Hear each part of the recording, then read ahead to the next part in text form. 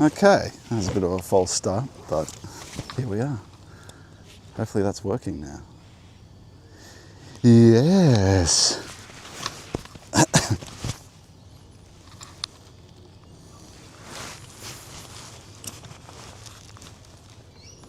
Here we are.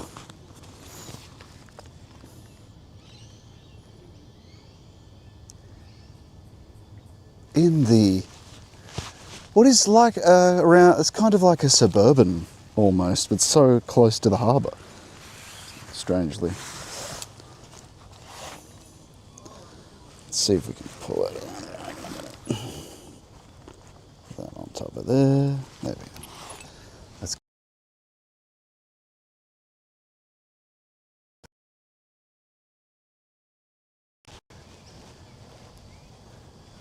And today we're talking about,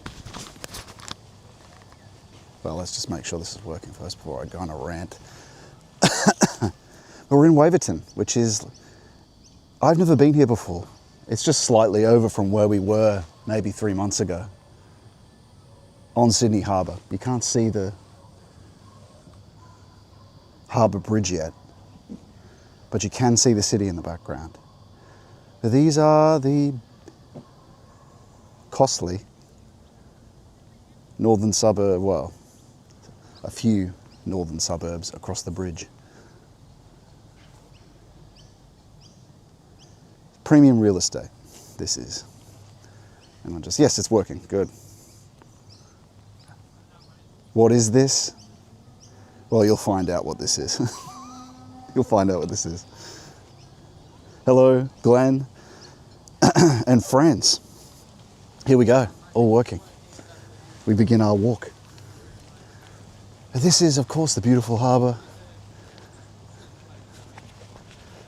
I've never been here before. There are many little inlets, little suburbs. Because, well, it's kind of ideal, right?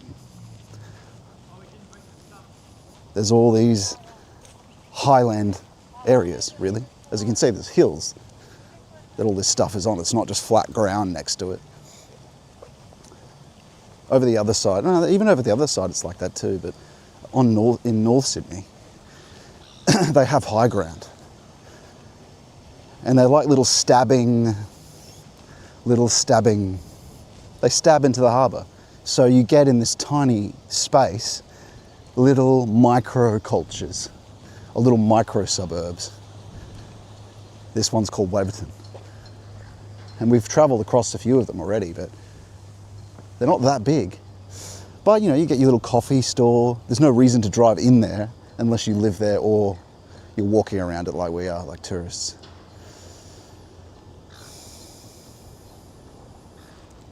But what we're talking about today, of course, as it never is, it's not about the landscape. Though that's part of it. Where does this go? I'm pretty sure we have to go up to keep walking.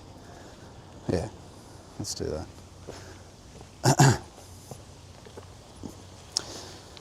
We talked about last week the kingdom of nature. And look, people still enjoying the Anglo-Celtic pastime of cricket, or the Anglo pastime of cricket. You can kind of tell the area you're in as well. Because as you go out to the western suburbs, there's more immigrants, recent immigrants, so the people playing on the cricket teams tend to be, you know, not native, let's say. But it's, to penetrate the cost of the real estate of this area, it's going to take a few generations. Just by how expensive North Sydney is. I think people call it, or my old man told me this one, is that people call it like the White Fortress, the northern part of Sydney or something like that, the last holdout. Anyway, not that that's what we talk about. Crisis for everyone, crisis universal. But in terms of ethnic groups, that's fine. That's a good thing. That's what Orthodoxy well shows. A healthy ethnos can be founded, and that ethnos can have its own church. in the sense that it's the same church, but it's almost a different mode or a different multiplicity. And that's kind of nice, isn't it? There's sort of stuff like that, the last place we were. It can have its different multiplicity. In a sense, you see that in the artworks. You see that in the icons. You see that in the Chinese versions of icons, Christian icons. It's the same. And that's true of the ground of reality, right? Rudolf Steiner well articulated that people seek nationalism, the ethnic group, pushing the ethnic group. It's kind of merely an extension of egoism.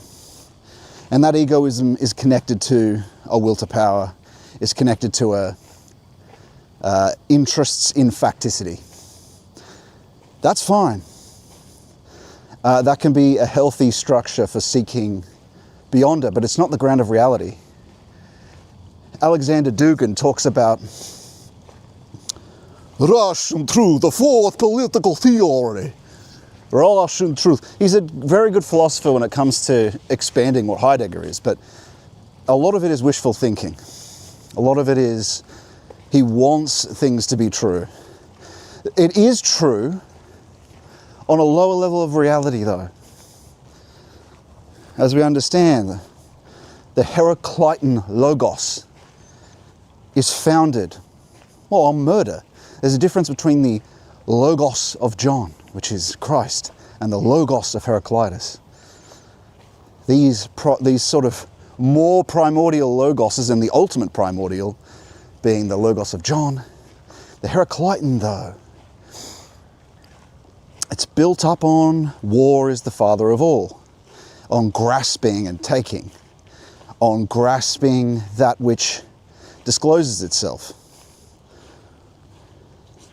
But even that which discloses itself in the fall, like when we say logos, we don't mean just this casual human consciousness that we have. It's sort of a primordial collectivity.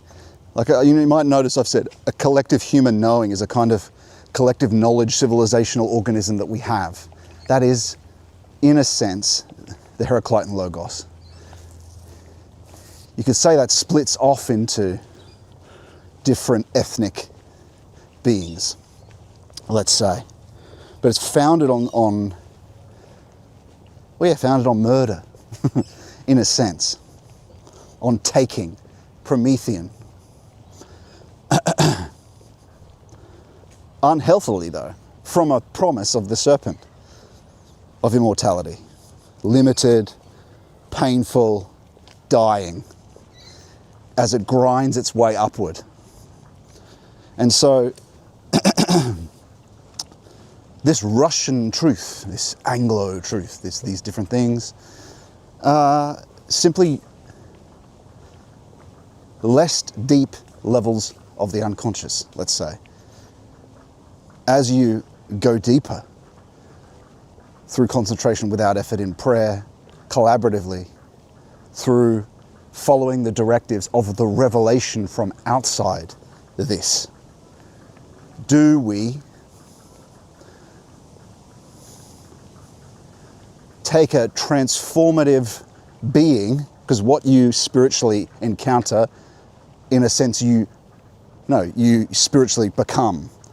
Your content of your memory becomes that. So the more you worship Christ, the more you seek him at the ground of being, the more your memory and your being is penetrated by him and becomes him. You are what you attend, in a sense, worship. You are what you worship. This mediatory agent, let's say this collective Heraclitan logos agent. Heraclitus is a philosopher, by the way, from Greek times. He articulated the grounding principles of this Heraclitan logos. War is the father of all. Interesting. Wheel, I don't know what this is for.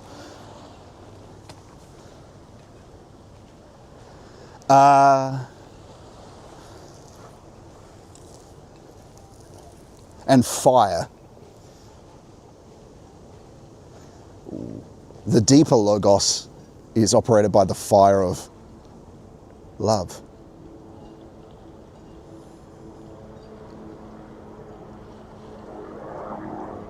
Not a taken and stolen fire.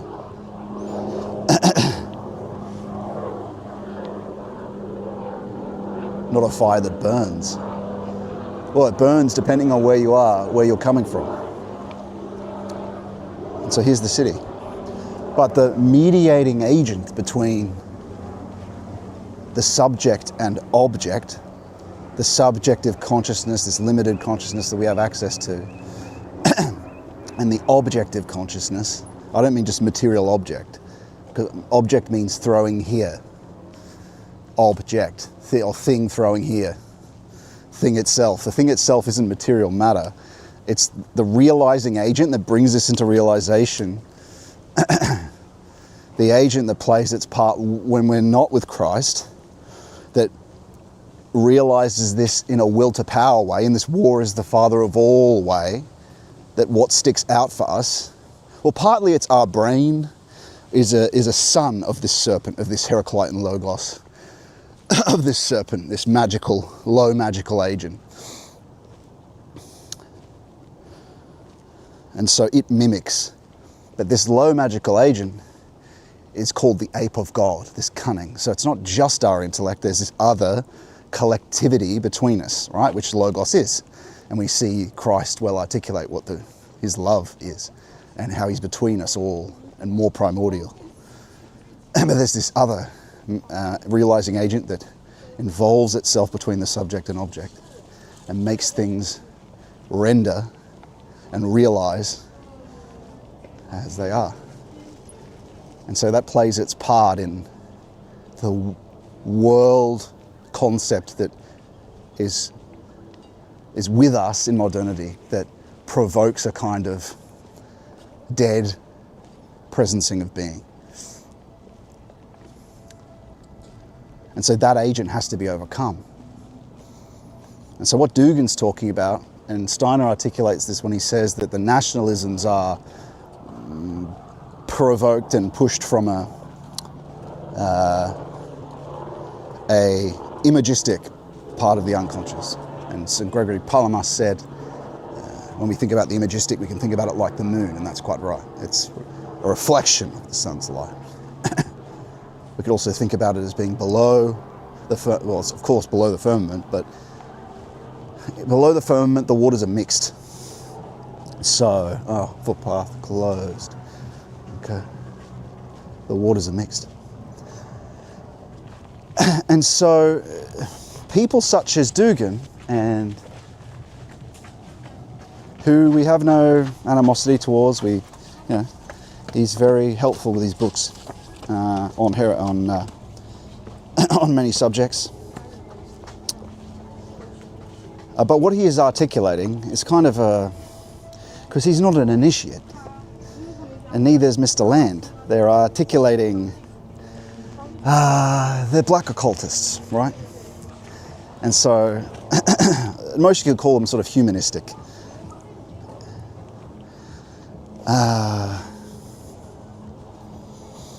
And so their desire is to see something have victory that is, well, we're not talking about them. I probably shouldn't have mentioned those names anyway, but I don't know if we can keep, there's stairs here, maybe that can get us up and over.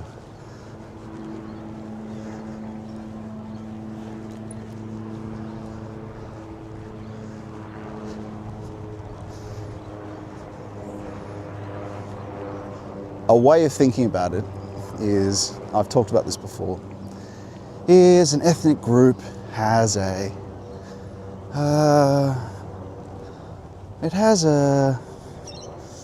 impulses that aren't eternal, impulses that are, yes, unseen, unconscious, but they're not eternal. They're not angels. So you could consider each nation has a fallen aspect, like the Chook, the Chook of France, the John Bull of England, Uncle Sam of Uncle Sam of America. These are all the egregoric or demonic aspects, right? They're a bit more conscious, but still their impulses come from a kind of low desire and temporality, a will to power. Rather than, the further you go back, the more ethnic angels, not fallen angels, ethnic angels, or the angeloi, were involved in missions, would impel people such as Joan of Arc with true revelation. So ultimately France would win that war against England. So England would be propelled overseas because that was an intervention. That happens less and less though since modernity, because now we all have access to Christ. There's a higher degree of freedom. So the point is though, well look, we could ask the question, are there still ethnic missions assigned? Which is the degree to which an ethnic group has a being, an authentic being that's needed for something. And this question is raised by people, there's more fearful Catholics who have talked about, I've noticed talking about, because the J issue, the Amish, what do you want to call them, Jewish issue. Oh, do they have a purpose? And their answer, of course, no, that purpose is over. And so, okay, if there are still ethnic missions, names, purposes assigned, or has it become more of a, we must all just simply seek Christ? I'm not saying we don't have ethnic groups, because that's still the safe thing to have, right? It's a healthy expression, as long as it's not an idol. But are these missions still assigned, or is that period over? If they are, then no people has a particular,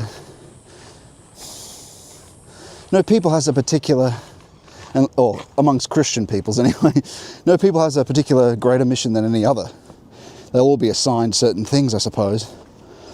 But the thing that's mainly important to consider is that people say, oh, why did this happen? God's intervening here. Why is this happening with what the Jays are doing to the Palestinians?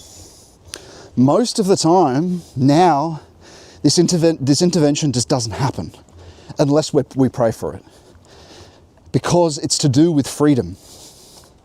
Why do bad things happen to good people? Because there's two principles operating here. We expressed one of them last week in the kingdom of nature. There's created nature, and then there's fallen nature. So there's two principles operating here. There are interventions towards solidarity and the cooperative. And this occurs, there is a guiding, especially since Christ incarnated, there is conscience now, right? He's helping everyone to come towards him, but they have to make the free decision. He doesn't impose unless you concentrate, unless you worship, unless you are constantly praying his holy name. And we should have it ever on our mouths, ever in our minds. Primarily I find much easier to pray unceasingly, and saints say this. Saints say many things. Some recommend praying out loud more, but many. And I think the best way in these days to do it all the time is to be praying it in your mind and to bring your attention to the breathing, to govern it. That's especially important for how things develop. And of course, that's recommended by the saints too.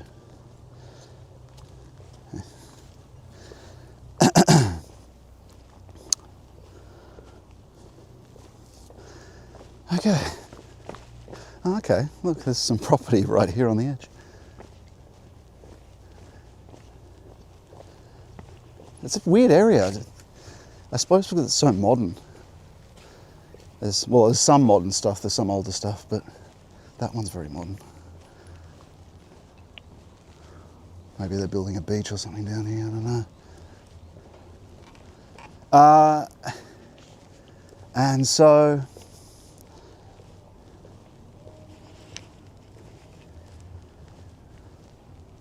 when it comes to human truth, these things are relative. I saw a quote from Roger Scruton saying, these deconstructionists are up their own bottoms. Yeah, look, Scruton never understood Heidegger. He even clearly, Martin Heidegger, for everyone listening, is the most important philosopher of our age. That's not me saying that. That's Levi Strauss is another philosopher who says so, who's a conservative thinker. And Heidegger, look, whatever happened with Mustache Man, he's just simply a philosopher. He's just going with what he felt might lead back to another beginning. Although, of course, as we know, and what he means by another beginning is a returning to the ground of truth without all the psychotechnology, without this thought regime, which in a sense, like we said, is Heraclitean Logos, is Satan. So Heidegger, without Christ, in a sense, is calling for, and a lot of these perennialists are calling for, a return to the origin of Luciferic spirituality, which is all its impulses are dead anyway, so that's not possible. But the true another beginning is to go beyond the beginning, to go beyond the start, to go beyond temporality, to before the beginning. Not the beginning, not the first beginning, not to return to tradition, no, return beyond, return to before the beginning. And in a sense, when you go before the beginning, you go into the future, because it's Christ. The Logos before the fall. And this is incredibly important to get this. Because of course it's always been the end towards a cosmos of love, or not this cosmos of blind wisdom, of war. The patterns of cooperation, though, have always been here. Always been here.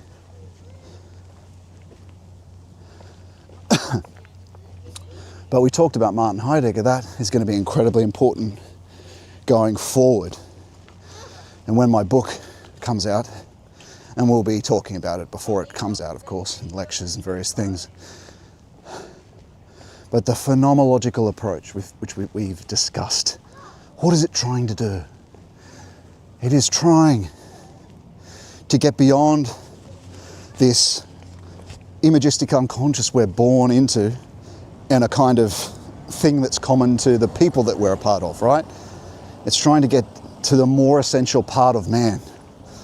Because we all have this instinct that there is more, something more essential to us. And we've always had this, thank God, because we have always been, even after the fall, there was an instinct and a memory, a deeper memory for where we came from. And so, in a sense, you could probably say that that impulse is what brought about this school of phenomenology. What does it mean, phenomena? Well, the phenomena is the thing that is here. It's this here. This thing here being with you and me. What's this thing here? Not even the thing. What is this here being? And I have to say it that way, because if I say, what is this thing here, this object given to me, this thing, what is this consciousness? Because when you say consciousness, you're already presuming something, an interpretation. And so phenomenology is about that, to get to the things themselves. But even saying thing itself, it assumes it's some material thing, right? But the thing itself, or the noumena, can't put it. The best way to put it is, what is this? What is this? Because the this doesn't really assume anything, it just points. Just the this, what's the this? And so that's what Heidegger is doing. He's re-transcribing the language from a basicness. In a sense, he's going back to before Aristotle, because Aristotle did the same thing, an existential analysis or analytic, looking at this here given, or even given assumes as a giver, right? This here being, and asking what is this here being. But it's getting at, because those Aristotelian definitions and concepts that were disclosed give form to everything we see right now. They push a spiritual necessity, they push into this Heraclitean logos. It's pushing the past, gives form to everything that is now. And so there is this instinct in him and that phenomenological school to, how do we escape that? How do we get the raw interpretation? How do we get to the truth or the noumena? Is there a way, or not the appearance, because the phenomena is the appearance, what shows itself, what shines forth. But phenomenology is about breaking down the interpretation, breaking down how being presences to us, because it's deeper than just a surface understanding. And you guys would notice this from some of the videos that I've done before, talking about this, escape the thought regime. This is going to be incredibly important but it's to everyone who takes this path as a preparation. The practices are what get you there though, but the preparation we need to be prepared to not have presumptions about not to allow what's given to us to be predisclosed as known. But as part of that fake mastery of being, and this here that's given, or is sent, you could say it's sent perhaps, consciousness, what we see, well, even see is what's made intelligible. This here being in front of you and I, that you see, your computer screen, this here being.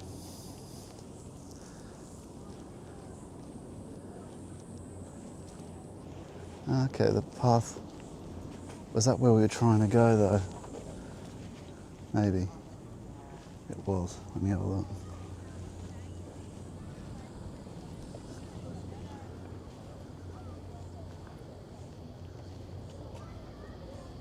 Just give me a sec, everyone.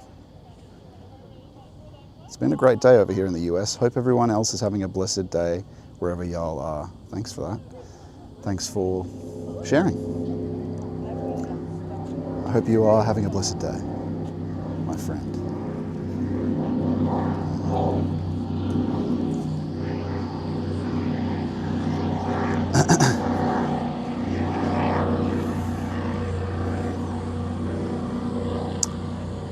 Let me just see where we are.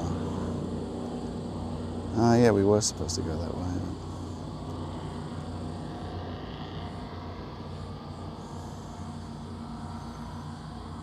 How far can we get if we do go down there?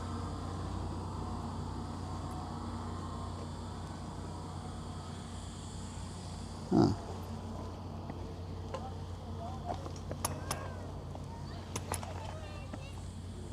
I think we will. Should like to see it.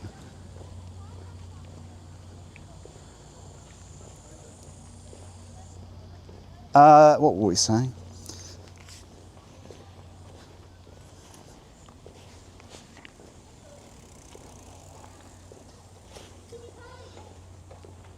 Oh yeah, they haven't gone deep enough.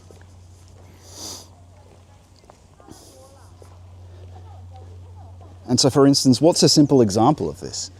Well, we predisclose our own, what this speaking is in our mind. We say, that's me. That's me. We're familiar with that, aren't we? And so what we do, partly, is seek, or what we want is the true interpretation of what is that? What is this here that's presented to me? Ultimately, where do I come from? What is being? Who am I? We have to ask these questions anew.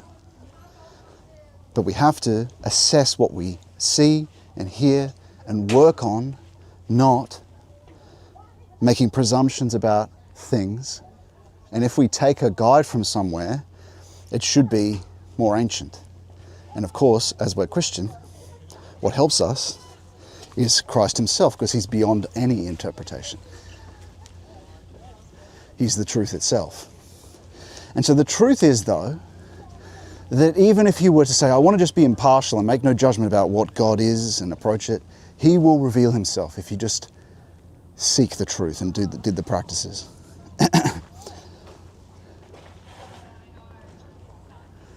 But what I mean is, we have to, that's just an example of that approach, right? But we have to go further than that. One is, say, realizing that the thoughts aren't always you. I've said that many times. It's demons that send thoughts and temptations. The saints tell us this, but many people are familiar with that, at least. Modernity just says, it's just me. And it's all me, it's my unconscious. No.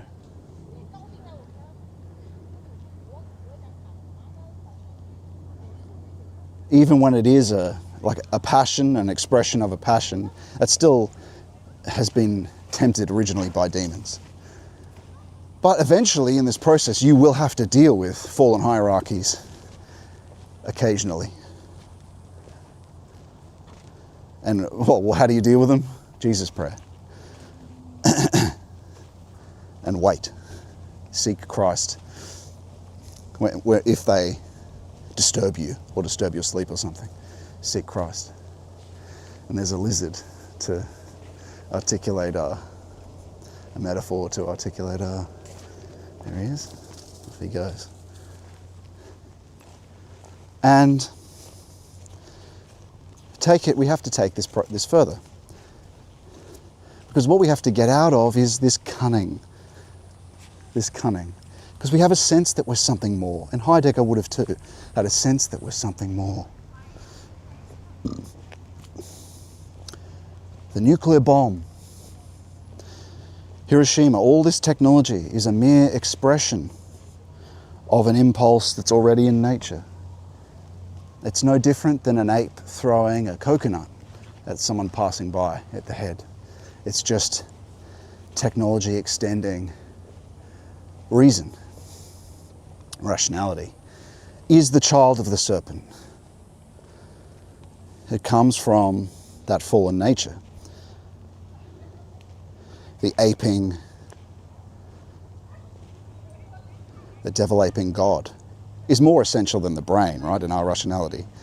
Like we said, it's this magic agent that puts itself between the object and the subject, puts itself between us and God and primordial true consciousness, which is the Logos, the true Logos.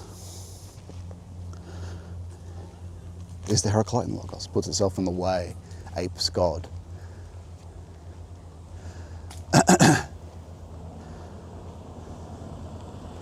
And so we have to apply this phenomenology because we're trying to get somewhere deeper than that technical extension and that calculation, that survival of the fittest and the conquering, the Willsamt, desire for more, to power over, will to power, power over, moreness, to fill a hole because of limitation. Seeking an eventual immortality that is separate from God. And you can see how that's tied up with transhumanism.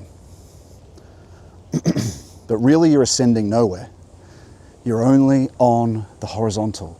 Your concern is power on the horizontal. There are other deeper spheres.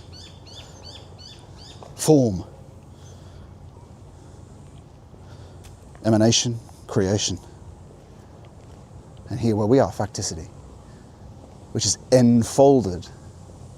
And so this cunning, this serpent's cunning, is characterized by enfoldment and mimicry.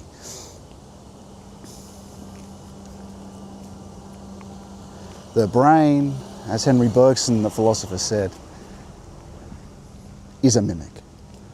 That cerebral cortex, I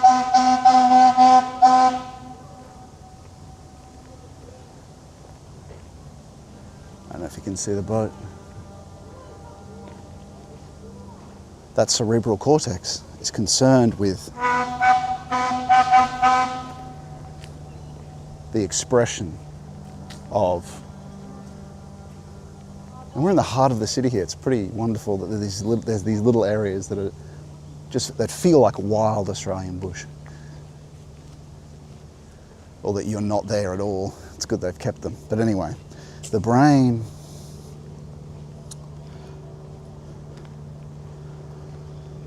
is said to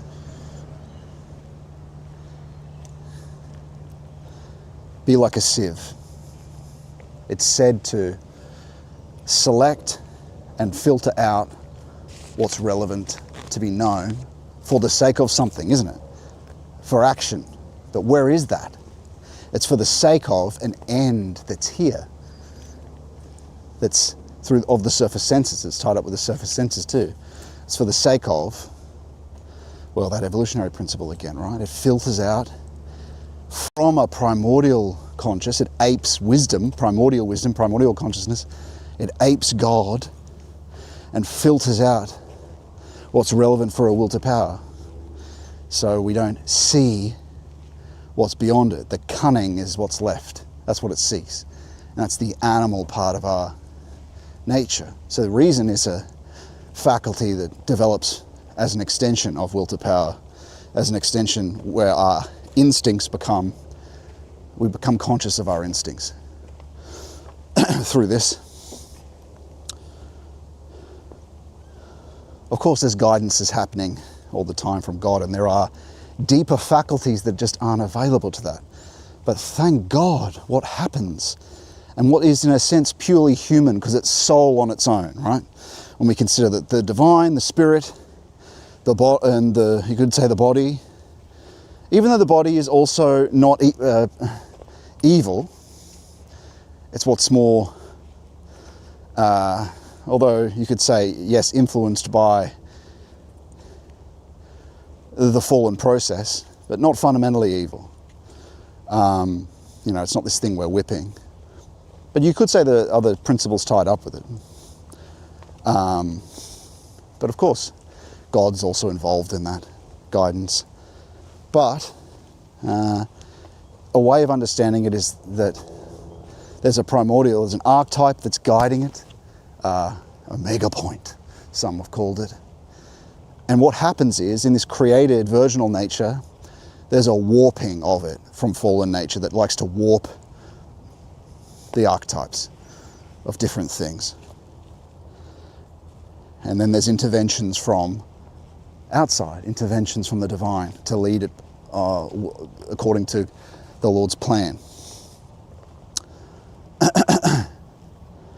But, of course, this is very complicated. But it's always taking into consideration, especially now, our freedom, because it's about coming back to Him willingly. We always have to come back to that prodigal son story when people go, well, why do bad things happen to good people? But where were we going with that? We're talking about brain.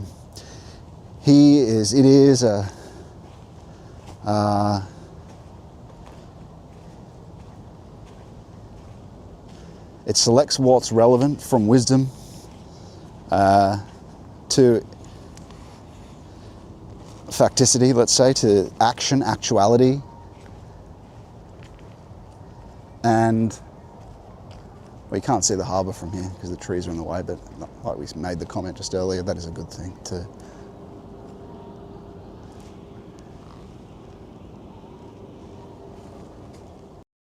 Plenty of opportunity to see more of that anyway.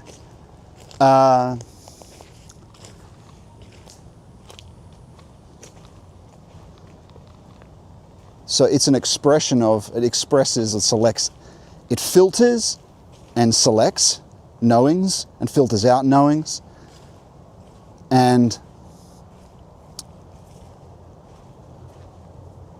expresses or selects motor actions to suit what the environment has provoked it with, facticity. But also it selects and expresses. It expresses in thought, for instance, right? That's where you have that intellectual chatter.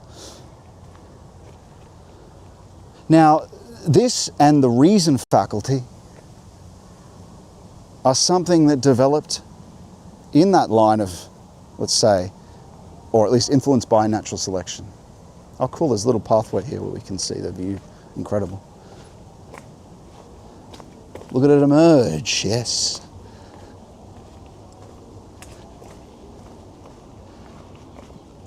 Oh, mate, look at that. We might even just start reading our book here. Perfect. This has got to be us, right? Look at this little alcove. Perfect. Wow. That'll be our view for our reading, guaranteed. Look at this. Huh? And then this. Nice.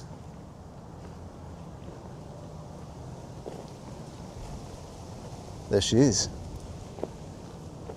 How's that?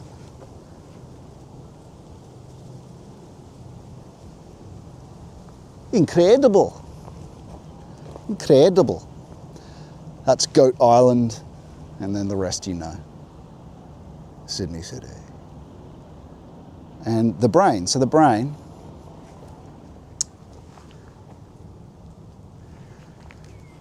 it's like the conductor to the orchestra. It's giving the motor articulations in response to mind at large. The mind and all memory, which is unconscious to you, your experience where we are, doesn't remain that way as you progress in initiation, but it selects from the mind, let's say, and does motor articulations. It's like a cunning mimic, and that's the person that's really in the way, this cunning mimic.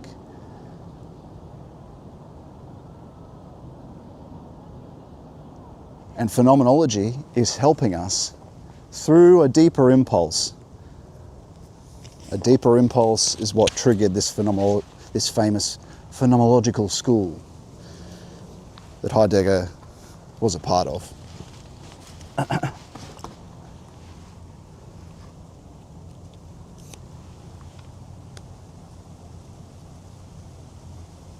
Ah, my head's right in the way of the city. Guess we could do it like that. Or we could do it like that. No. I guess we'll do it. Or I can sit on the other side. I think I'll sit on the other side.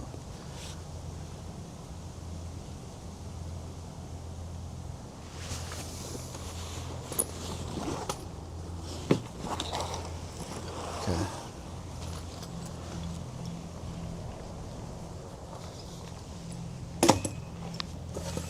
Perfect.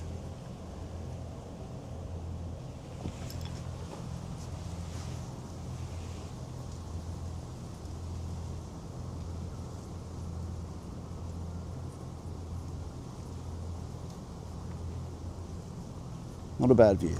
Not a bad view at all.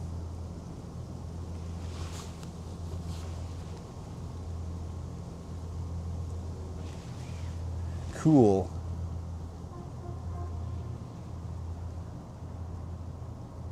Okay. And so that brain, wow, what a great spot to, I mean, I guess you have to walk a reasonable far way, but for a picnic or something, and it's in the shade. Perfect spot.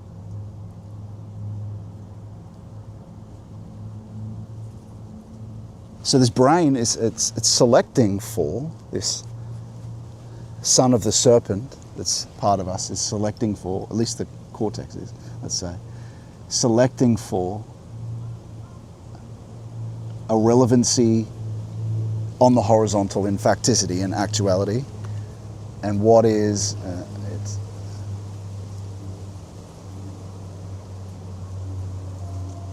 and connected to the surface senses, and a motive impulse for motor articulations, like a kind of a composer mimicking the wider orchestra in a sense, right? That's what it's doing.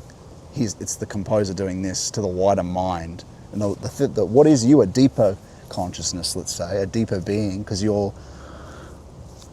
humanity has always known its home is not here, that it's deeper down. And so even the first altars that were erected after the fall were still a noble instinct. If you consider man, he is both a worker, a noble, and a priest. Priest is part of our the deepest down that we just didn't have access to after the fall and before Christ had incarnated, outside of revelation. That's the priest. The noble, which is connected to the spirit, let's say. Some people take man to be threefold: body, soul, spirit. And then there's ecumenical councils that suggest soul and body. But at least you could say that a saint is all three. But even so, that spirit is something that's always collaborative. It's something that's it's graced, right? But you're supposed to have that spirit, that image of God, is supposed to, we're to seek to become saints. They're always understanding through our contemplative practices, and concentration without effort leads to that. It always begins with that. You can't just start contemplating. There's no such thing. Although we might talk about contemplation in a more casual sense today when we're talking about nobility. Because contemplation means beholding God since Christ. But before that, you could consider it as a natural contemplation through a concentration on what was available to the pagans. Even getting to a deeper level of their own being, but weren't able to go further. And so, worker, facticity, actuality, a worker to supply for our bodies, applies to the body.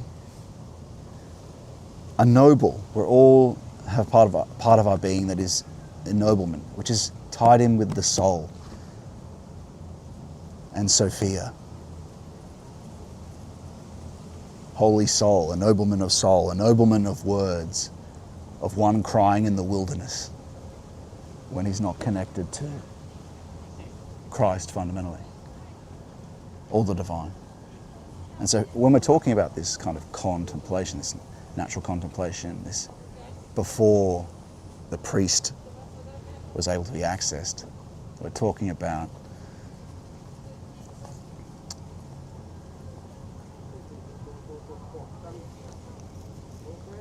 the faculty or what develops as idealism, the possibility of looking deeper into the unconscious, but not to the divine, but at least to what's archetypal to man and to the imagistic unconscious. He begins to be able to lift out a faculty that was was evolved and directed towards calculation and to get and defeat animals and become the Uberman. It's directed to something that has no utility.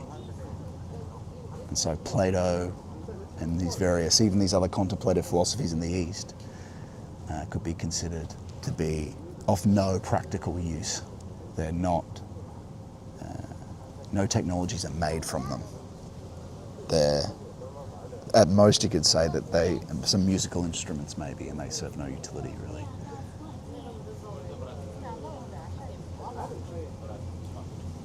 And so through Plato we see, and even in the Eastern stuff too, And this is just humanistic, it's not Eastern religion. I'm just talking about Eastern philosophy in terms of idealism. Idealism. It's a trend for ideals that are contrary to, and concepts, and disclosing them, that are contrary to, or want liberation from, natural evolution. But they're not guided by the divine principle that made us, though, or revelation. But it's simply because humans are more than animal, that was still there. There are deeper levels that are still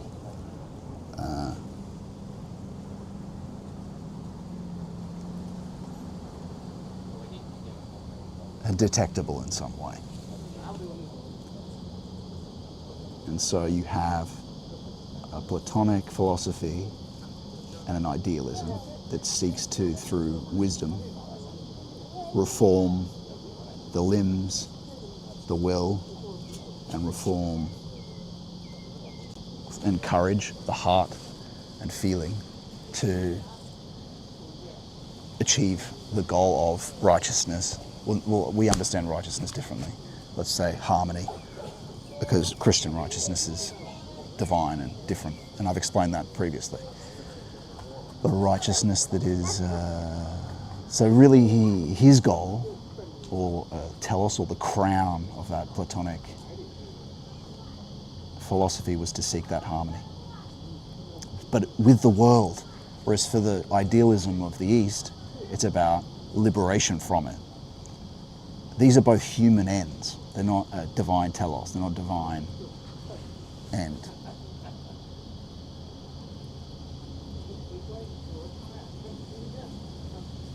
So all we can say of these things are that they're noble. They are noble because they're not just going along with Wildersacht and the serpent.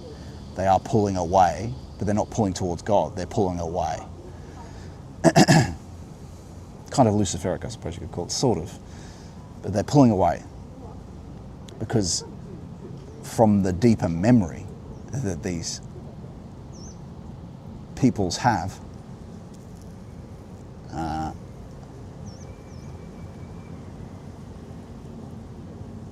there are patterns of soul, patterns of that are connected to a part of human nature that is noble, that's not just, it's like the in-between, you could call it. Even though soul is tied in with body, and body tied in with soul, and spirit tied in with that, it's still, if we're just trying to see a stream that alternates, or something noble that occurred before revelation, and that we've always been, we were just disconnected from the image of God, even though we were all made in the image of God. We, in a sense, have it deeper down, but the pagans didn't have access to it after the fall, or conscience. It took the incarnation to fix that. But nevertheless, there was still a noble stream that we could consider purely human on its own, which is tied up with soul. And because it's tied up with soul, it's tied up with Sophia. And Sophia plays a big role for the Greeks, right? And whilst Christ wasn't accessible then, unless it was the chosen people that were preparing his body, preparing for his incarnation, at the least there was wisdom to be gained from a cosmic memory.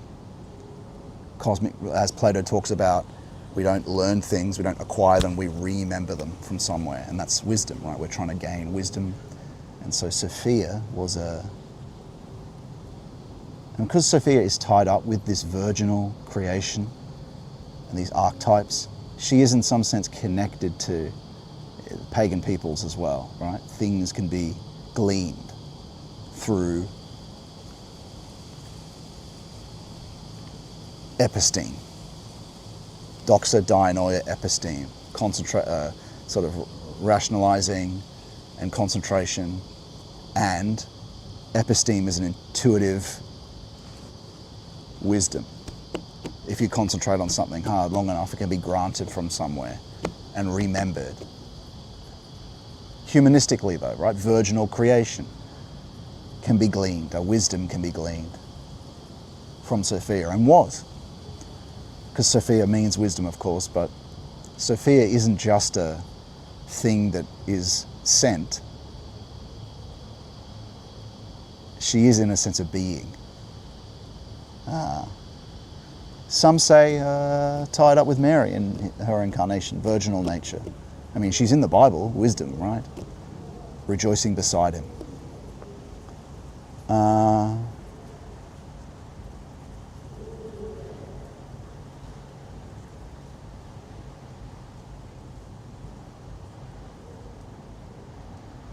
And so that's the noble that we can see.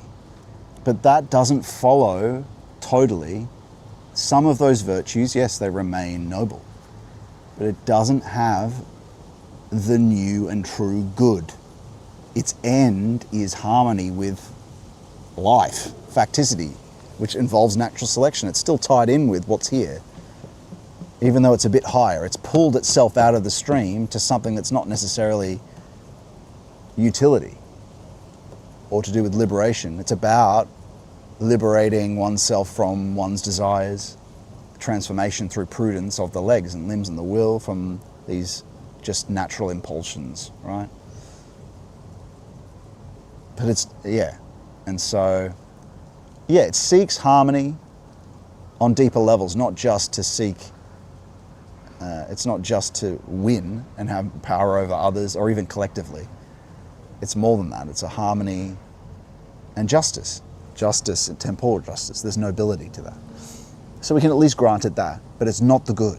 It's not all, so when Plato says the good, it's an abstraction from a deep memory of the original experience of the way, of Christ, of primordial, of the divine being, who isn't an abstracted category called the good.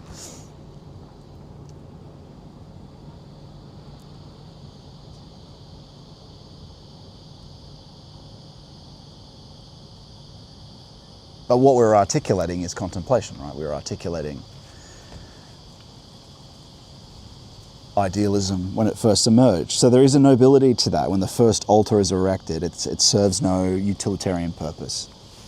It's tied to the stars. The stars are a symbolic expression in facticity or actuality that speak to this archetypal order, this created Eden. There's no war out there. There's no survival of the fittest up there. There's a harmony of spheres. So it's an expression of that higher, you could call it unconscious if you like, being. Because we're tied up with our own archetype. Our archetype was Adam, and then it becomes Christ. Archetypes are kind of de-divinized word, though. We've got to understand that these archetypes are beings, and Christ is God, right? It's not some... but the Bible expresses this stuff too, right? Each according to its kind. It says in Genesis. And archetype is used in the Philokalia several times, talking about divine things. We just need to not understand it in some Jungian way, although even he didn't see it that way, or even merely Platonistic, where it's abstracted from the personal God. It's a personal God that cares about you. He is a personal God that cares about you, and will show that loves you.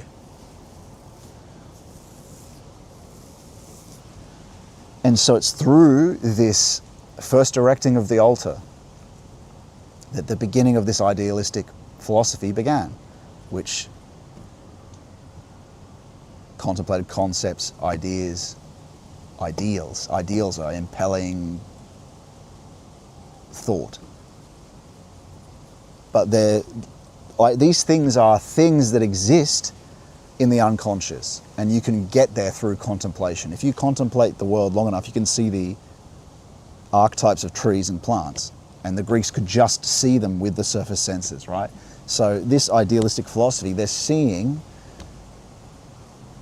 primordial concepts, primordial ideas, contemplating them, being lifted out of the stream of materialistic realism, empiricist realism, in that kind of mystical participation, or not a mystical, just participation with the happening, which some call becoming.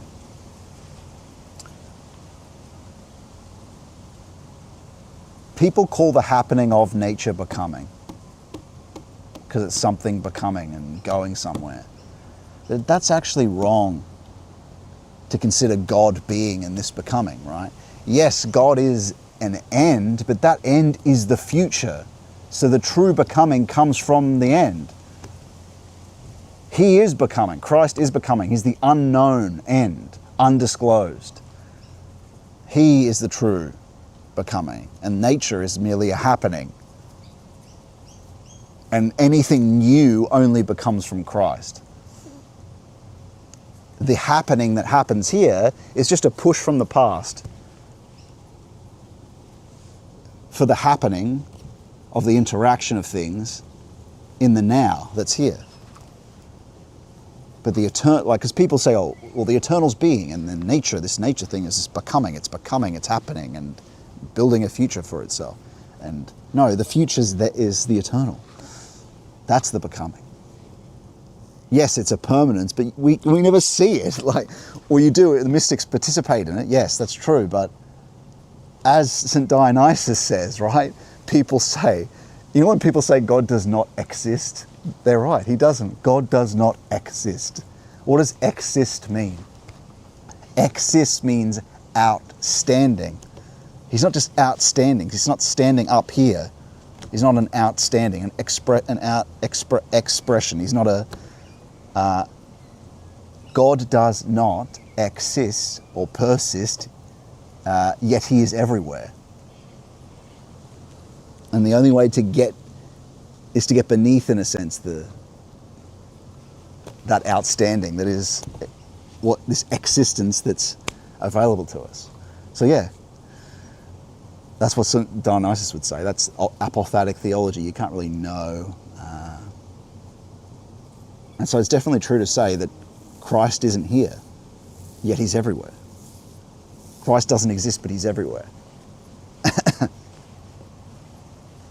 Because this is existence as we know it, right? But as you do the practices, it becomes clear that he is the essence of all of it and governs it, and will show you that.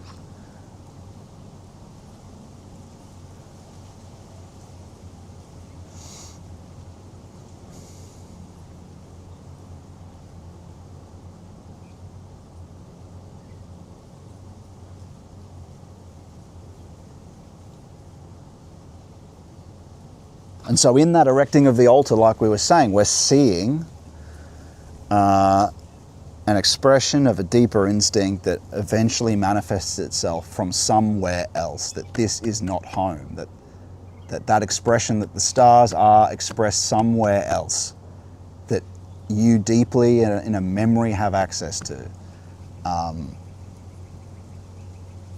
Yet, it's a memory, yet. And what they're accessing is part of their ennobled humanity that isn't just merely the body, its mind and soul and being.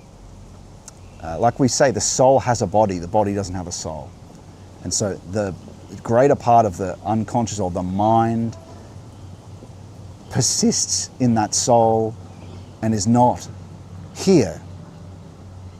And that brain reaches to that place and mediates. And so how do we overcome that cunning? Well, it's through concentration without effort, through the revelation that's beyond merely this ennoblement we've been talking about. Primarily, thank God Christ incarnated. We didn't have to try do this stuff with Wow, that's a sea eagle there. See him? It's a big bird. I think that's a sea eagle. Anyway, it's big. And what a great expression of the primal bird that's out here. Christ incarnated. That's different to help us, right? But to experience this deeper wisdom that we're actually, these deeper parts of our being that aren't conscious to us, we have Christ to help us. He's the master that allows it to be possible for us to fully awaken and at the same time to be fully engraced. Because what contemplation and this idealism represented, which was before the incarnation, was an awakening to deeper levels of being, not the full way, but deeper levels of being that aren't merely incarnated, that man always had. Not to the full image of God, not to conscience, not even to that place written on the heart. That's later that becomes possible. Even though that is essentially tied to us then, or was then, still, there was no access to it because of the fall. And so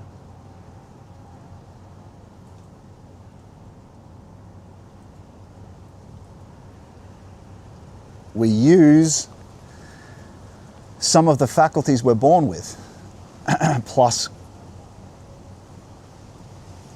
the things that revelation and the Holy Spirit have granted us.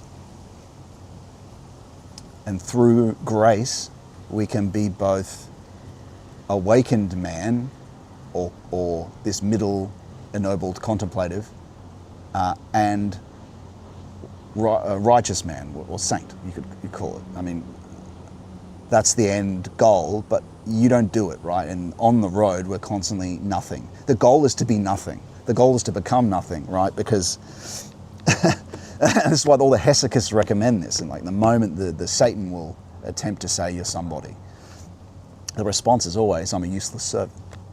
Because that's what you want to be, the smallest in the world. It's not just a tactic so you don't inflate an ego. It's because if you become small, God's grace is massive in you. Humility, right? And it's all Him. And it's a true recognition that we've actually been conceited, so conceited, and been helped so much all this time, more than we realize. And thank God He helps us to even see that. Thank God. And so that's what we're expressing there. You expressed a separate stream for that natural cunning that the Farsis, even the Farsis, almost retrograded that contemplative idealism. They retrograded it to return to a seeking of things here, wealth, riches. That was a reverse development in a sense, messing up the revelation.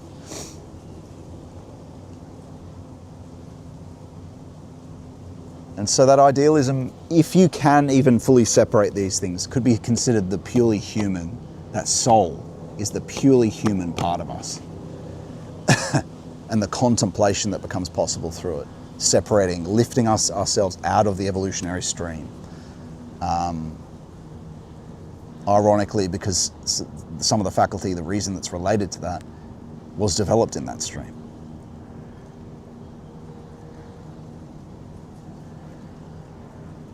But nevertheless, that whole time, we've had deeper levels of our being. Deeper levels of our being. Like I said before, this is where it gets more esoteric.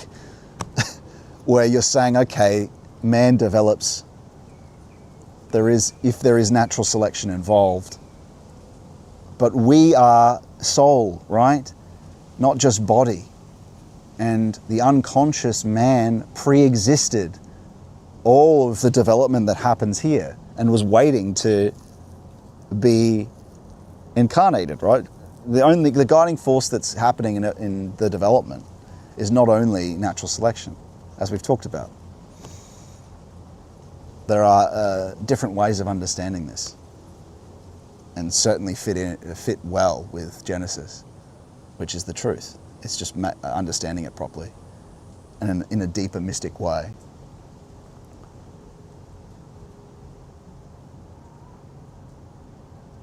And because these things transcend one domain of thought, you can find a sort of small contradiction in certain things.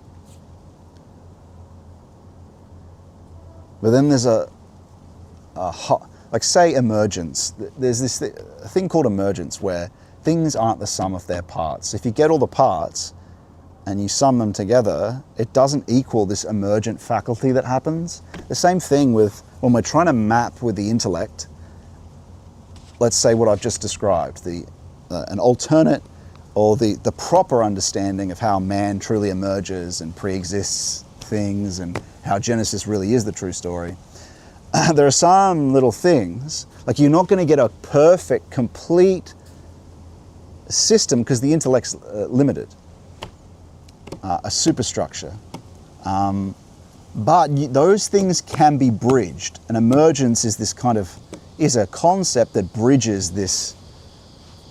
You've got this sum of parts, and that doesn't explain the thing that emerges out of it. And so, really, what is emerge? It's kind of like a black box. It says, well, this emerges out of this. How? How does it work? Right? The same can be said of some aspects of when we're describing Genesis and how it fits in with the expression of the record we've got of what we can observe in changing nature, fossil records, to show how, like I said last week, eclosion, how like an egg, the potentiality of the egg manifests the body, that all the potentiality of everything that happens, Adam, let's say, pre-exists the leading of the Adama, which is a Hebrew word for the earth, right? Leads the Adama to make the body of Adam, right? To leads. So that's the omega point, right? That's this potentiality that also guides the process. It's an archetype. It's Adama. And then life is breathed into the nostrils, let's say. Yeah, I'm just expressing that.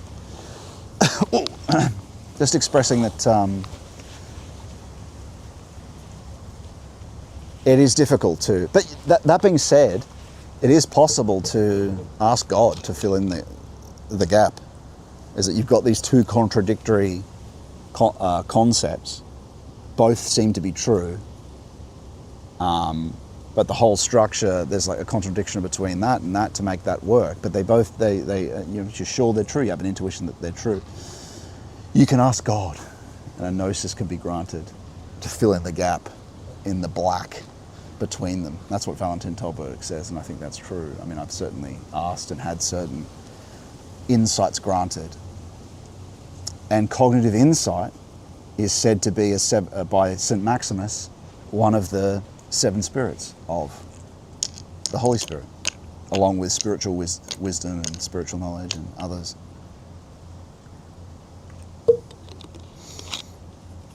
So that's what all gnosis is, spiritual wisdom.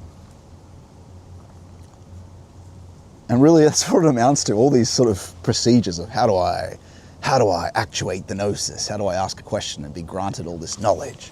Well, it's got to be a personal relationship. You've got to love Christ. And then you ask him and he'll do something. He'll do it because he loves you.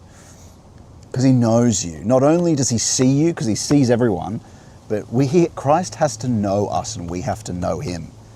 We can't just be indirectly related to him, engaging with a ritual and whatnot. We have to love him and feel his love and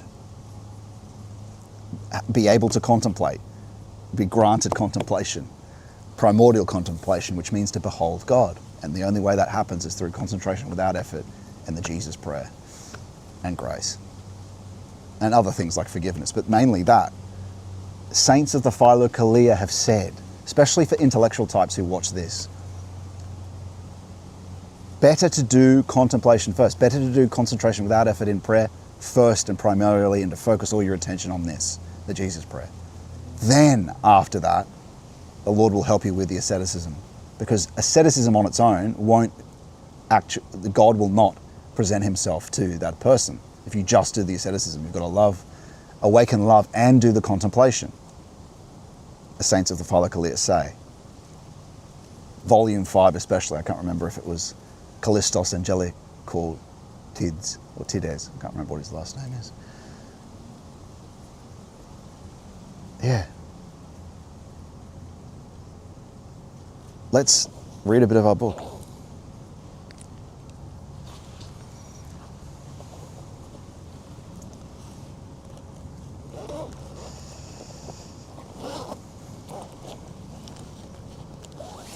Time is it? It's probably about the right time, I think. Yeah, 2. That's about right. Okay.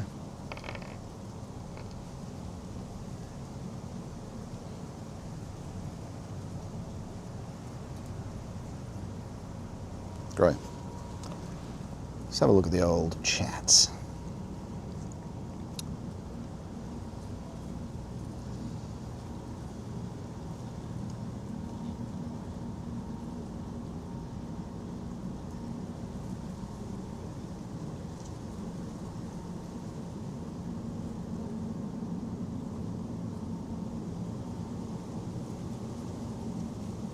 Wow, lots of great comments here.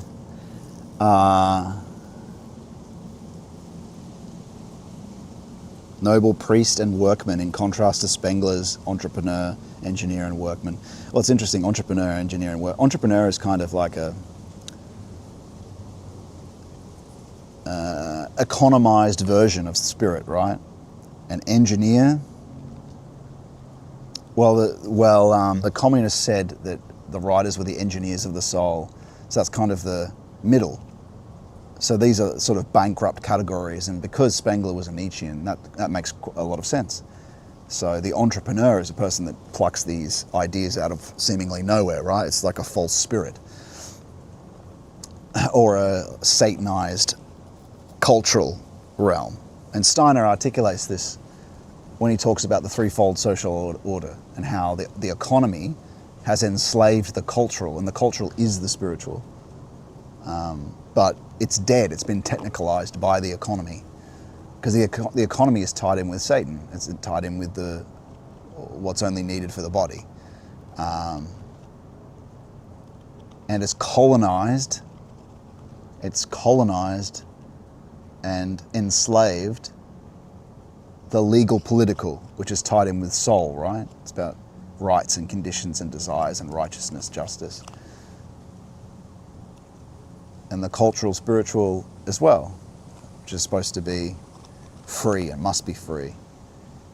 Which the Lord tries to free us from that, doesn't he? But what's happened is, like I said, because of the retrograde push into the will to power, those things that are supposed to be free, the political, social, in the social organism,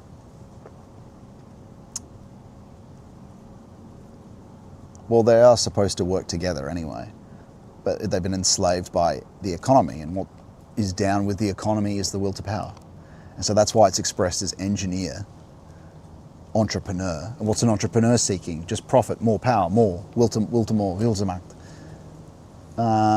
will to power. But still, an entrepreneur is to do with new ideas, right? Invention. But it's all tied in with this lower element.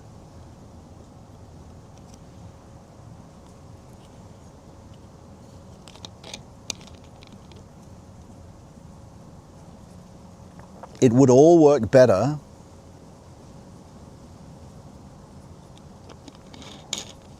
because man is enslaved by this, right? It would all work better if they were separated. Yeah, free economy, there is still a state, there's still all that, but they handle their own areas.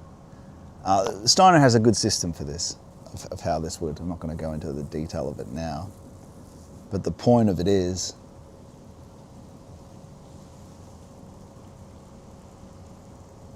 we can tie this into Christ talking about, we can clearly see the economic part of the social organism has enslaved the other two. They're now, it's slavers, and they live to serve those ends only. The trouble is the spiritual cultural is the food, the metabolism of the head that is the economic, and it's around the other way as it is for the individual. Our spirit is sort of tied in with our thought, but for the social organism, its head is kind of the economy, and it's all head, and the limbs of the social organism feed off the spirit, but we're enslaved by this economy. We're enslaved by that, so it's running out of food. And so you could consider the social organism looks like a really slender man with a massive head who can barely walk because his whole metabolic system, which feeds off. And why is that the case? Because all of this only runs from the impulses of man. And so if he had a healthy impulse, because everything is that, right? You only do things because you're forced to. We're economic slaves. We only do for the most part. But Christ, thank God for the divine, tells us, no, I will provide for you. And that means miraculously. That doesn't mean rich boy. It means if you seek me like Mary and choose the better portion, because she says, Martha says, not Mary, Sophia, but Mary and Martha. There's the story of Martha saying, well, I'm doing all this stuff, Jesus, while my sister, this Mary, is just studying with you, learning from you. And then Jesus says that she's chosen the better portion. And I can't remember the exact quote, but this really applies to if you choose the better portion, if you do concentration without effort in prayer and make that the majority of your time, the Lord, it means will provide Marthas for you, or provisions. You won't be rich, but all the saints say this though, that you will be, offered things, food and whatnot. But in this modern world, there's so many ways for him to provide. Not that he couldn't before, but provide without encroaching on people's freedom through these big signs. Because there's this story of monks, there's these monks that went out saying, I'm only going to be provided for by Christ for food. And they go out into the wilderness and but they're going to starve soon, right? And then this group of warrior tribe comes up to them, and these are very will to power people that would just murder monks, and they offer them food to survive. And one monk is humble and recognizes that, look, Christ is providing through these people. These people would never do this normally. And we're lucky to survive. We shouldn't have gone out here as an experiment.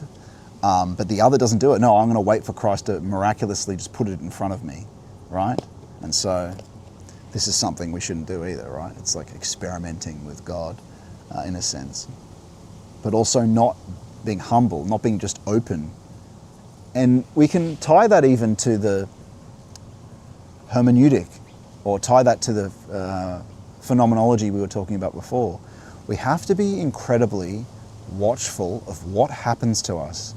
What is occurring in my body? What is involuntarily occurring in my body, in my heart, in my blood movement, in my sense, what I sense, in nature, what birds are flying past, you've got to be incredibly watchful and noticing everything if you're doing the practices, paying attention, because what becomes relevant is changing, because the Lord is transforming you.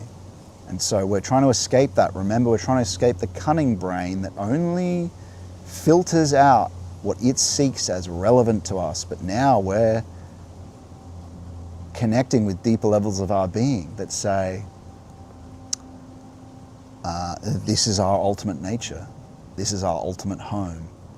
And when that happens, we become more awake for those deeper levels of our own being. And then also an empty cup to receive revelation on top of that. And that will happen through many ways. Carl Jung said, and look, the saints in general say, be watchful. because we need to notice Christ will appear in, his resurrection body can appear in any way. And so it can be internal, it can be visual, but not actuated, not incorporated. You can see it in your own vision, let's say, transparently over what appears as the objects of the world. Or it can be moving a bird around. He can impel a bird to do what he wants, right? And so over time, a comprehensive vision develops to be able to, well, not only notice when something might be him, but it comes from being incredibly watchful, and grace, of course, and the transformations that happen to you deeper down. And you know it through the consilience, the collaboration of these different faculties that become online, let's say. Grace-filled, though. It's not only just seeing a bird, right? It's not, there's a phenomena of schizoids that just see patterns in everything. It's not that at all. No. Like that. That's nothing. It's just birds flying past, right? But it's the coincidence of spiritual faculties and that leads you perhaps to then use other faculties that are granted to you, which are discernment. One of them is you can have an intuition for the truth. You can feel the rumbling of the Holy Spirit. You can feel, it's called unutterable groaning. It's called like hitting a brazen wall, a brass wall. What does that do? It rumbles, doesn't it? That the saints describe that in the Philokalia. Also, it's the peace and joy scent, spiritual touch, like a gravity. And these are all, you can pick out the phenomenology hinted at by the saints in the Philokalia and many other books. This is why we look to the tradition. You would be lost without this stuff. But so you can ask questions and have them answered in phenomena such as that. But fundamentally, like I've talked about before, it comprehensively makes sense.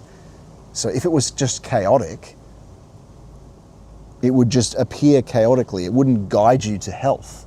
It wouldn't guide you to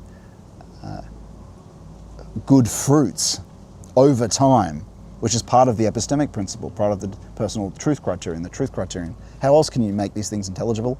Well, there's the tradition, there's the church, there's spiritual advisors. That is part of an epistemic principle as well, right? But the biggest part is saints, because they are the most healthy, the most upstanding, because we're trying to take our advice from the most connected people with God. Because we're more certain of that. We're connecting, and that's tied in with a cohesive understanding, or a cohesive idea structure, let's say.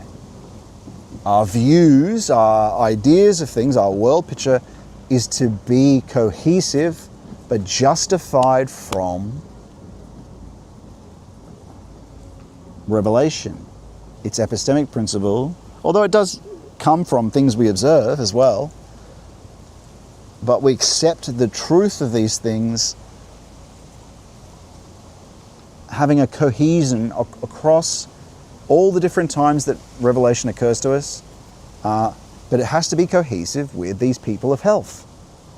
It has to be cohesive with, it has to bear healthy fruits over time. And so we're watching, because we're going to be deceived. You will be deceived. And so you have to let the other parts of the epistemic principle catch this. That's what the tradition's all about. Ugh, what the fuck is that? Ugh. Gross. Bug.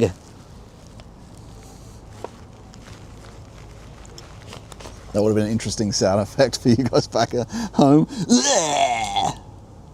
Anyway. Okay, let's read some of our book.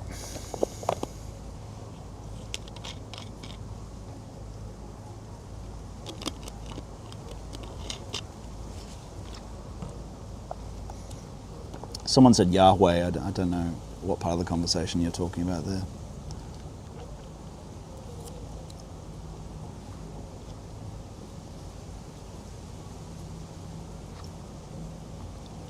Maybe we'll just read this for a short time. This is called Rudolf Steiner's Guidelines.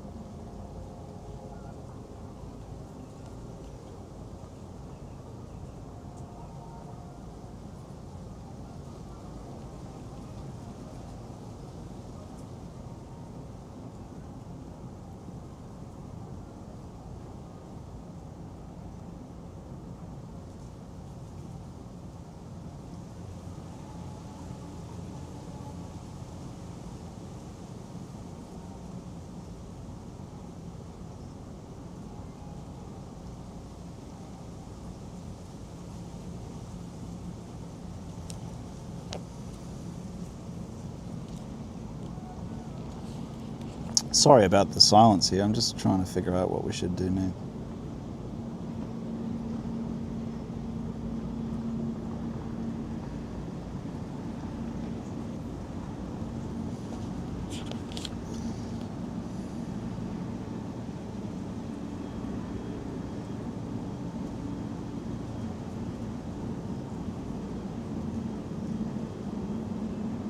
Let's just read. Continuation of the second contemplation and hindrance of furtherance of Michael forces at the dawn of the consciousness soul age. That means the dawn of modernity, 15th century. The consciousness soul age is a more will to power oriented, hyper-conscious, intellectual British being. Mercantilization, capitalism, growing world economy, scientism taking over the world picture is what that means. And so the death of deeper levels of our being, the death of soul and spiritual impulses, right? He's articulating that Michael, the archangel, had certain spiritual missions to counter these satanic developments and Luciferic developments. Luciferic developments are towards a false spirituality usually. They push towards a liberation to a third, denying the cross. Our cross here, our mission here, which is to save the world, not to flee from it. So not to make us feel better or to have our antipathies and sympathies, just simply have our desires fulfilled.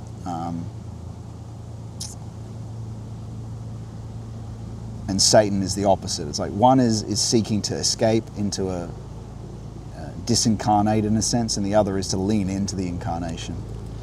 And so in all of Europe, the incorporation of the consciousness soul, this modern soul, also had the effect of disturbing religious faith and the experience of ritual. At the turn of the 11th and 12th centuries, one sees the advance and notices of this disturbance in the appearance of the proofs of God, especially in Anselm of Canterbury. The existence of God was to be proven through reason. Such a desire could only appear when the old way to experience God with the soul forces was disappearing collectively, because you can say that the monastics and people on Athos were still engaging in hesychism and deepening. Certainly they were in the 14th century, although that book does seem to end then. But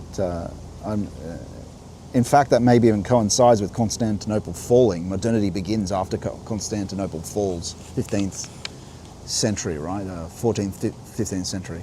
To experience God with the soul forces was disappearing. For what one experiences in that way cannot be proven logically.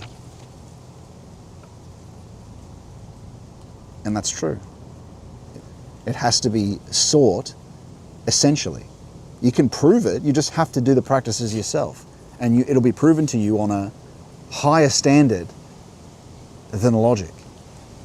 And will make logical sense. You just need that fundamental justification from authentic faith as revealed to you and granted to you through these practices. You'll see.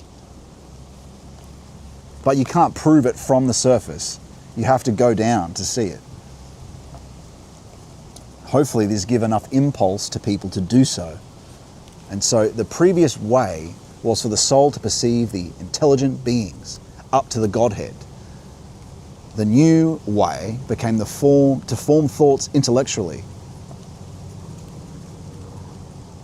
This is big. The previous way was for the soul to perceive the intelligent beings up to the Godhead. See the angeloi. This was possible the further you go back, right? The new way became to form thoughts intellectually about the primal ground of the universe. And you do see this a little in Aquinas didn't see things, he reasoned them. It's only after he went through this that he actually was granted the beatific vision as a kind of preparation to find it. And so the first way, whereas that's not what's happening with the hesychists of Athos. Their theology comes first from hesychism and from being able to perceive these things and God directly, right? Well, they would say his energies, but still it's an essential energy or uncreated energy. And so the first way was supported by the forces of Michael in the spiritual regions at the periphery of the earth. Supported by Michael. Periphery of the earth means periphery of facticity. The periphery, the edge of the known, the edge of the unconscious, let's say, is a good way of thinking about it. Or else you go, earth, what was the edge of the earth? No, it's the edge of the known. Which equipped the soul with capacities beyond the forces of sense thinking to perceive the intelligent beings in the universe. For the second way, the soul's connection with the Michael forces first had to be accomplished. So you have to be connected with what's on the periphery. Okay.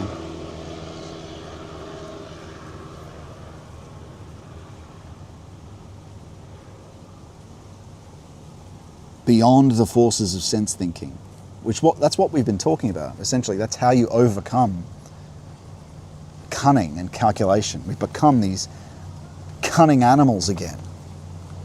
We think it's an evolution. It's a retrograde devolution, and that will accelerate. Our devolution will accelerate as human beings the more we use AI. So the extensive areas of human religious life, such as the central teaching of Holy Communion, began to falter through I'm not saying I agree with this, I'm just reading Steiner. Through Wycliffe in England, 15th century, to Huss in Bohemia. In Holy Communion, man could find his connection to the spirit world, which was opened to him by Christ, for he was able to unite his being with Christ in such a way that the fact of union through the senses was at the same time a spiritual one. The consciousness of the comprehension, the feeling soul, the sentient soul, was able to understand this union. Remember, the consciousness soul, that part of our soul which is tied up with the will and the will to power and the legs, the arms, the horizontal, that's taken over from this feeling soul, which is kind of in between. It's more closer to the divine, let's say, or the unconscious. So he's saying it allowed for this union easier. So modernity, this union's harder, let's say, for the modern who's completely converted into the modern world picture, which converts his soul in a way. For this soul could still conceive of the spirit as well as matter, which were so close to that transition of the one into the other.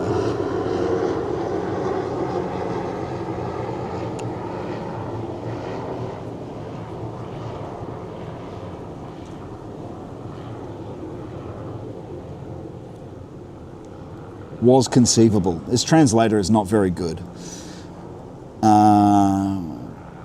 Such ideas should not be so intellectual that they require proof of God's existence.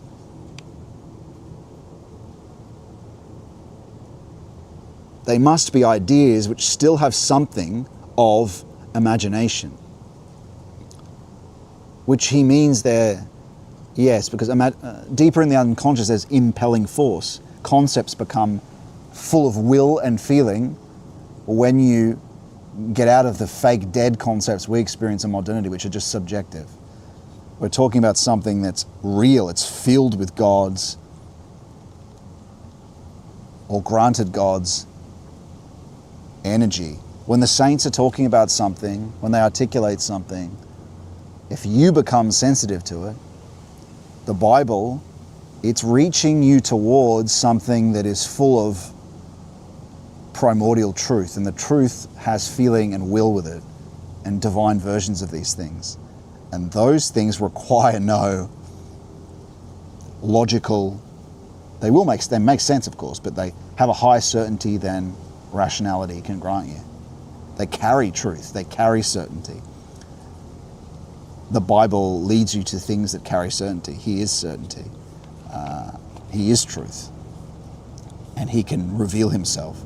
Thereby the active spirit in matter is felt. And in the spirit, the striving for matter.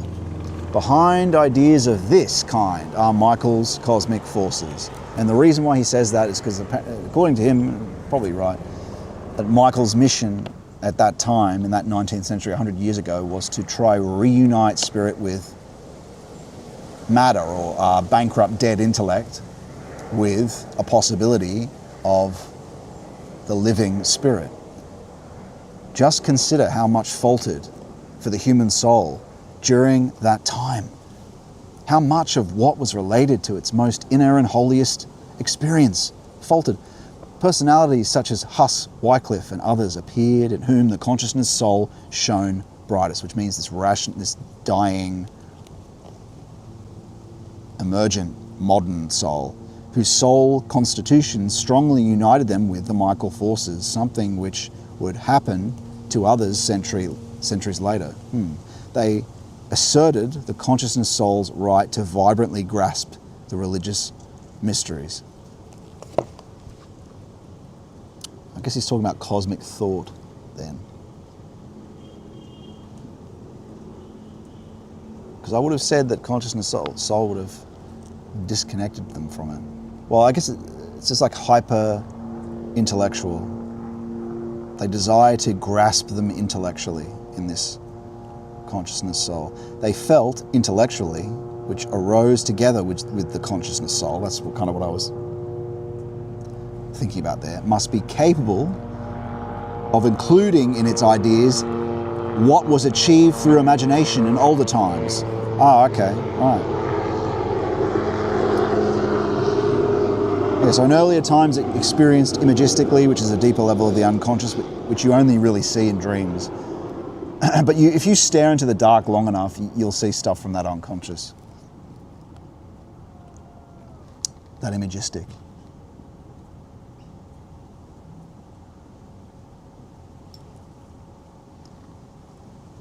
In fact, that's what you end up doing. Your eyes close, right?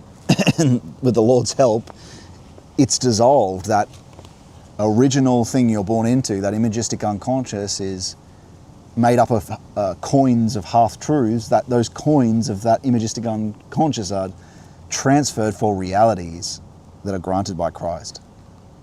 And so what's restored is this vibrancy of clean, purified life, access to Christ, Him knowing you and you knowing Him.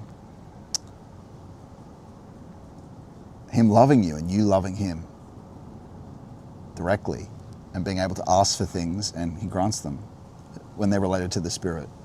Peace, Lord, grant me peace and a pure heart, granted. Lord, forgive me, have mercy on me, granted.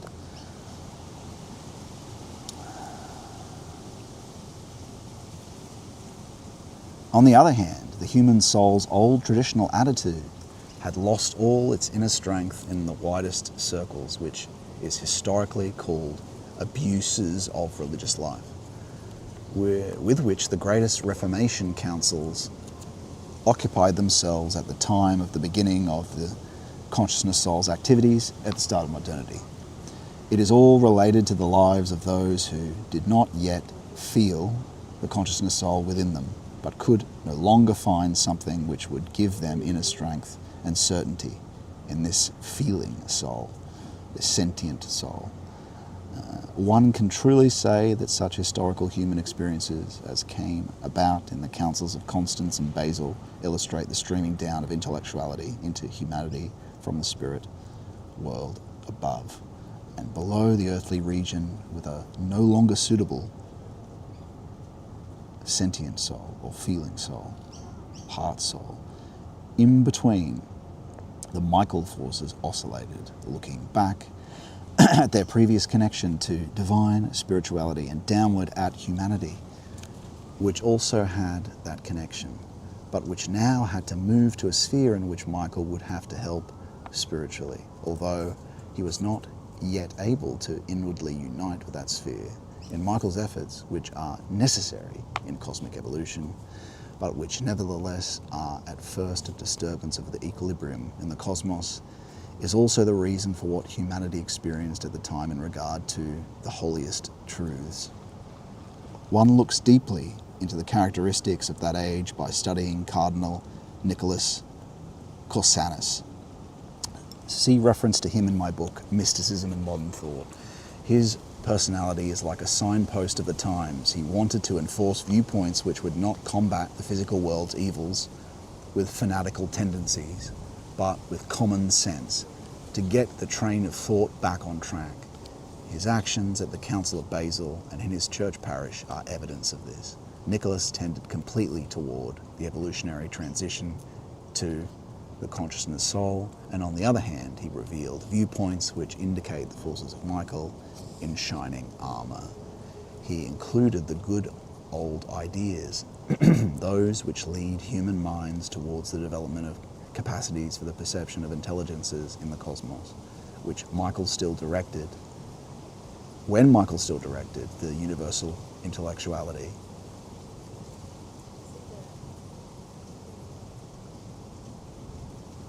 Well, that's why they call him the arc strategist, right?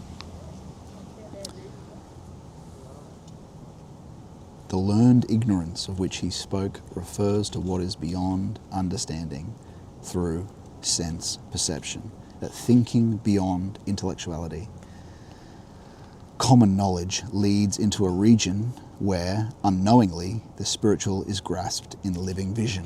Wow. That's a great statement, and that's St. Dionysus all over it, right? That's what we have to do.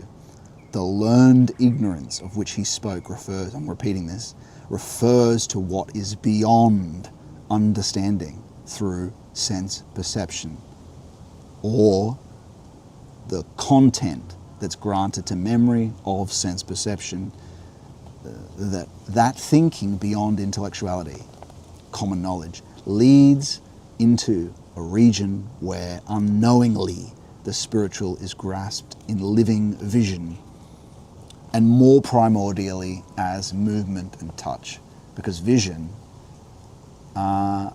is only to be relied on after the silence, as the Hesychasts say, like it's silence and then the Lord's beauty revealed. But yes, that's true. Movement and the heart. Movement as a spiritual touch, but also heart. And those things become the same thing when the heart is touched. Both a physical sensation or a sensation and, well, it's not even a sensation, but well, a sensation and divine love felt in the ground of the heart. The physical becomes spiritual, strangely, in the depth of mysticism. And this is why the saints say you have to be watchful to see when you're being hinted to or interacted with, noticing patterns over a long period of time. But nothing will happen unless you make the transformation, unless you actually do the practice. You can become watchful, but nothing will happen unless you're praying the Jesus prayer unceasingly, unless you're doing concentration without effort for an hour in the morning with the Jesus prayer. It's that the Lord, you begin to love the Lord, and the Lord loves you and intervenes and transforms you, turns you into an awakened man, turns you into a righteous man, justified by Him, from Him, from His faith granted to you. Pray for faith, pray for hope, pray for love. Pray for love of Him most of all. Love, grant me love of you. That's true. Christ, grant me love of you. Deeper love of you, more reverence of you. Because we should feel it's insufficient, our reverence for Him. I feel that way sometimes.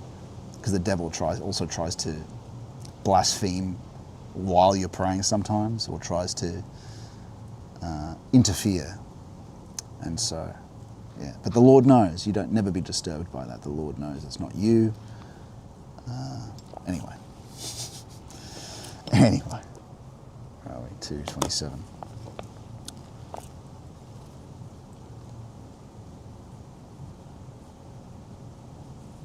So that's what we have to do. Unknowingly get to the essence of being underneath the intellect. What does that mean, though? Is because, as we were talking about earlier with phenomenology, the world is pre-disclosed, already disclosed in advance. And when we experience it, we walk around. We know what it is. We're not there's threats to us. There are some small unknowns, but really they're all categories we know. Apart from aliens, apart from UFOs, PSYOP. No, apart from the UFOs, we think it's all mastered. We've got all the categories, the planets mapped. We can see the universe with telescopes. That there's always an unknown right here. There's an essence of things right here beneath the appearances. So that's what we're trying to get to. Because everything else, there's an idea you have. You know that's grass. You know what grass looks like. You know what table looks like. When you hear an aeroplane, you don't hear a rumbling and go, what's that? I mean, you hear aeroplane. When a motor car rolls past, you're not looking at it, you hear motor car. You don't disclose eventually that's a motor car after you're hearing it. It's not, you know what a motor car sounds like.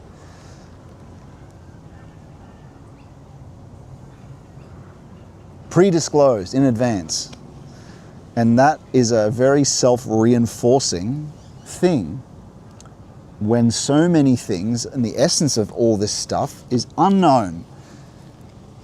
We think we know it, but there's an essence of everything. There's a spirit going on in everything, intertwined with everything. Fundamentally unknown. But thankfully, deeper elements of what we are, can be awakened by grace through God. And we can actually see and interact with essence. And He is the ultimate essence of things. But we can interact with the logoi. The logoi are the multiplicity of essences of things. The logoi of plants, the logoi of, this is what we're talking about, archetypes. Logoi of tree. That's possible. That's natural contemplation. It's disclosed and made possible by a long initiation. But it's also, it's granted by Christ, right? But first we're seeking Christ. And that natural contemplation or natural side of the logoi is something that's not necessarily, not something you'd pray for, but it's something that becomes possible. You don't want to seek it. You're seeking God first. He's the ultimate essence of beneath all of that stuff. So that's what you want. And love of him is the only, it's only through love that you can see essence. Only through love. And a higher love. These are higher things. And like some of the saints talk about, it's like the miracle of the whole of nature.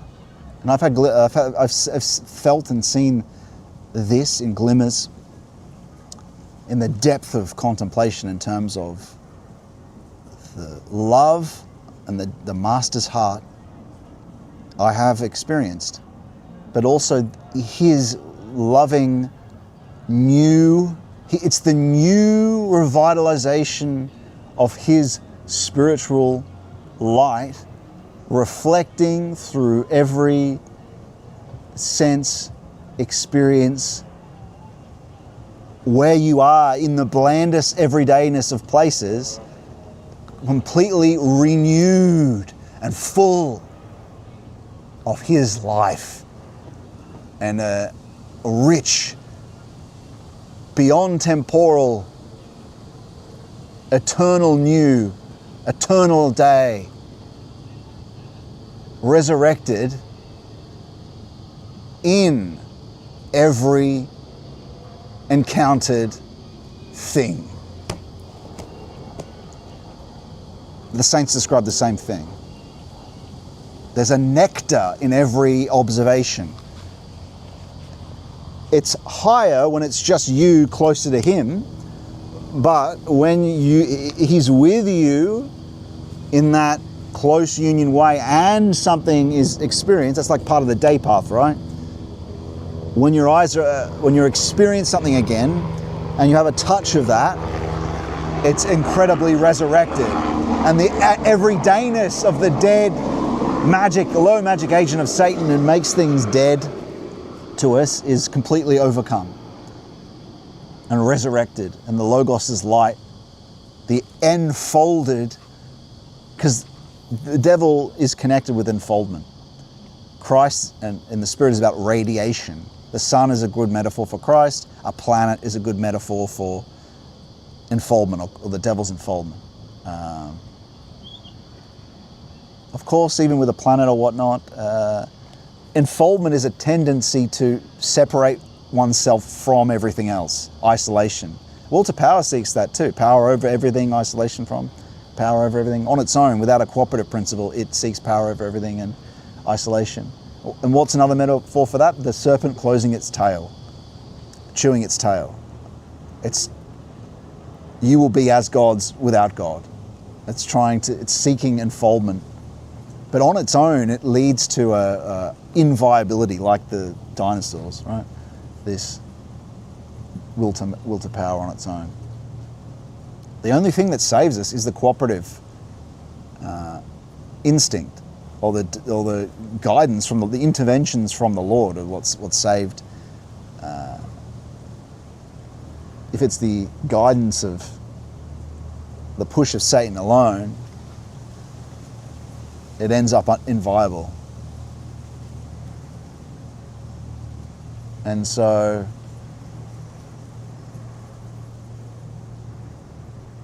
that enfoldment, the intellect tends to do that. It's the autumn of thought. The autumn of thought is this everydayness that we're left with in modernity. Predisclosed, pseudo-mastered. We feel that everything is predisclosed, boring and mastered. And the things that aren't boring are kind of low novelty. Everything is becoming slop, and thank God for that, because people start to realize, hang on, this whole world can be revealed and actually is resurrected in the true light of the Logos if we look away from it, if we seek him within. Then is this low everydayness overcome, predisclosure overcome. But not to find just some raw thing itself or object. No, it's the Logos that makes all that possible in a deeper ground of the object, in a deeper ground of the subject. The thing itself is Christ. You go through the material objects to him, let's say. And so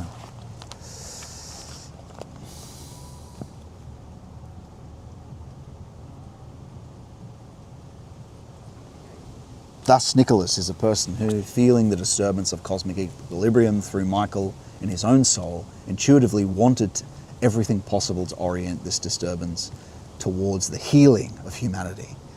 And that's what we're in desperate need of now. We are actually very sick and broken. And the way the social organism operates, like I said, is very ill, and it's making people ill. But thank God the Lord says he provides for us, so we need not be enslaved by the economy. Need not be enslaved by the economy.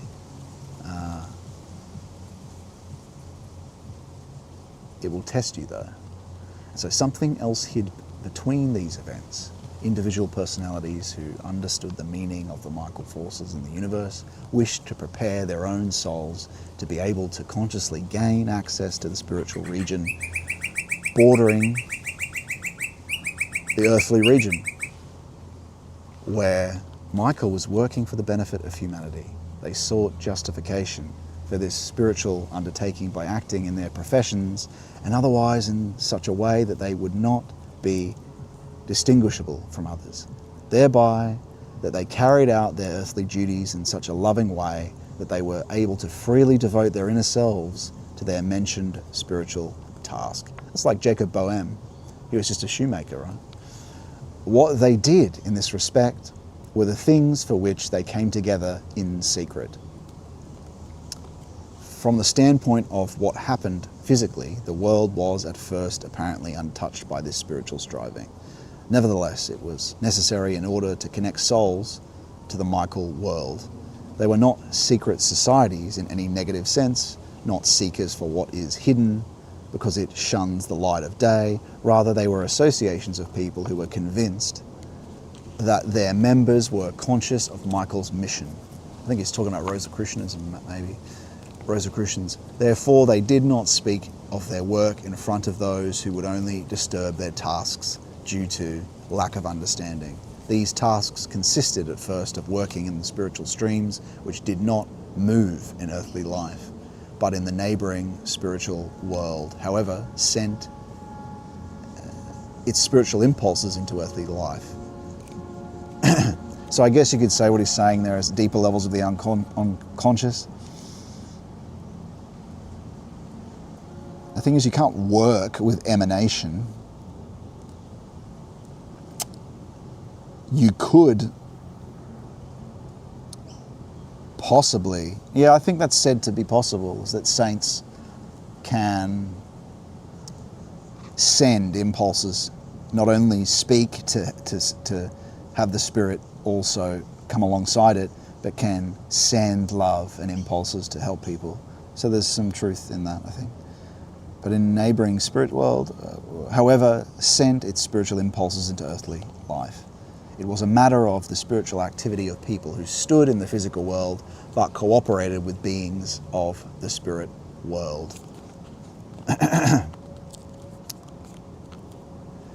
With beings who did not incorporate into the physical world. They were called, not very accurately, Rosicrucians. True Rosicrucianism was completely in line with the Michael mission activity. And again, that's to unite thinking with spirit and enlivened thinking, I think that is. It helped Michael prepare his spiritual work on earth for what he intended for a future age. It's to keep, and the idea of this is to keep access to Christ. That's the idea. To the spirit, not to have it die off and go off into the material only, right? So we can judge what happened by taking the following into account. The difficulty, rather the impossibility for Michael to enter human souls was because he did not want to come in any way into contact with contemporary physical world. He wanted to remain in the force complex that existed for spirits of his kind and for humans in the past, which is memory, right? When you operate from memory, memory persists. It persists and pushes impulses into the now. And that's more than just your limited memory. Your things affect you beyond what you can recall from automatic memory. You're deeply nested in a cosmic reality that proceeds beyond you into the past. Any contact with what man must come into contact with in physical earthly life could only be considered by Michael to be a contamination of his being. In normal human life, the soul's spiritual experiences work into his physical earthly life, and the latter into the former. This reverse effect is evidenced, namely in man's attitude and his orientation towards the earthly.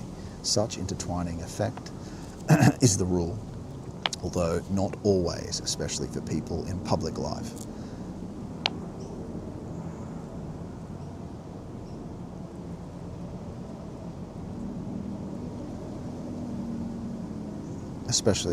Therefore, Michael's activities in respect to many reformers encountered strong obstacles.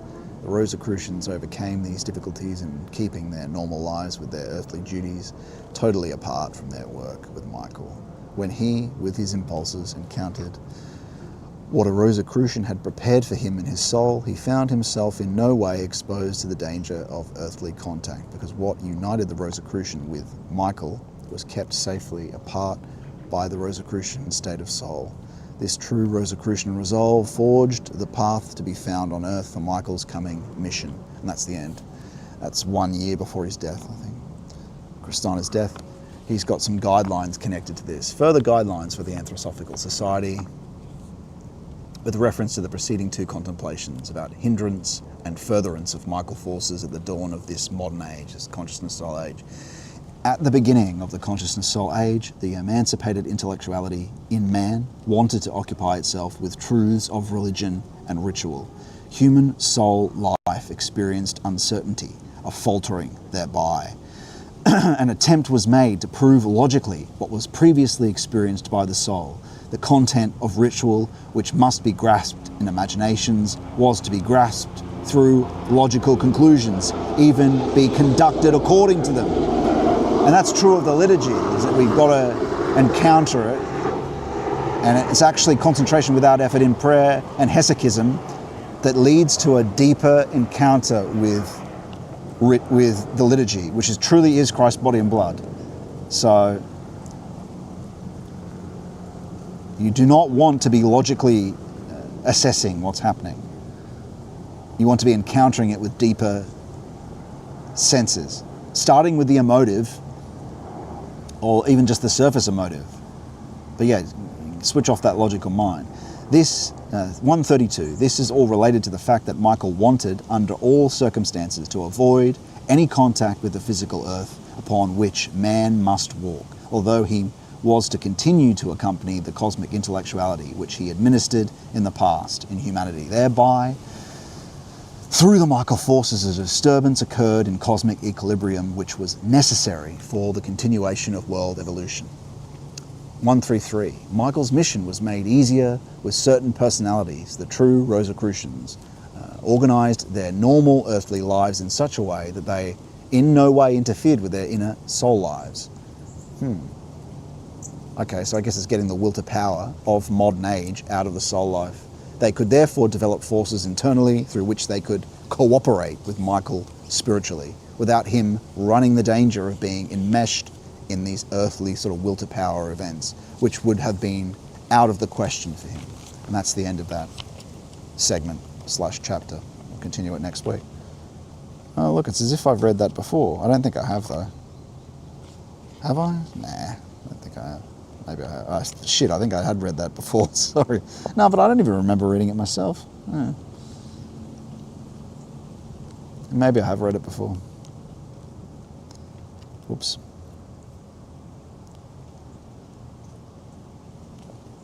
Damn it. Well, sorry about that. I'm sure you haven't heard it before if you're watching, because I barely remembered it myself. Didn't remember it myself, so that's all. We're almost done with this book. But what I'm going to do this while we're walking, but I want to read you guys the introduction to the Philokalia, the Russian, from Theophan the Recluse. It's an incredible, just an incredible statement by him. And so I've got it on my phone, but we'll walk and talk.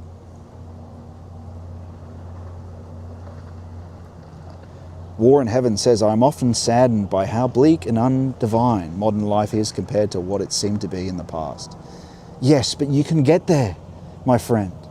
You can get there through the practices, concentration without effort and prayer. Don't worry. It's enlivened through, if you just dedicate the time, everything awakens. The world, your inner life to begin with. But yes, things were, because you are more conscious now, so you have a responsibility to encounter and directly seek Christ. It's not just going to be given to you as it was in the ancient past. But there are other disadvantages that the ancient past have. You've got access to do this. And so you should. I've got lectures to begin through Hesychism, through concentration without effort in prayer, recommended reading, join the fellowship and begin the practice. Look at the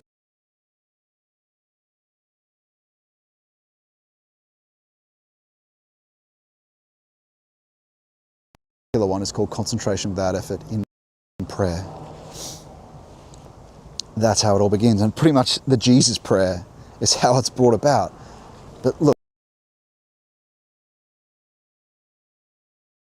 we're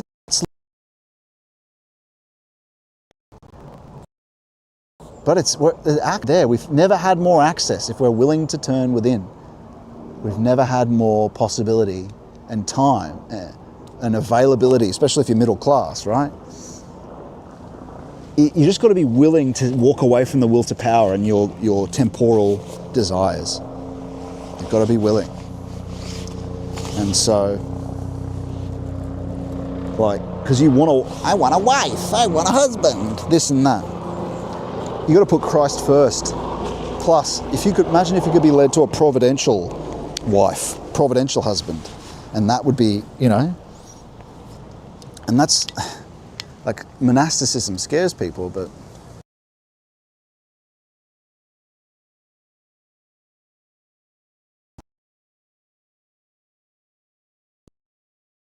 there's a disadvantage. People go, oh, I have to do that.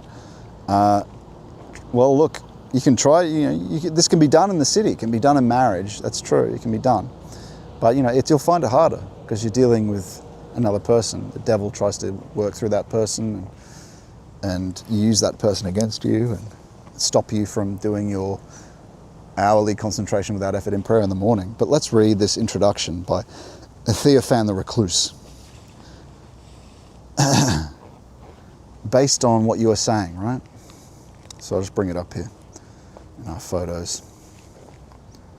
No photos. Where are we at? Okay.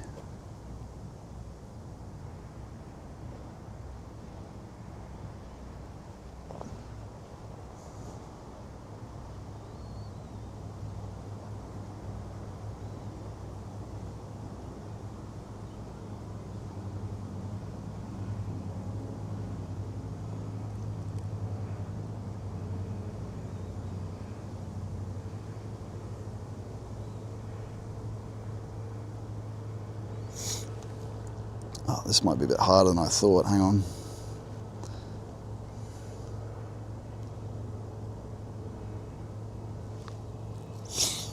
In offering to lovers of... This is the Philokalia introduction by Theophan the Recluse, Saint Theophan the Recluse. In offering to lovers of spiritual reading, a Russian translation of the well-known Philokalia, with certain additions, we deem it necessary to say a few words about what the Philokalia represents. The word dobrotolubie, is a translation of the Greek title for the book, Philokalia, which means love of the beautiful. The exalted, the good. The beautiful, the exalted, the good. More precisely, it contains an interpretation of the secret life. Let me say that again. More precisely, the Philokalia, this love of the beautiful, the exalted, the good. More precisely, it contains, this title, an interpretation. In a sense, interpenetration. Interpretation of the secret life in our Lord Jesus Christ. Secret life in our Lord Jesus Christ, which is the truly Christian life, begins, develops, and rises to perfection for each in his own measure through the good will of God the Father, by the action of the grace of the Holy Spirit present in all Christians, and under the guidance of the Lord Jesus Christ himself. Guidance from him himself, he's saying here, who promised to abide with us for all time. God's grace calls all men to search a life, and for all men to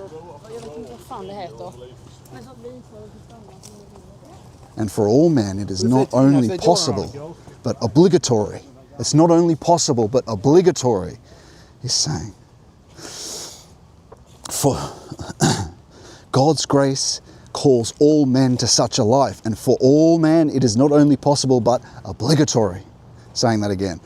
For it is the essence of Christianity, this hesychism, this seeking the essence of things, this initiation.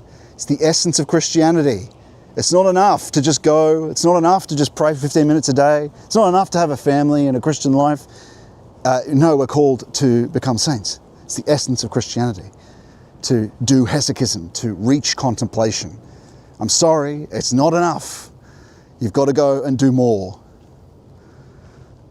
You can still have a wife and have children, but you've got to do the concentration without effort in prayer and the Jesus prayer and try establish a praying unceasing.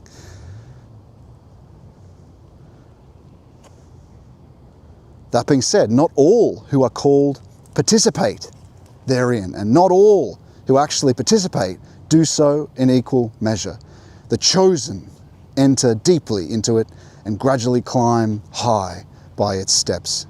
The manifestations of this life as well, this is written in the 18th century, right? So modernity is strong then, but he knew. The manifestations of this life, as well as the riches of the realm where it is revealed, are no less abundant and varied than the manifestations of ordinary life. Hear that again, the manifestations of this essential life and the riches of this realm where it is revealed are no less abundant and varied than the manifestations in the surface life.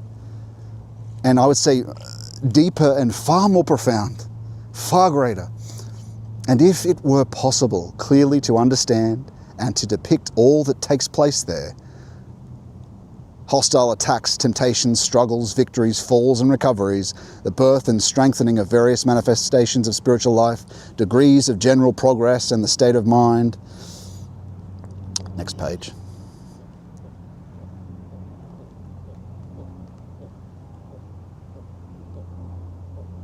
And heart corresponding to each of those degrees.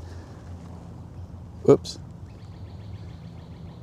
The interaction of everything and grace and freedom, the sensations of God, being near or far, sensations of God. Isn't this all the stuff I talk about from St. Theophan the Recluse? The perception of the power of God's providence over all and one's own final and irrevocable surrender into God's hand. The renunciation of all one's own methods of activity, together with a constant and intense activity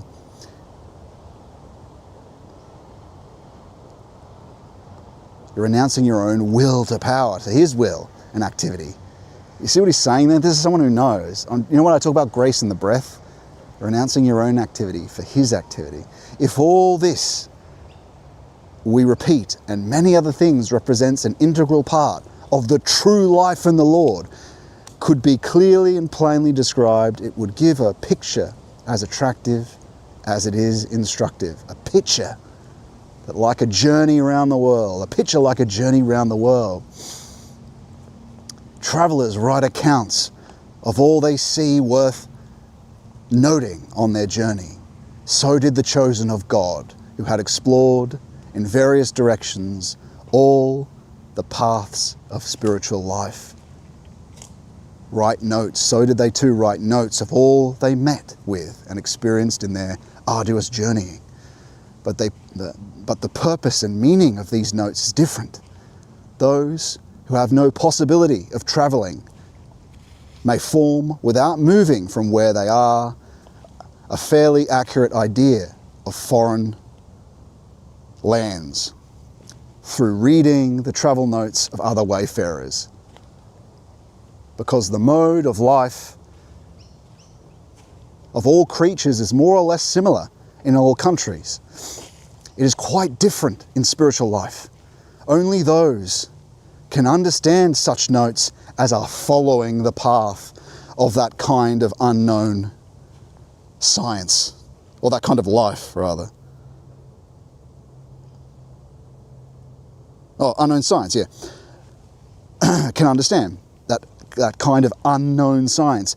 But even those who have entered upon it cannot understand everything in those notes at once. Their ideas and conceptions become more and more clear as they advance further and penetrate deeper into the country of the Spirit. As personal experiences of spiritual life accumulate, indications derived from experience which had been noted down by the Holy Fathers gradually become more clear and intelligible for them. At the same time, however, descriptions of various manifestations of spiritual life contained in the writings of the Holy Fathers may be a gift, useful even to all Christians in general. They give everyone to understand that if he has not yet had experiences contained in such descriptions, it means that his established mode of life,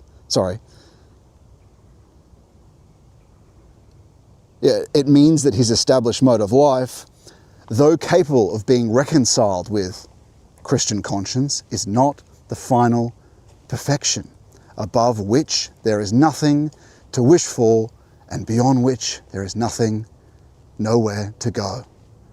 To understand this cannot but excite zeal.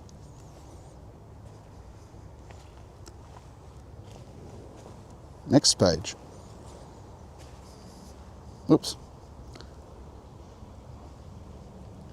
Cannot but excite zeal for achievement.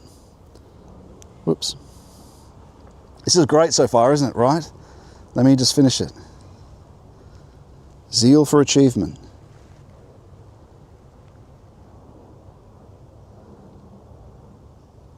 It must beckon a man to move on, pointing to somewhere better than he has. Pointing to something better than he has. For those who have already entered the path leading to the best and the most perfect, such reading provides the necessary guidance in doubtful and puzzling circumstances, both when the guidance of direct experience is lacking and when this latter guidance encounters problems which it cannot solve and which do not permit of final decisions that would banish all vacillation from the traveller. It is often very important in some particular case to know how and where to put one's foot so as to avoid a mistake. And here, one or another saying of the Fathers disperses the darkness, shining like a streak of lightning in the night. Gradually speaking, these writings are a spiritual forcing house into which the faithful enter with their consciousness and their heart by reading instructions concerning the phenomena of spiritual life. A man is there subjected to the palpable influences of the contemplations so evoked. The palpable influences, the impulsions, these are Gospels. These are holy texts. It's a holy text, the Philokalia. A man is there thus stimulated. He feels that at those moments he floats in another atmosphere, life-giving and light-giving. Those are moments of joy, and it is at such moments that fresh shoots are born and strengthened on the tree of spiritual life. Therefore, it is not to be wondered at that he who has had this experience hastens to read descriptions of spiritual life from the experience of others as soon as he finds a free moment, just as a man who likes making profit hastens to places which promise him profit, and as a man bent on pleasure is drawn to places of amusement. Such a man often longs to breathe the inspiring and revitalizing spiritual air.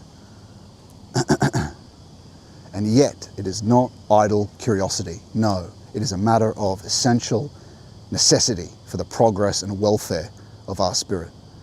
This is why among true Christians there always has been and still is a need to have the writings of Holy Fathers on spiritual life within their reach.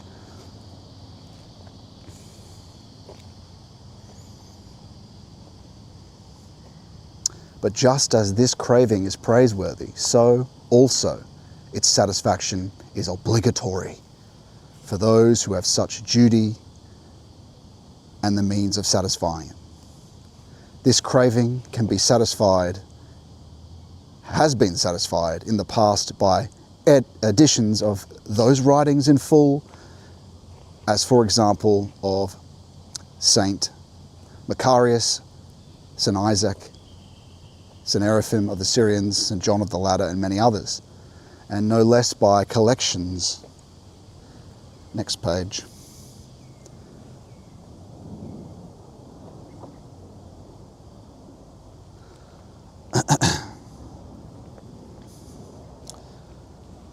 Extracts from those writers. The well-known Philokalia represents one such collection and is the best of them. Now it is clear what Philokalia is, and that's what we've just expressed in an incredibly beautiful statement by, and impelling. What a fresh impulse from St. Theophan the Recluse.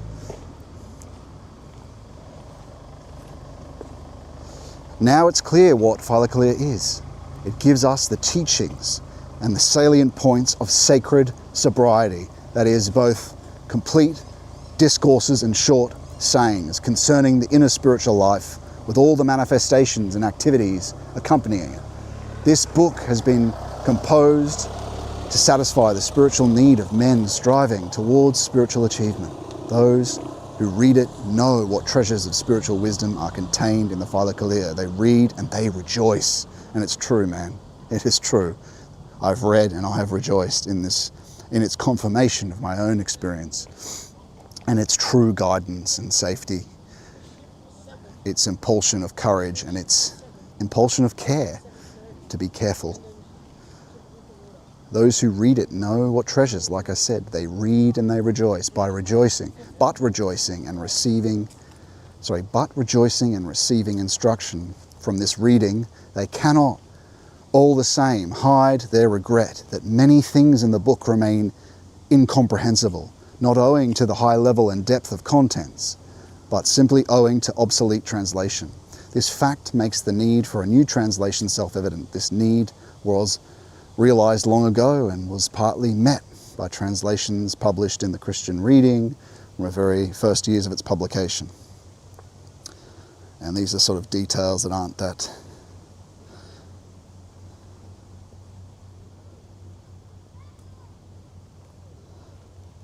and he's just talking about the translation there. Okay. Our new collection follows the steps of the old Philokalia, but noticing some particular Father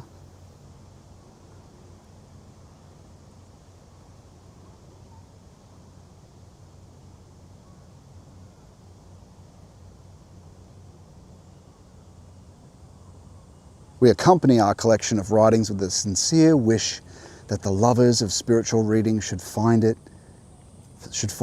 it what their compiler desired to include for their sake. So they've added things from fathers that weren't accessible by the Greeks, but what a wonderful introduction that is. Incredible, incredible. Just incredible.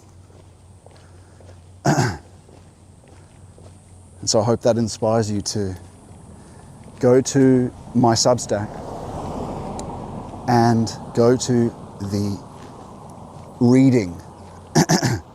It's called Reading List, I think, or Greenwood Fellowship recommended reading. On there is a link to the audiobook for the Father Kalia. You can get started right now in listening to these glorious saints. One volume is missing.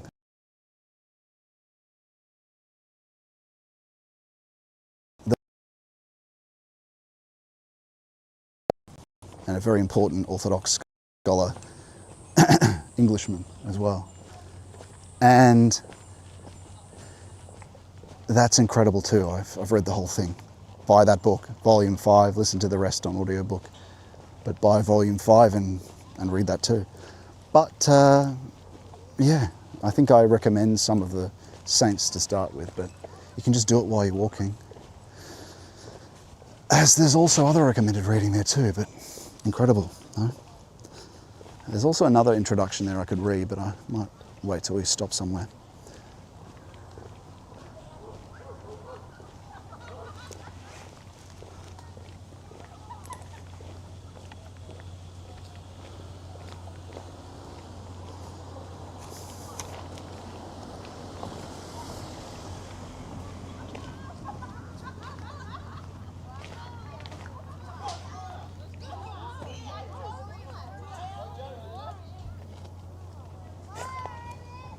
See where we're going.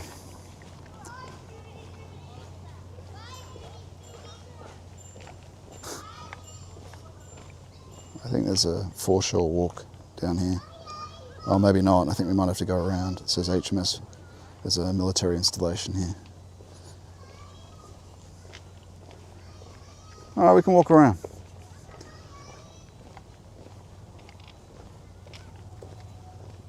Won't take long.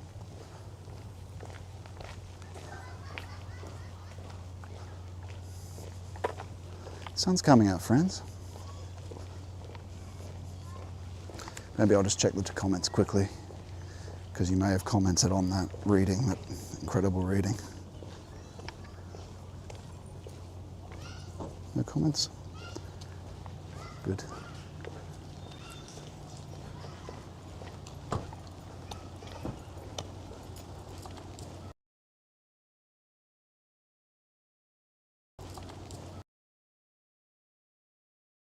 This outside area, and we'll continue our talk.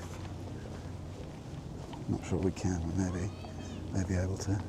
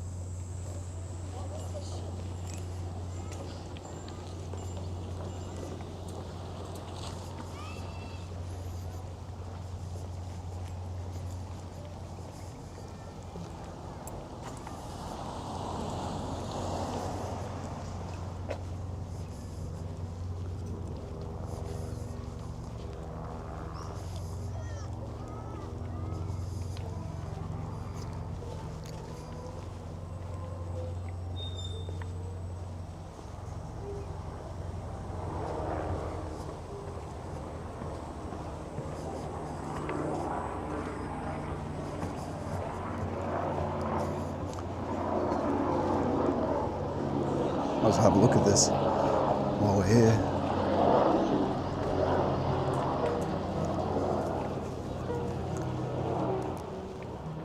Oh, there's a wedding on down here.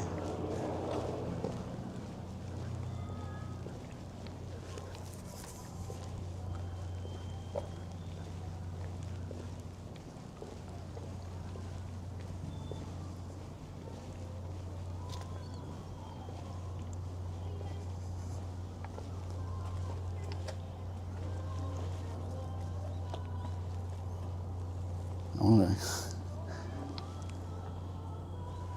Oh, the music might do in the stream though. Can you see that?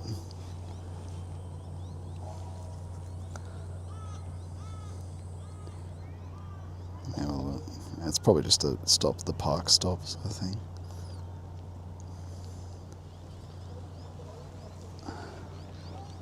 Anyway, let's continue.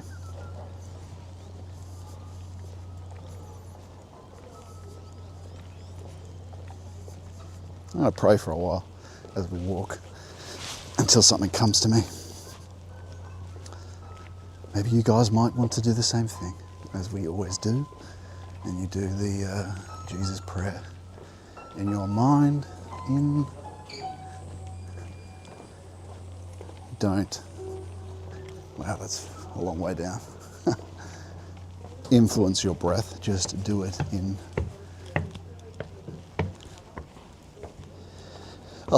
Put your attention on your automatic breathing and don't govern it or do anything to it. But with that attention there, allow it to determine the speed of the Jesus prayer in your mind. Lord Jesus Christ, in breath. Son of God, out breath, have mercy upon me. In breath, a sinner, out breath. But you just very slowly. Always don't speed up the breath.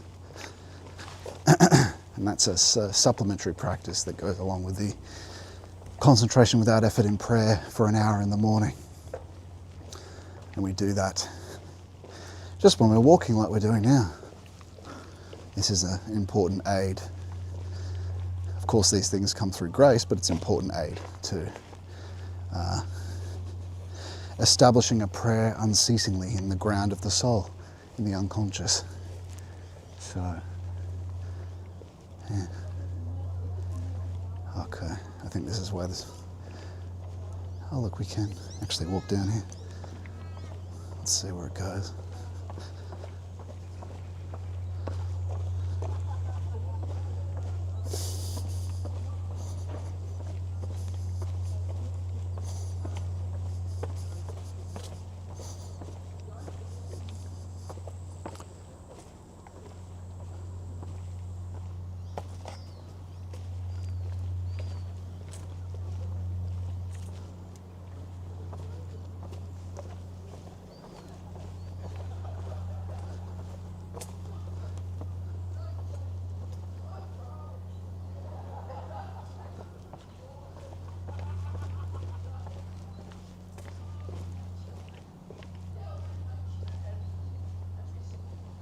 That's the wedding back there.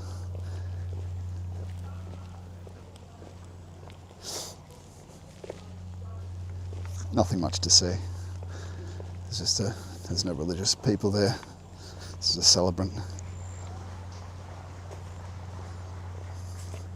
Pagan. Anyway, bless him.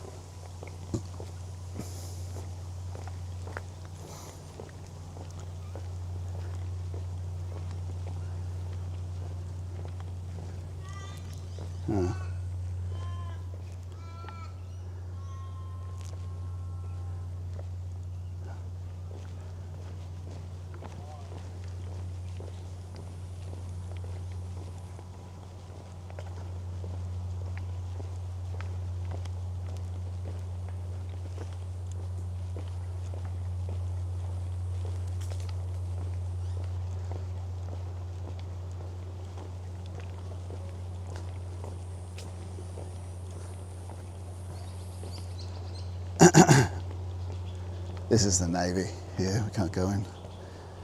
So, don't want to be considered a spy looking at some Navy installation.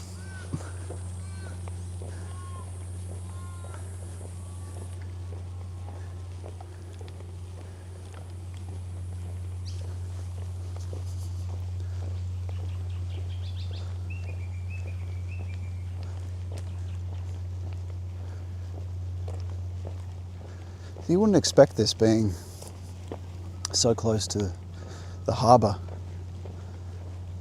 Just feels like you're in a suburb.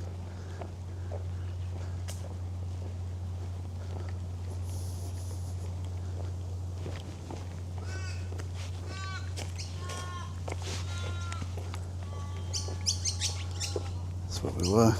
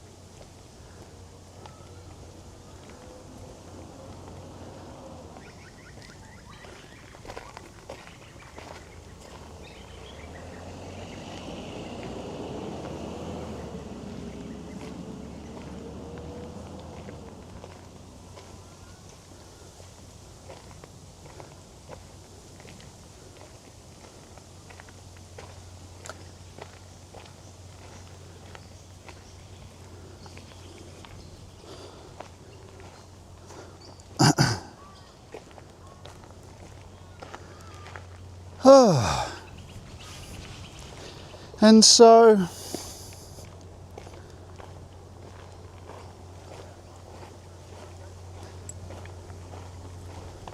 tomorrow is the Sunday of Orthodoxy.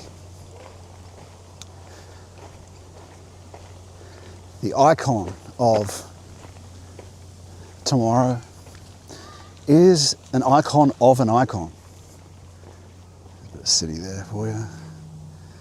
It is the day of Orthodoxy's victory over the iconoclasm. And in this icon, there are two angels holding the icon, two messengers whose hands reach, who touch the icon. What does that tell us? Messengers, messengers. Tells us, in a sense, that icons are part of, well, they're part of mediation.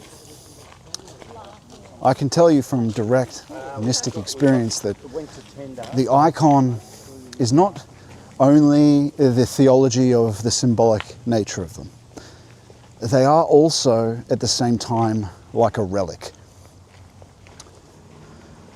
It's something that can be imbued by God with His Spirit. Remember, He sanctifies the body, He sanctifies facticity. What happens is the opposite of a battery. It turns the icon into something that you interact with that can aid in opening that window. And that's not to do with its symbolic understanding. The symbolic understanding is kind of aside from that. The symbolic can help you reach towards an understanding, but it depends on the artist. Depends on the artist. But it really helps to, I think, the Spirit is imbued, holy objects are imbued if they're prayed around. So if you're getting one from a monastery that's been painted by a monastic and been prayed over, praying the Jesus prayer while he's praying, that adds to things. But yeah, they're like a relic. What does that mean? Let me talk from direct experience.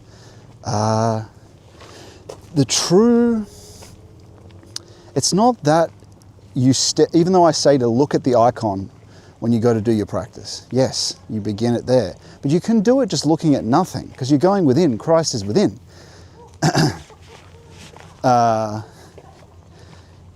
He is with everything and within everything, you could say too, but he doesn't exist, but he is the essence of everything.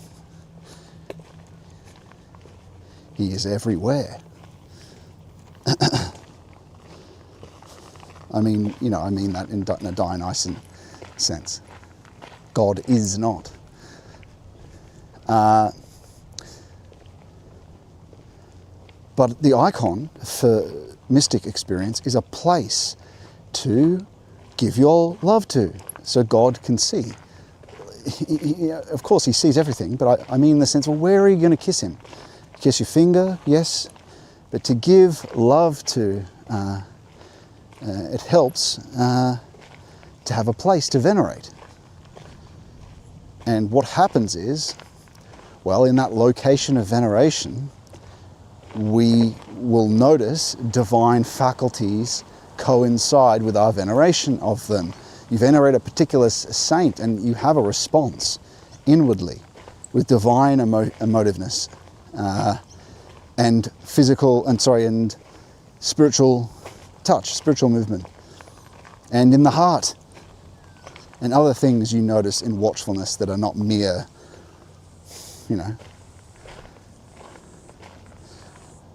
normal experience, not surface experience. And so that becomes possible, interacting with the Church Triumphant like that. And how would you know whether it was this or that saint? Well, there's a certain attunement that can be different, but what's important? I mean, it could be when you're calling their name, and that happens too, and your love for them. But that's been its greatest help, to have a physical location, simply to plant a physical thing. Remember, Christianity acknowledges the body. We're here to save the world. It's not a fleeing, it's not a Gnostic attempt to flee a prison. No, it's to heal it and heal ourselves through a complete union with Christ.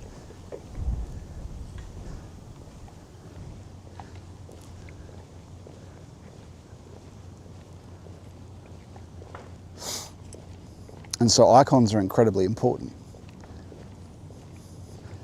And equally important is that they be less surface sensory. We see in Catholicism, many choices of icons are Raphael era. They take Greek statues as their model, surface, and Greeks were very surface sensory. Even though they saw the spirit in the senses, you want them to be symbolic, like Byzantine. Symbolic, not statues, not photorealistic statues. It just helps. And also these Byzantine often have encoded knowings in them that you can, if their artists are particularly talented, there's special understandings in them that they might have articulated without even realizing it too, intellectually. And so that's the second aspect of an icon. That's the symbolic aspect, where you're contemplating or you're meditating on the meaning. And when you meditate on the meaning, if that artist was in, and usually they are, if the icons have survived, in contact with something or inspired by the Holy Spirit, we reach towards, and this is different. This is not doing concentration without effort. That's like the icon's not a technology. But in contemplating the symbolic meaning is a separate meditation. Do we possibly reach towards what is called an arcana, like a deeper, unconscious concept that's sort of touched with the Holy Spirit? And through that, they're multivariant. They're not extinguished, like the gospel, right? A metaphor in the gospel can't be extinguished, in the sense that not till the end of time, there's certain things, certain symbolic happenings that will have deeper and deeper and deeper meanings. And so when you reach towards them with your understanding, and you pray for understanding and gnosis about them, then you reach towards what is called an arcana and deeper levels of the unconscious. And through that is then mediated, and through one of the 7 spirits that St. Maximus talks about of cognitive insight, the other one of spiritual knowledge, can it be sent to you from that arcane, that unknown. And Valentin Tomberg talks about these arcana as well. And so that's only particular icons, a particular inspired artist, inspired by the Holy Spirit, right? It's not every symbol. Like the tarot is a particular emergent symbolism. And so there's a lot in it that reaches beyond the mere card. And so your study of it.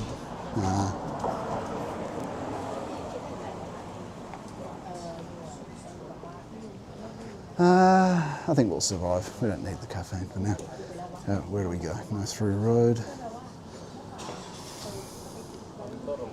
Okay, I do think there's a coastal walk down here that we can go down.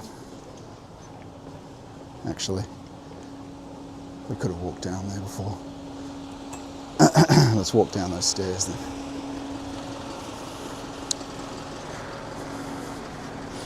I'll just take this thing off. A bit hot.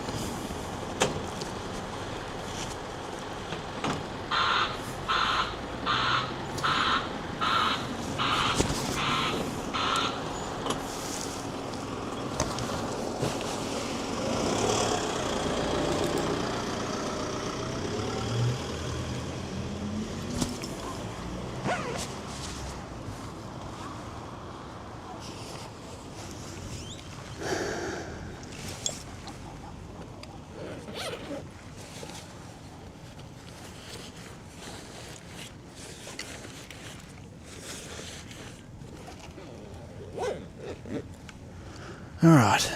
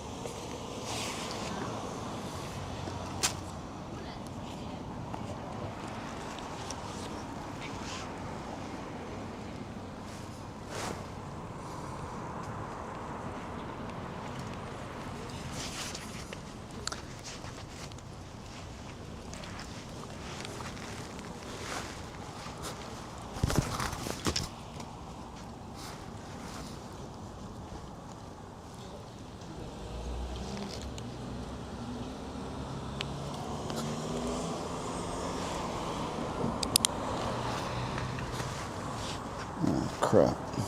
Let me fix that.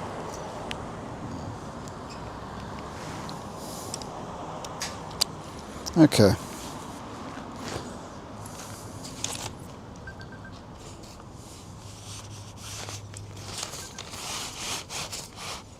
Well, let's go.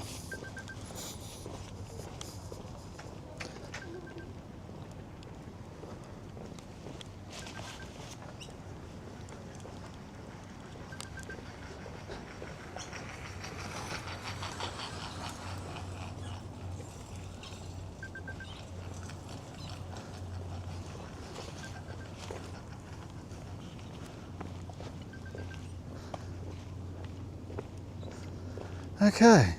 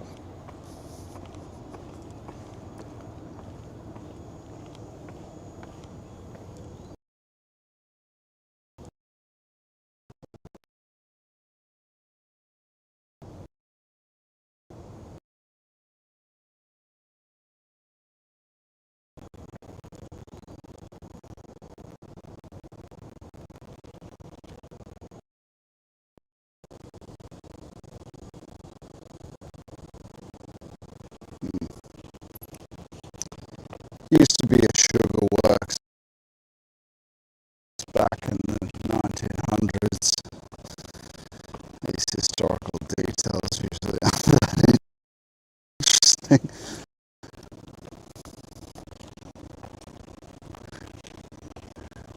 Industrial, basically.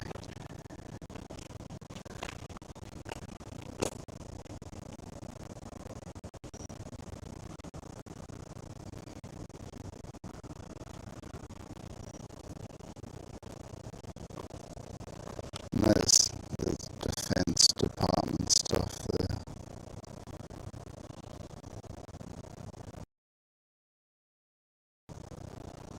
No point looking at it, it's boring, it's just a building.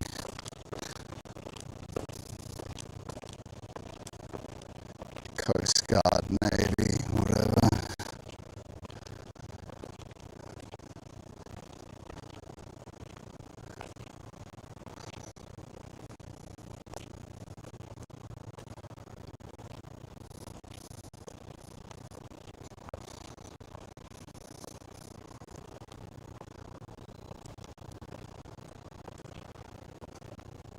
Alright, here we are.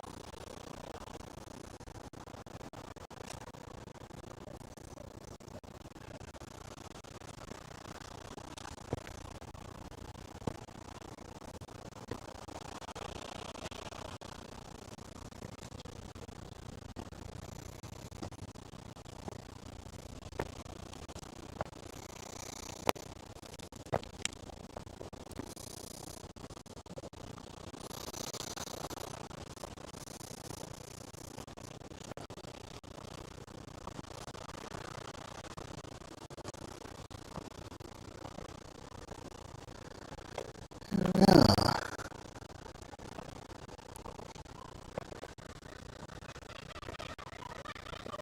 My friends, the kookaburras.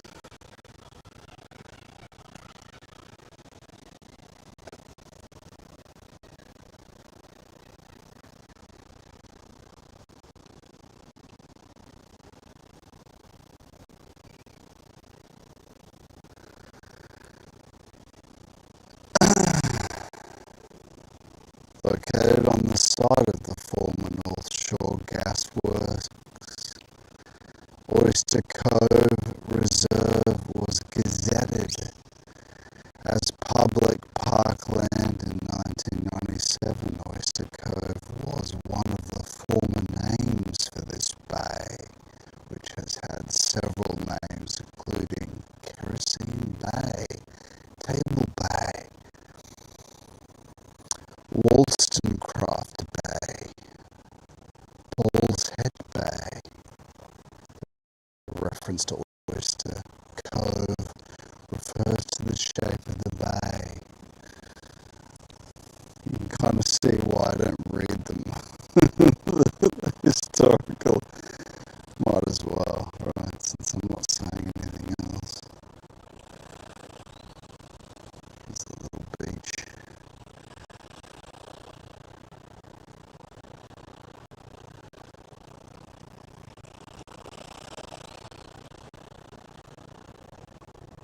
Pretty idealistic. Well, not really. It's a bit oystery.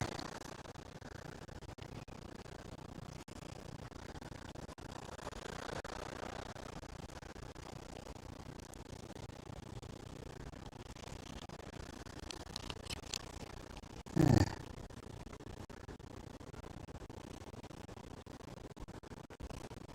Oh, this is running out of battery. I don't think I plugged it in.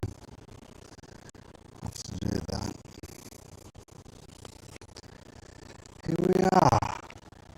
No one here.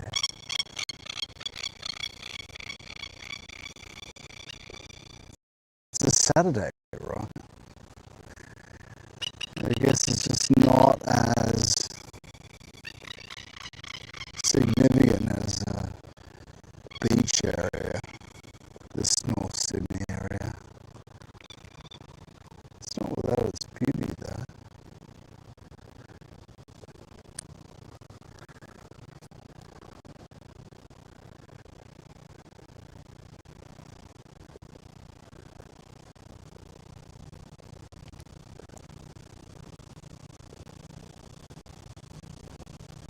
Almost looks like Gold Coast here. With these apartments, these coastal apartments they've got up there.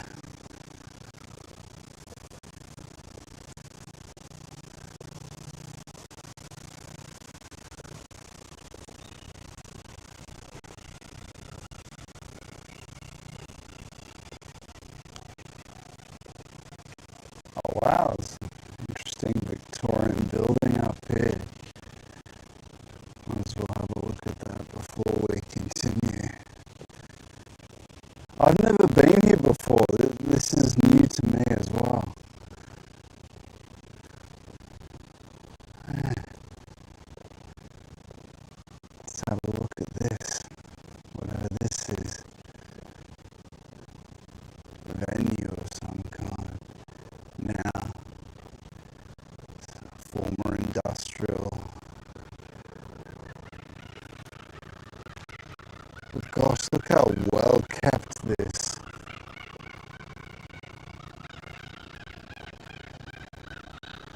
land is.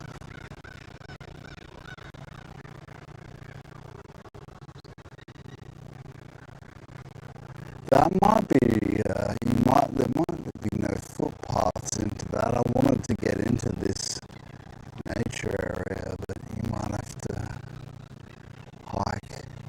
And I'll do that, but I just need to know where I'm going. The landing. This is called.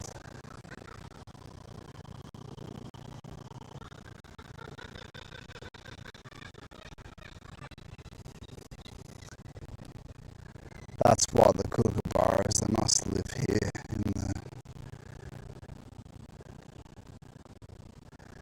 So much space. There's our friend.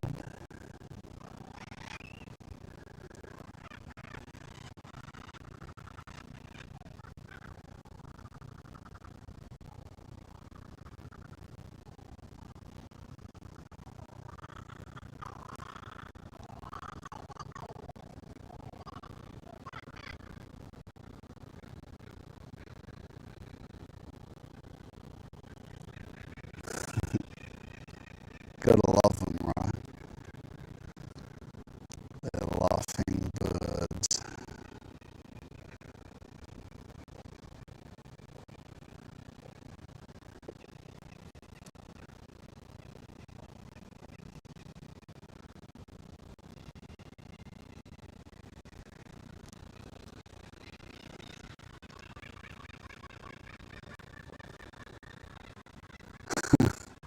Can you hear that?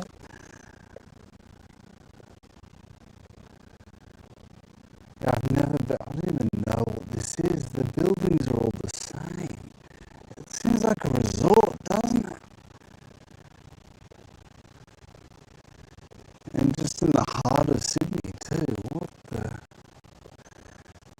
hell, man? Weird.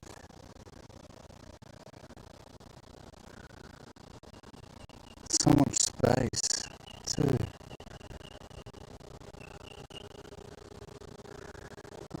I guess these are restaurants.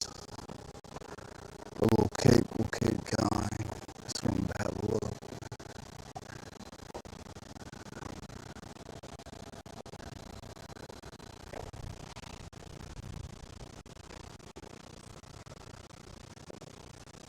Seems sanitized a bit, doesn't it? Look at this Tower of Babylon shit. This is leaning. This looks like some friggin' what do they call it? Hanging Gardens of Babylon.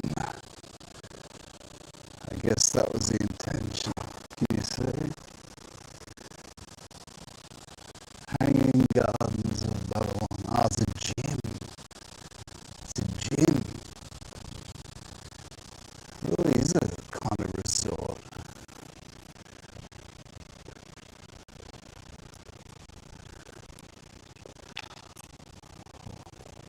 Wonder Kea.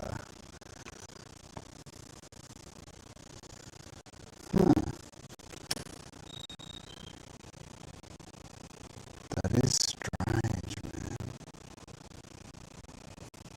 Oh, there might be military personnel. It says, what does it say?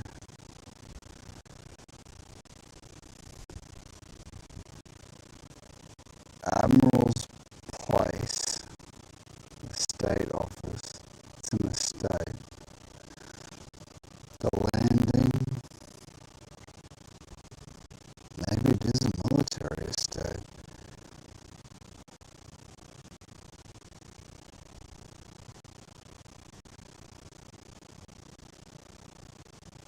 Could be.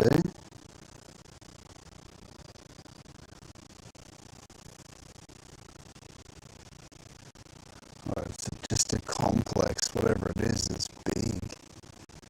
Like, who the hell developed this? Weird.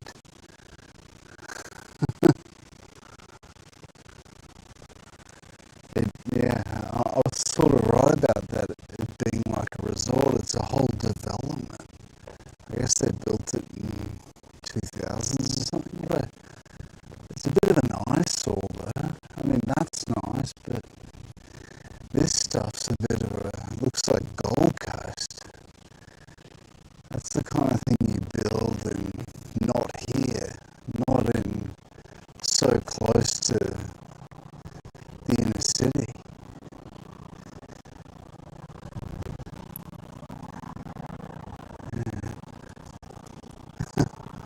I wonder what was here before. You know why? Because it was just probably some industrial post, some industrial area.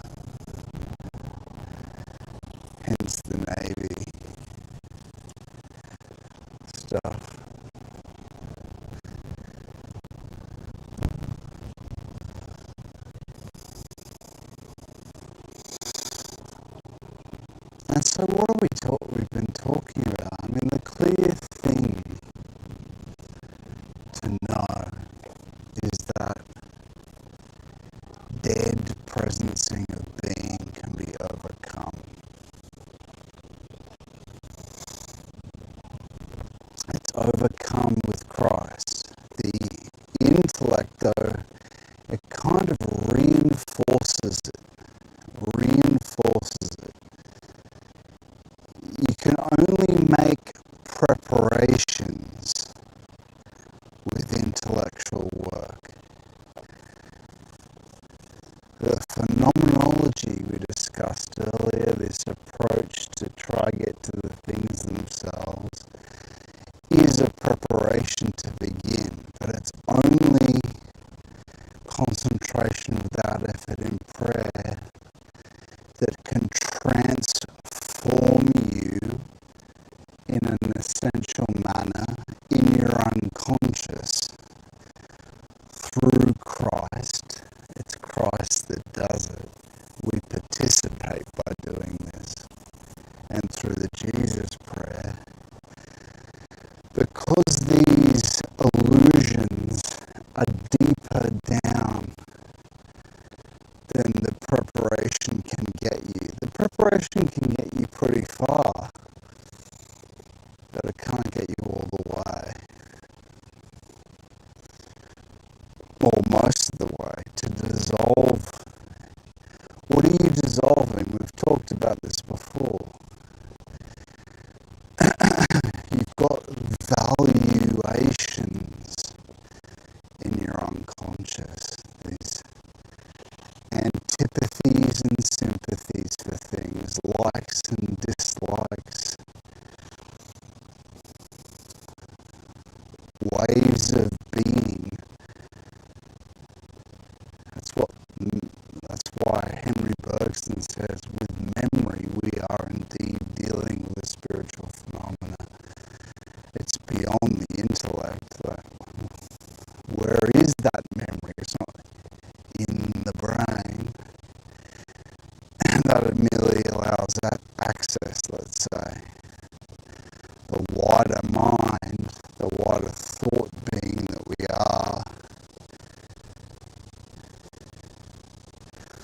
The soul is on a deeper level of reality. So too the world has deeper levels of reality. So what all that means is simply that our soul has a body. Our body doesn't have a soul. It's not in your body.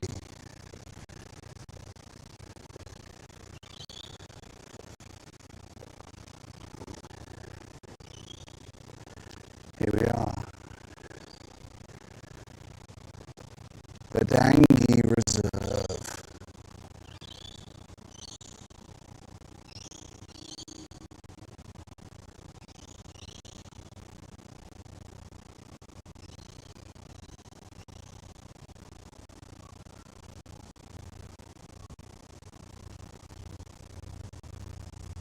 Walk back in time on Miller's Road and discover the puzzle of the past in the reserve's historical remnants. Learn about urban stormwater transverse changing habitats on the main circuit track. Enjoy the remnant forest red gums on the peninsula in Bull's Head Bay, and look around carefully to see if you can spot the reserve's wildlife. You can and hear the reserve's wildlife. You can also follow the path down to the beach, have a rest and walk over to Berry Island. Where is Berry Island? Oh yeah. Okay, is it an island then? It can't be. It's not an island, surely. That's where we are, right? Yeah. Is there an arrow saying where we are?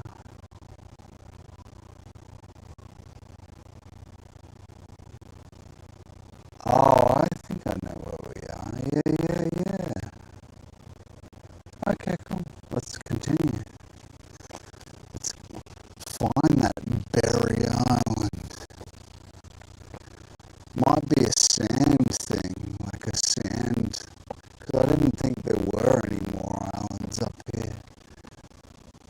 Let's have a look. But we were talking about what's a good symbol to understand this. The coin. The coin is a representation of something that might be real, right? A representation of something that's exchanged. And we can see what's happened with the currency. So too in the senses that happen with our own unconscious. The change and disruption of the value of currencies, the distortion and illness of value in the currency. Postmodern, fiat currency inflating, messing with people's earnings and savings, and values are distorted and inflated. That reflects what's happened in the unconscious. Truth. Values are distorted. What we actually value and what we should value according to divine revelation. We have all the content of our memory is becoming sensory only. Sensory only. Surface sensory only. Revelation, the Bible, is spiritual content from outside time, from the eternal. The more we are impelled by content, authentic, true content, from Christ himself through worship, for one, are we granted the spirit of spiritual wisdom and spiritual knowledge. That's the encounter with these things I'm talking about. It's not, spiritual wisdom is not as a proposition. It's like a substance sent to you and you encounter it in spiritual touch and all the phenomena I've talked about before in spiritual experience. This is spiritual knowledge. We need to become essential. That's how we do it, through worship and prayer and concentration. In that will we experience things that are a mystery to us. Over a long period of time, do those incredibly intimate and deep experiences become understood, what's happening through the reading of spiritual knowledge, wisdom from people who have encountered it before, like we just found with Cynthia Fan the Recluse. But we must become essential. We must become filled with content that is eternal and from outside time, not of the surface senses.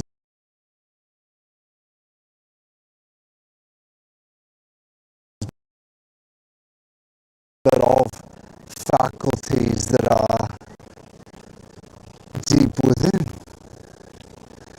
that are actually what make us truly human.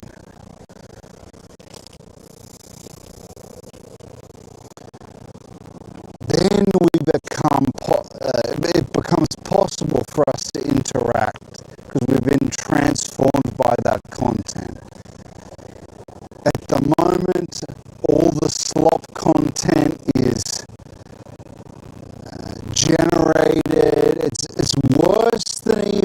surface senses its semblance from that. That's slop AI content. It's not even, it's sort of abstracted, already untrue, not even natural events. It's disturbed, perverted, unnatural, abstracted events. Just things that are the news, right?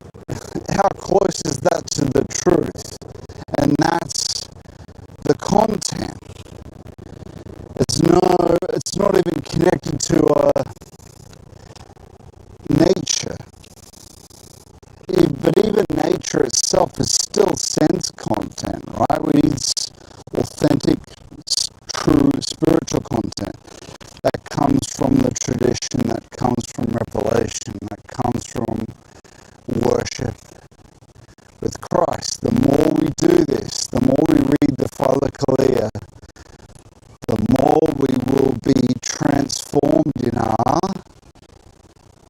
what we love, what we are impelled towards. Don't we get a sense that we're sick of, I wish I didn't have to desire to just sit here and be entertained and watch YouTube at night? Don't we desire actually to desire something else, to use our time more meaningful if we only loved something else, if we only were impelled towards it and not impelled towards this, and we weren't sort of enslaved by our desire to be entertained, right? The comforts, because the comforts have surrounded us for our life. That is actually possible. Christ aids us by we pray for a love of Him, and then it's easier. We just become less interested in what is not essential, and we actually must make it our goal and our resolution to desire the essential. And there will be a little bit of work on our part. We don't have to do to be a bit ascetic in terms of keeping away from it, but He does transform our soul and our desires and valuations that are in the unconscious to seek Him in worship and prayer and love, and be impelled by spiritual content. Saints talking about hopefully this, the spiritual content granted to me from authentic spiritual experience does impel somewhat what is being said here today. I pray for it. I pray the Lord to inspire you guys who watch to seek Him essentially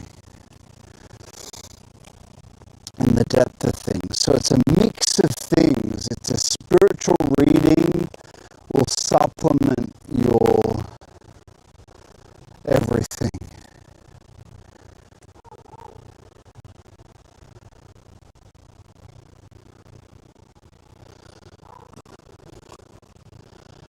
And the concentration without effort, our practice in the morning in prayer and the Jesus prayer will transform you. The prayer itself doesn't transform you, but Jesus does.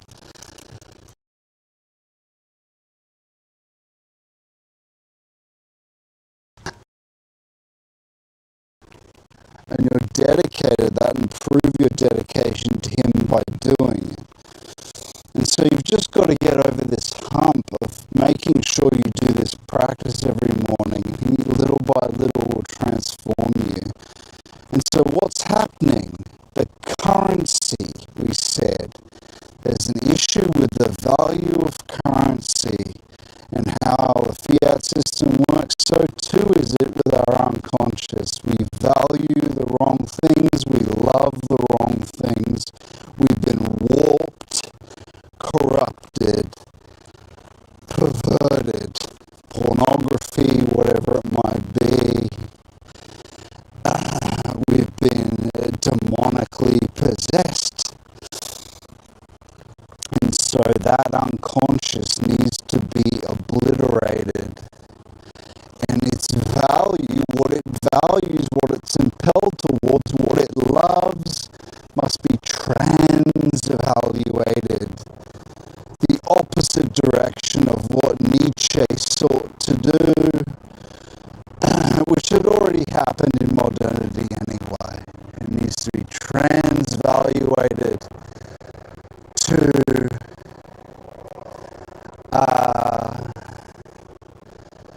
will to service and love of God.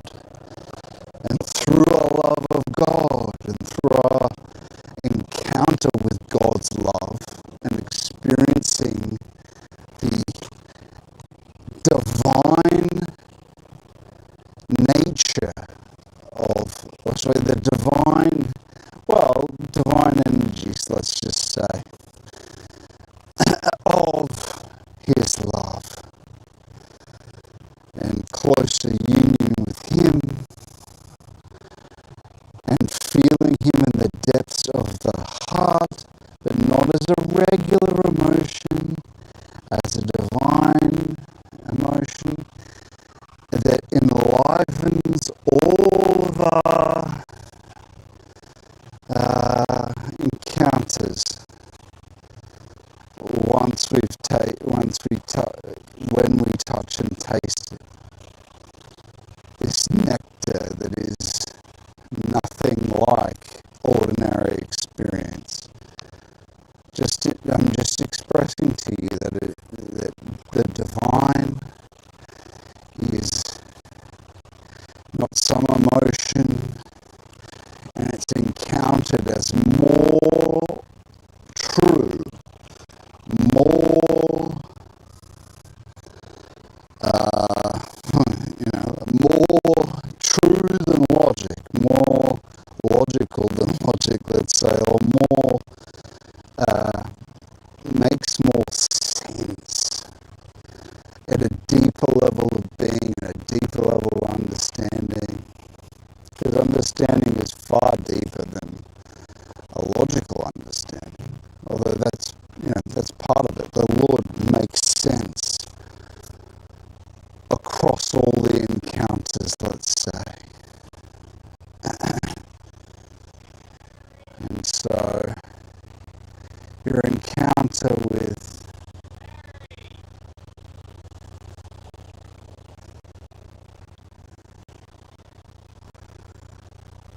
that is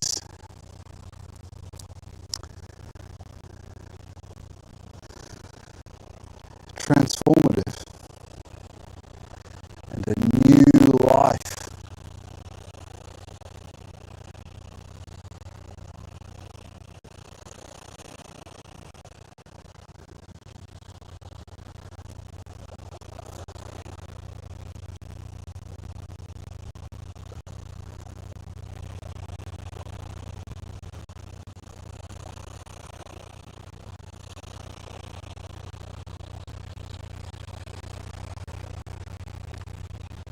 He's making drip castles, young fella.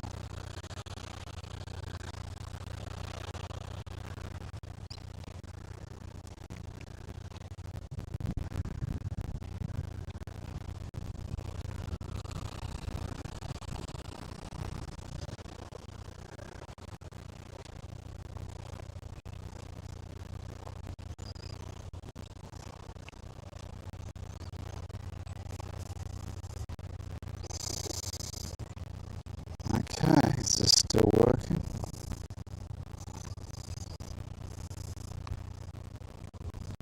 Looks like it.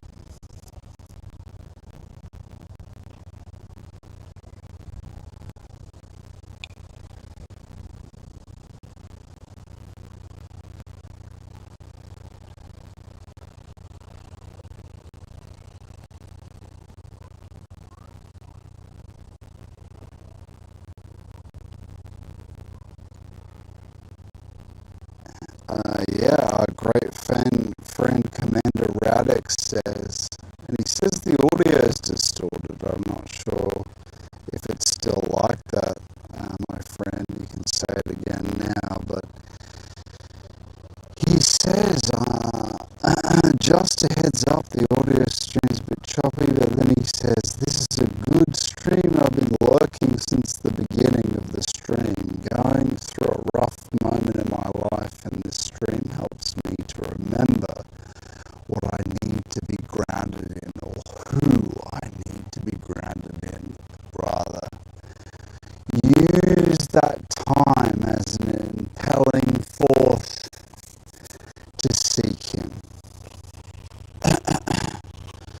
Because when he becomes the most important thing that we love and do,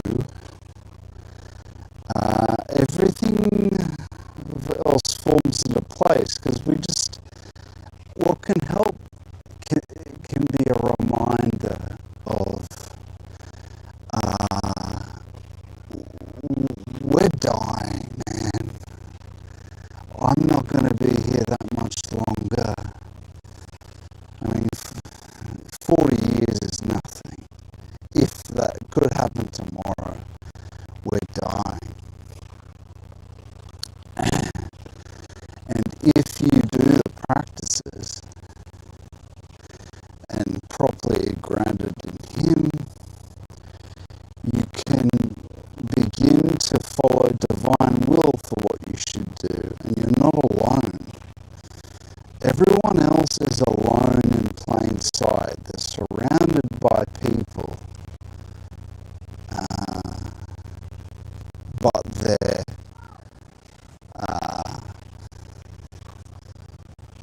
alone.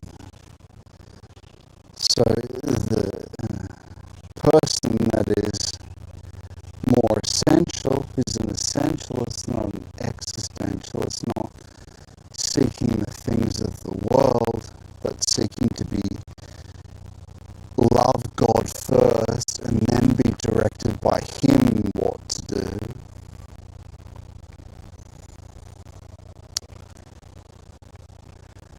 That person,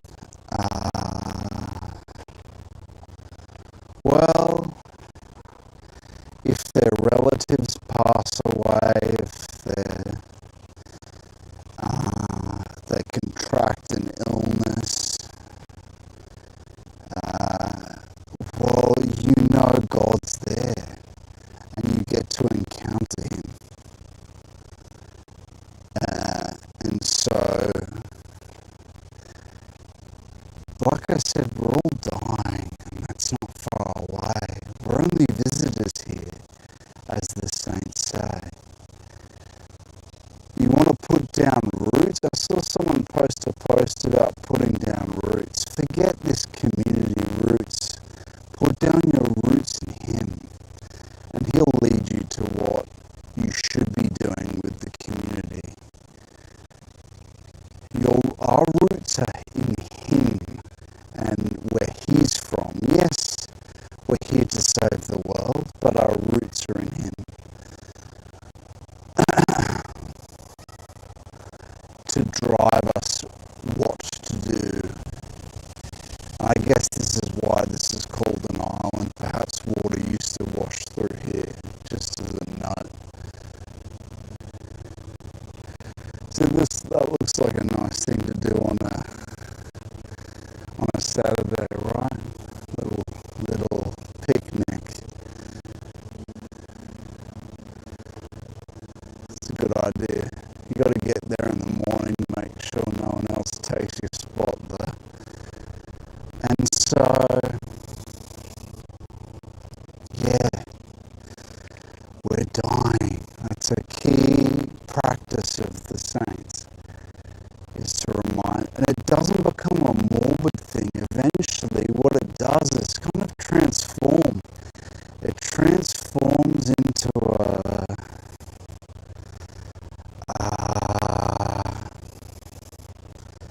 I don't know, it transforms into the opposite.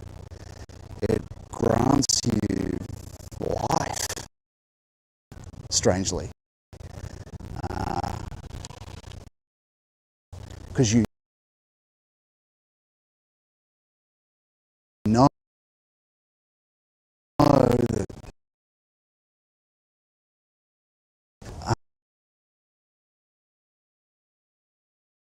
well, not even because you know, it's just the practice of it makes you close to Him.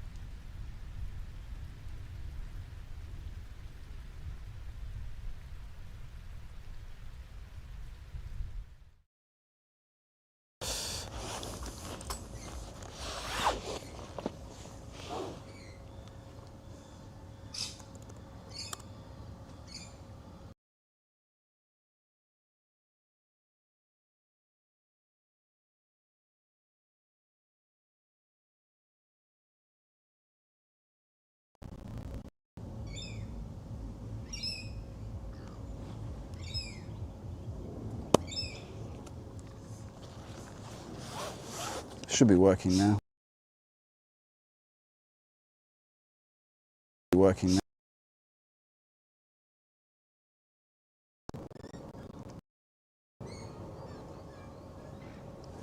Let me see if I can listen.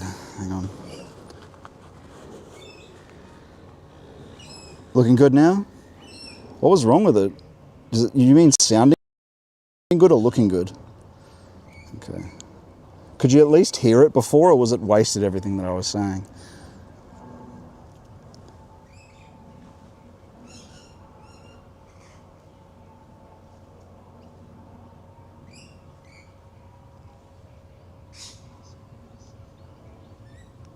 Okay, it sounds okay. It might have been a signal thing. I don't know. Hopefully you heard some of the other stuff I was saying, Radix. Did you hear the stuff I was replying to your query? What you were talking about? Must have just been a signal thing. The signal was breaking up.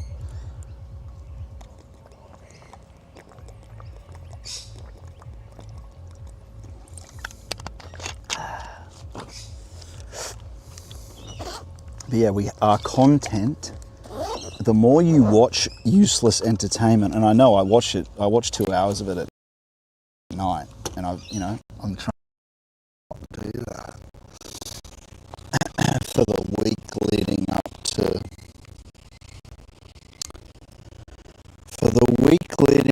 to Pashka, Passover, Easter.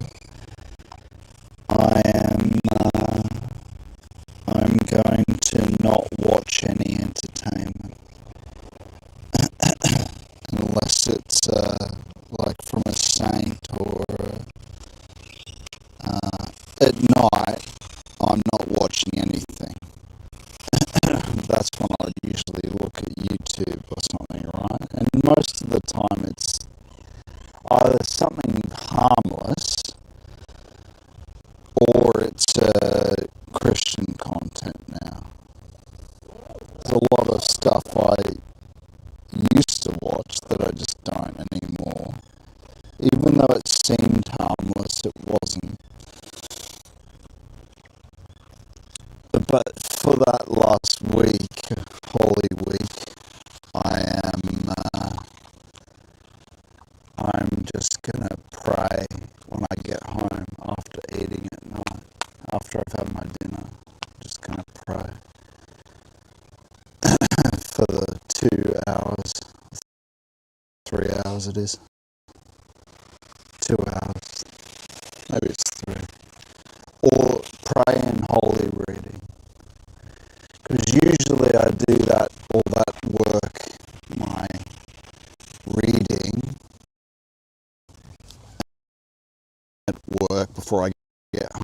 there's like 2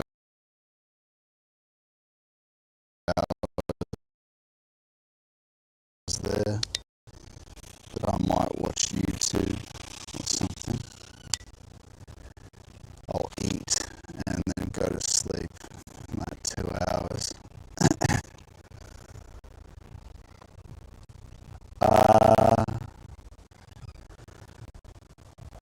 But yeah, it's just good to be devoted for the whole time. And I've never had that really, where I've been completely devoted to divine things at night as well. I am basically the whole day is what I'm devoted to, and at night I just relax the mind a bit, right?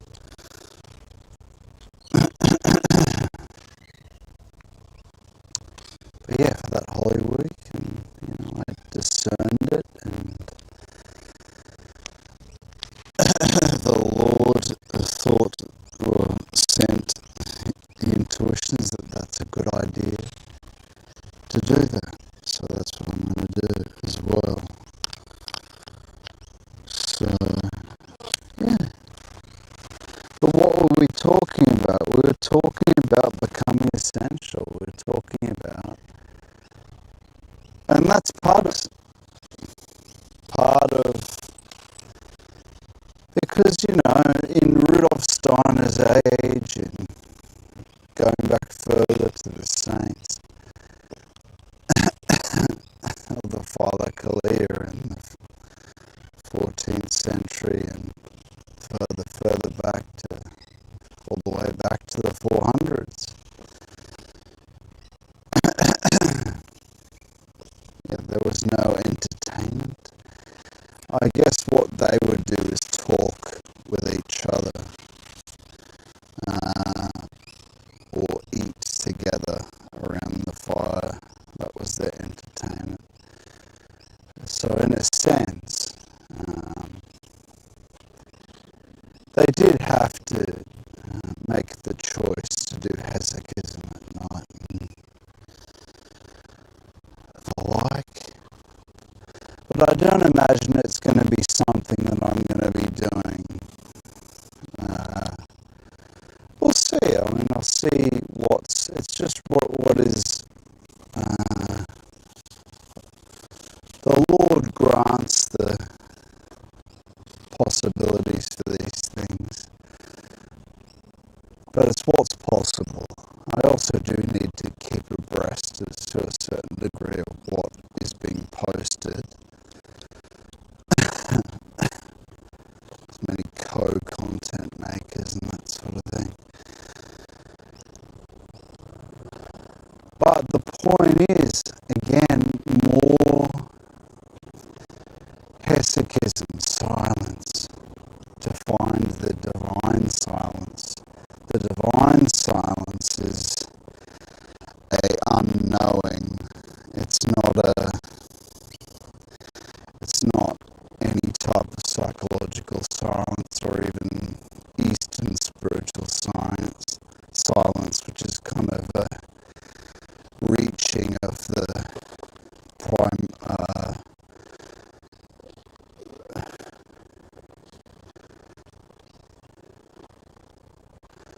pre-birth state, really. Which is like the joie de vivre of the life force. It's not getting to the divine. It's like the edge of the divine, you could say.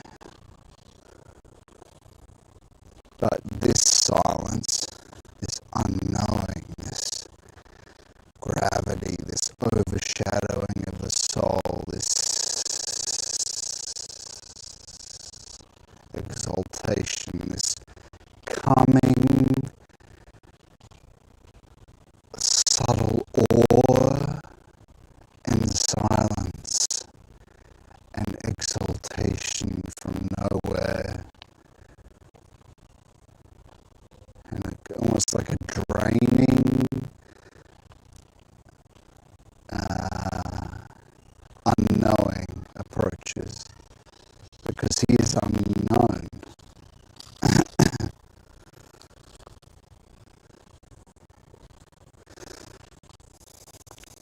And then as the saints say, the intellect expands and we can't see, but we can feel. The essential touch is felt.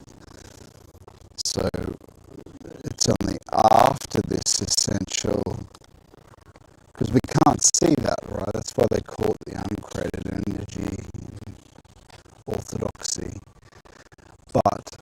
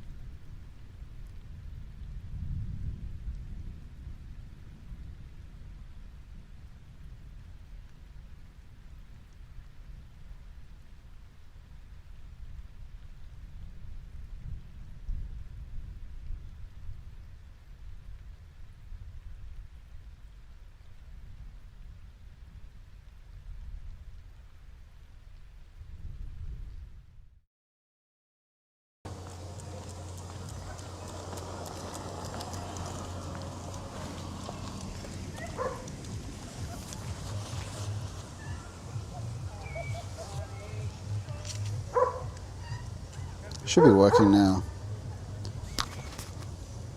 I reset everything. It says live. How's that? Should be back. Alright. we're going to continue. There's nothing, we've done everything we can, so we're just going to keep going from now. Reset everything again. All right.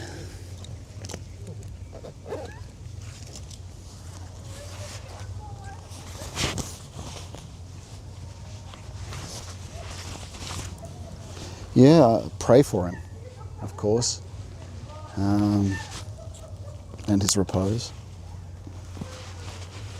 It's difficult with relatives, right? Because I know with my relatives, it is Christ, right? Is the ground of reality.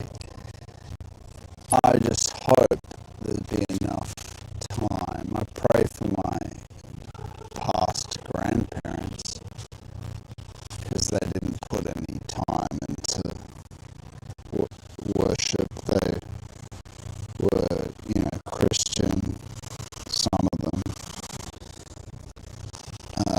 But I pray for their repose, and the Lord, I know the Lord does things. I pray every morning for Him to purify them and allow them to find repose in Him, even though they weren't,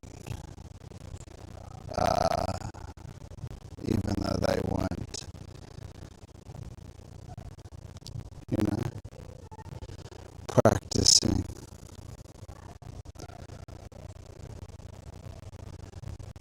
So, yeah, I'm sure He does that. I'm sure it's helping.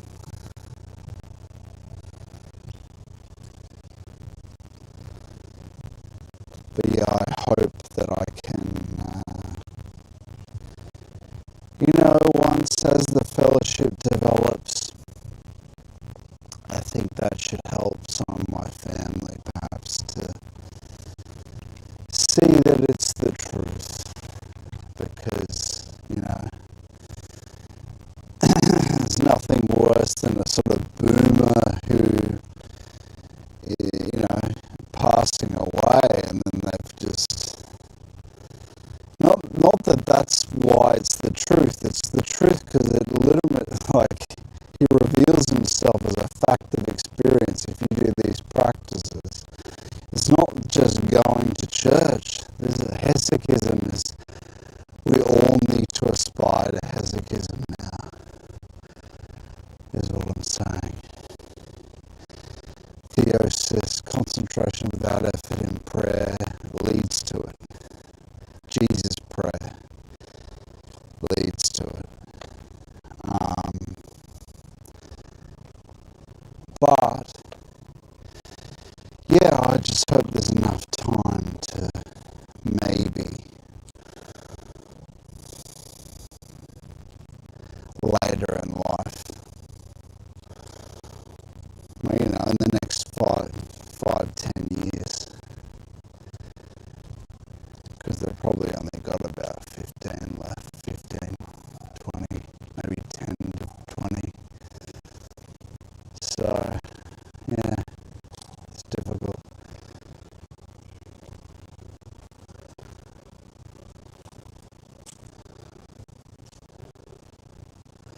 But miracles happen if you take care of your own salvation. Take care of your own salvation, and then the Lord can tell you what to do. You see, people get concerned with other people, concerned with the world. Purify yourself, and then the Lord will give you a mission. And then the Lord will help you. I mean, your mission's Him, to love Him. That can take years.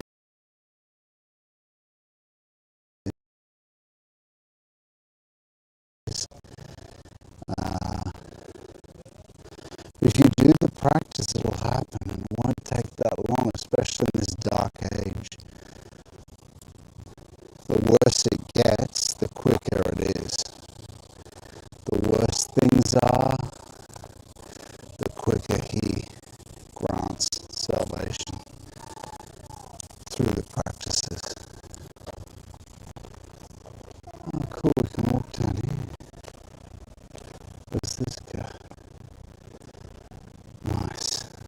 where we want it.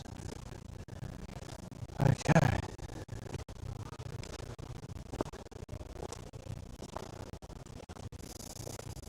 There we go.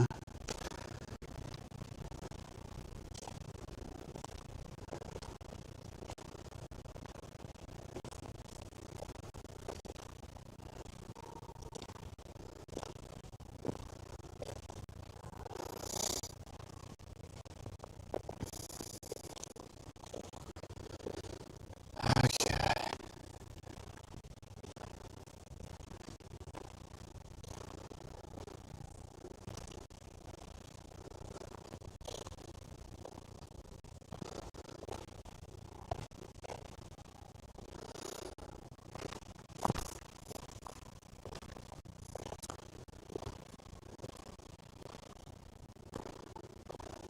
How are the new graphics? They're showing, they list the different segments to give people an idea of what happens so they don't tune out and they know when to tune back in or whatnot.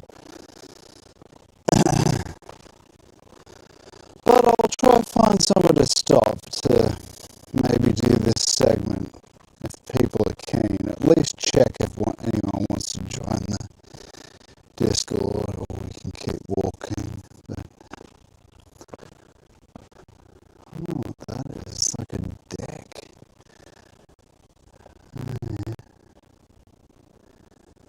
Nice.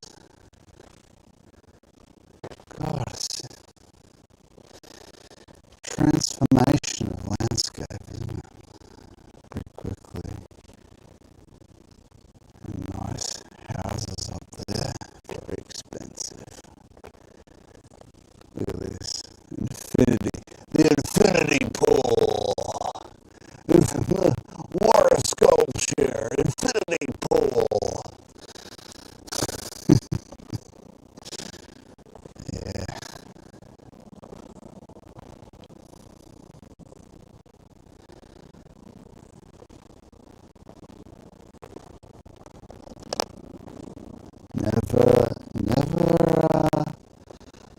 Never covet anyone,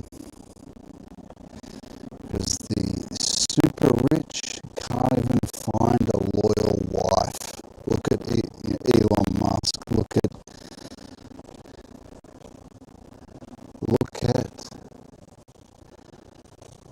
Oh, does this not keep going? Oh yeah, it does. Look at George Bezos, whatever his name is. Bezos. Cucked.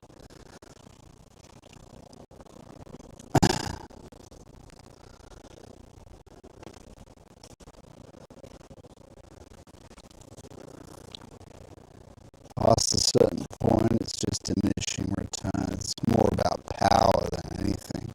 It's more about affecting your Willensmacht on the world, and none of it is divine will. Maybe if it's unconscious, perhaps there's some guidance. In fact, like I said, you get so distracted by the magic carpet that is capital that and social media does the same thing. If you get some massive social media following, loads of likes and tweets, this is a seduction of demons. And they govern your behavior. You're not free and you're not following divine will.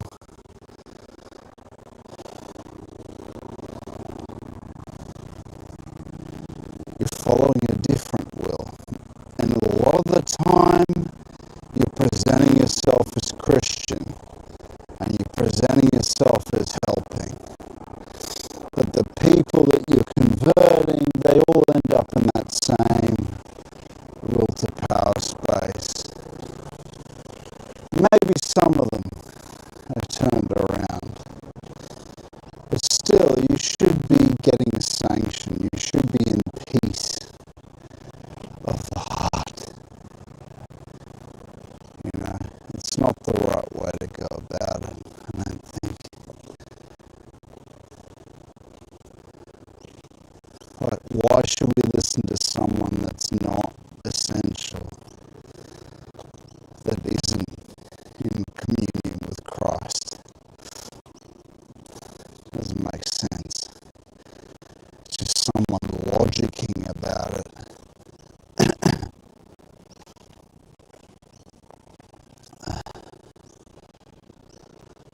Here we are.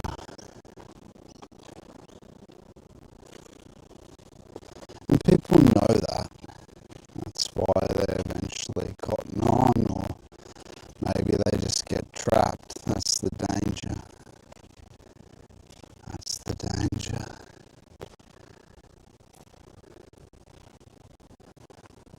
We hope not. We pray for them.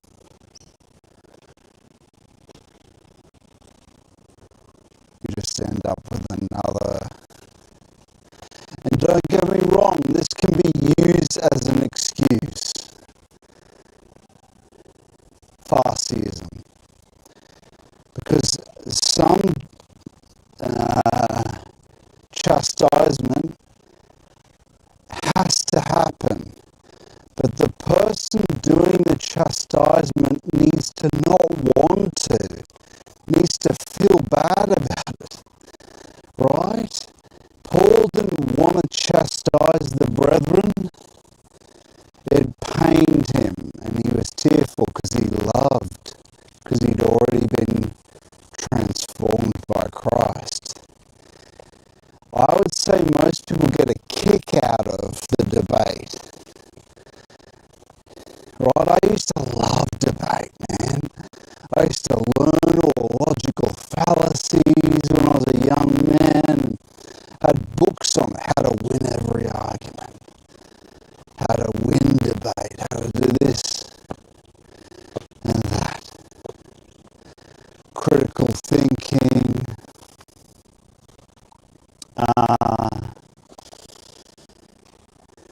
Yeah, it's a sport. It's a will to power. And that is the devil. If that's the impulsion's the devil. You can take the form of logic, that's fine. But it has to be motivated from the right place.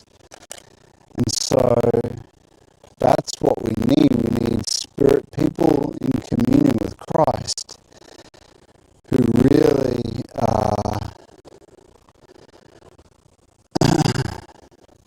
the trouble is so much of it is sophistic. It's sophisticated.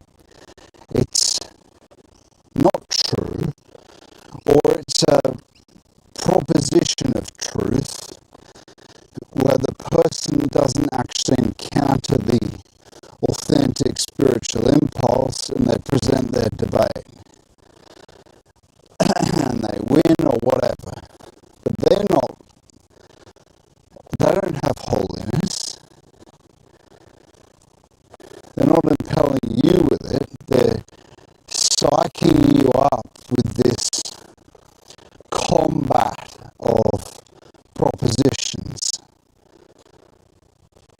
this snarky rhetoric. It's not even a tone police thing. It's what's your impulse? What is your being? If your being is corrupted, it's not about tone, it's subtext. The subtext is the impelling force. That is dark and pollutes.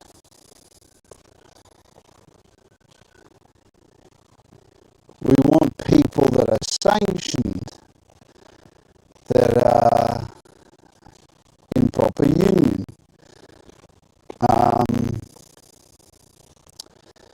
We would think, right? That's difficult. It's not something I've contemplated, but it seems right. That's what St. Paul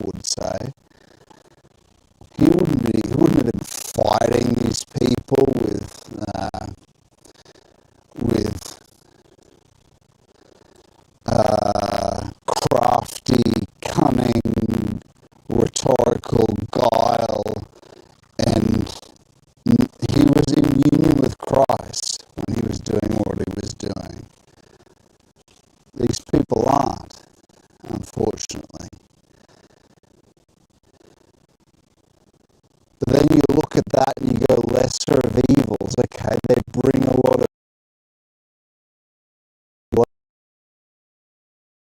over. Do those people become more essential though? Do these people seek the essence of things? That's the only thing. If they do, then I guess it's some lesser evil sort of thing. I don't know, I'd have to think more about it. But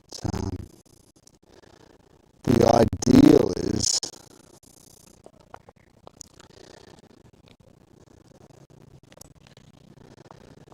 Christ is directing you to how to counter what is done,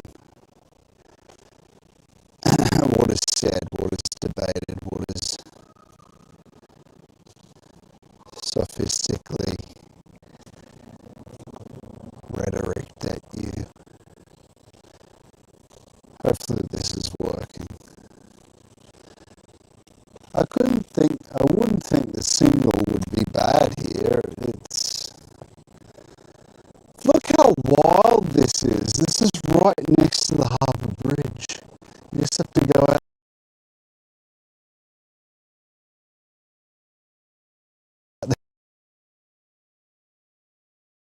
It seems so wild. It's so pretty interesting. You know what? It's a good metaphor for the modern world. There's a hidden wild, a hidden new. That new is actually Jerusalem, though. It is a bit more jungly on the way down because you have to face the fallen hierarchies. We face temptation the whole time. The Lord grants us strength. We call on Him. He helps us, renews our peace, and later on, once we've done it for a while, it's much more,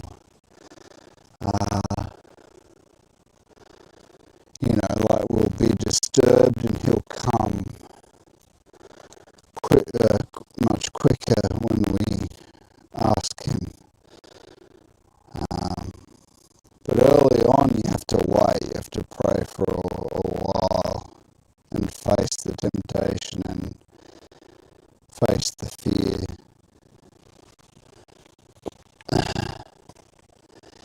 These things require courage.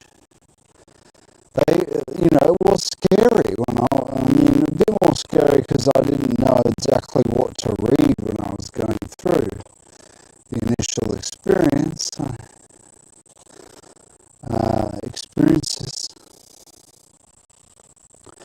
Thank God they align with, and I was able to through that. There's a beauty to that as well because discovering certain guidances from the Lord before I read about them, there was a real beauty in that because, I knew it was Him guiding me then, didn't I? Because later I read in the saints that exactly what happens is what happened, so it wasn't some psychological thing. It's something I knew nothing about, right? Incredible. This is so weird. This trial. Yeah. We might not get to that segment. I don't know how long this trail is. But we're in the middle of nowhere, suddenly. In the middle of everywhere. that looks like. Yeah, there's houses at the top of it, but just the view, we're sort of surrounded. It's pretty cool. And we're right in the heart of Sydney. The harbour is just over there, but it feels like middle of nowhere. Oh, okay, there's some houses over there. I didn't see those when I was walking up.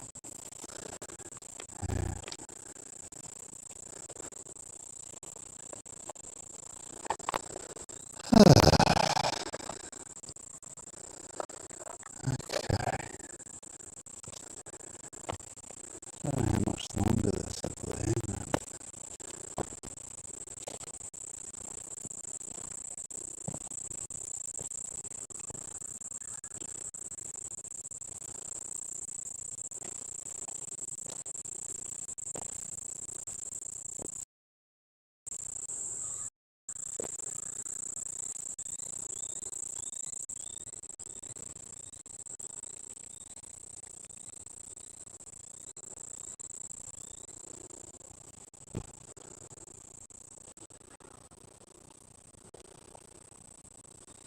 Looks like a mangrove.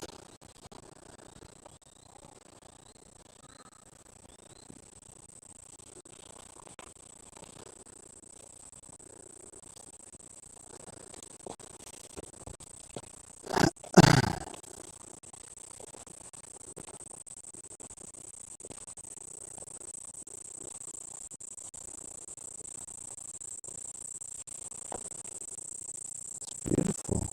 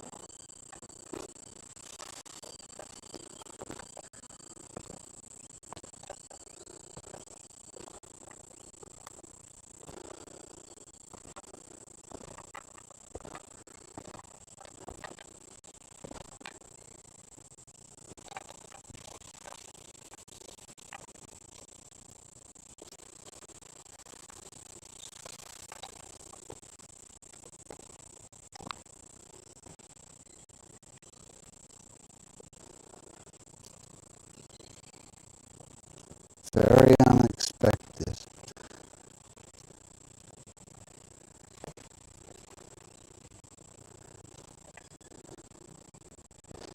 Feels more like where I live,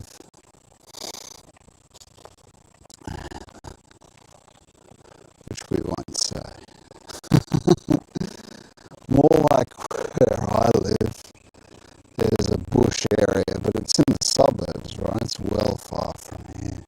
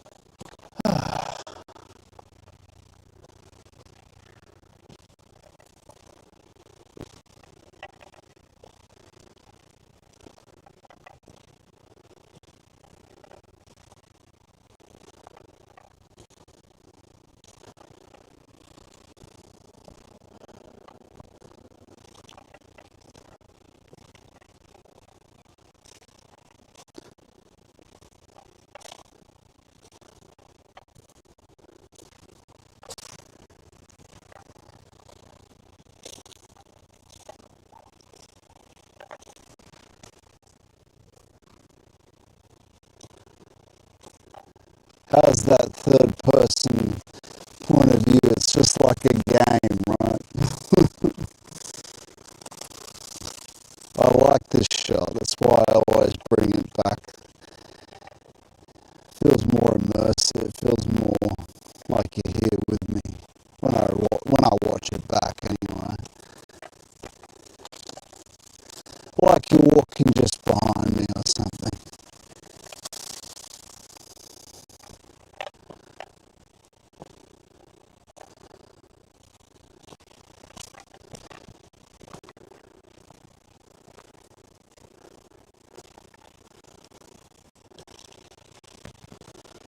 Where are we?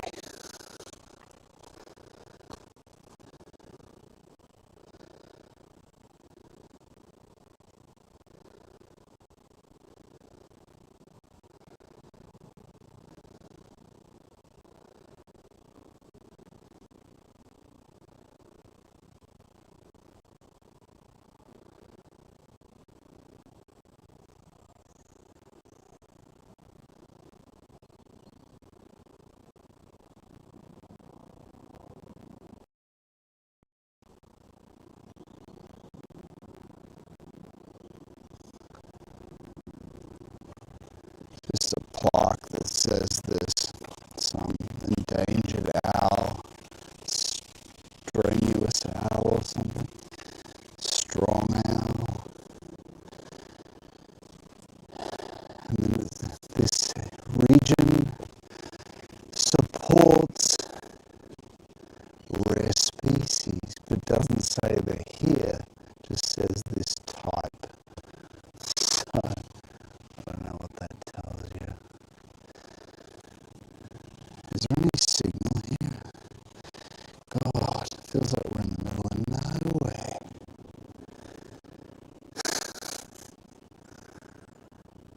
But of course we're not. I wonder if it's even working. Maybe not.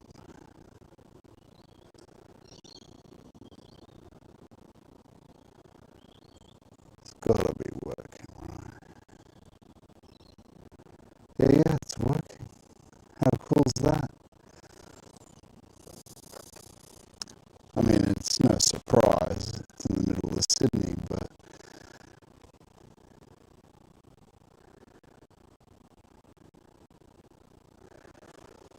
thanks to that Radix, I saw that new graphics point.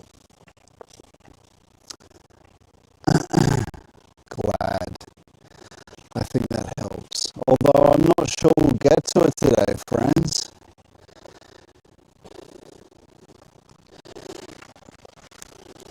Post in chat if you were here staying around to have that segment where you could be in the Discord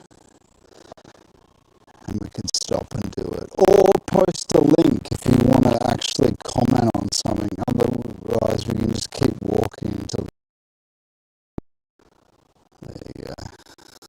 Well, we are in the forest after all. Where does this go?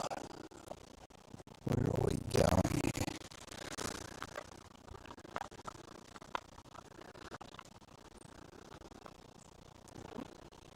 That's what I want to know.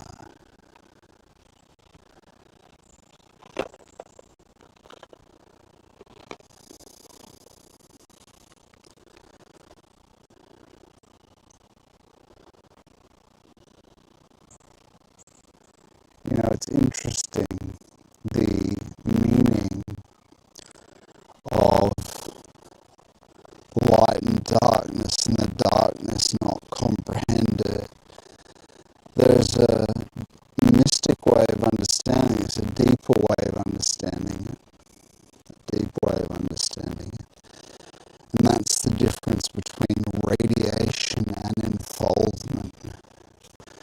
The serpent seeks to enfold everything, to enfold its own tail. That's what, in a sense, matter is, the enfoldment. Wollstonecraft Station, Vista Street, Greenwich. Cool. That's what we want. This way.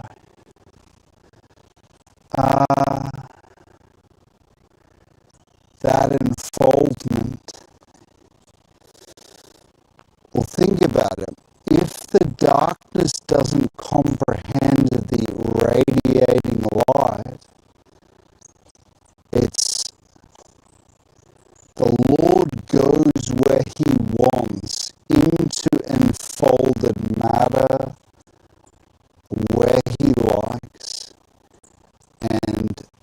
the eternal recurrence of the fall, or let's call it the recurrence, the churning repeat, as Solomon describes. There's nothing new under the sun. Everything goes, comes again. That is the deep historical archetypes without God after the fall. This Luciferian spirituality just repeats and repeats, and actually spirals downward into a dying crystallization. This is the modernity, you see. Modernity is that. It's a proceeding from Lucifer to Satan. Lucifer is a kind of desire for escape and feeling and lost in soul life, right? Soul life is not incarnated, really. I mean, it's wrapped up with your body, yes. The soul has the body doesn't have a soul, though, is what I'm saying. And so it seeks to escape, right? That's the Luciferic side, and it's charged up with certain forces and sympathies and antipathies and desires for comfort. This is full-on rainforest in here. It's cool.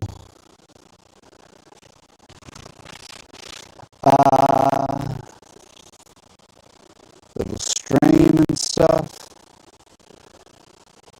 I bet it looks pretty good on camera. Here's the stream. Didn't expect this at all. In fact, I asked the Lord if I should come here, so I'm quite happy, because I had thought of a different place and I was guided to come here instead. It's much better than I would have experienced elsewhere. There's the drippings down from the sandstone caves. Oh, didn't expect that. It's nice.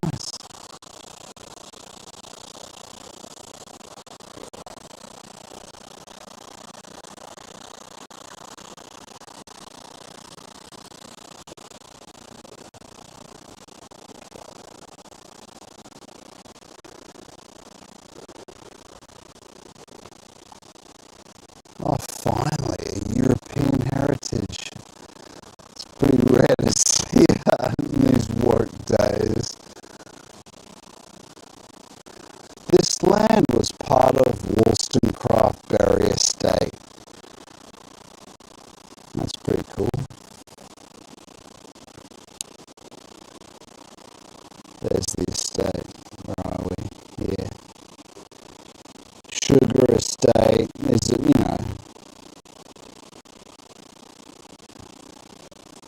industries.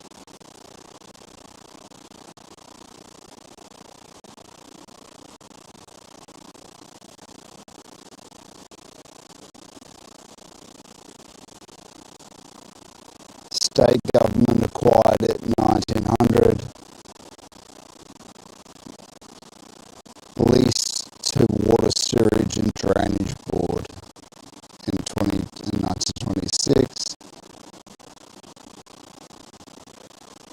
Yeah, nice history, thanks for that.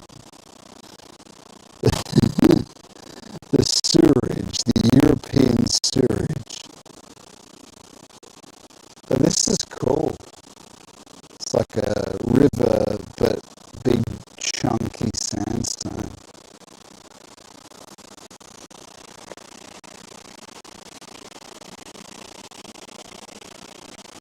All the way out.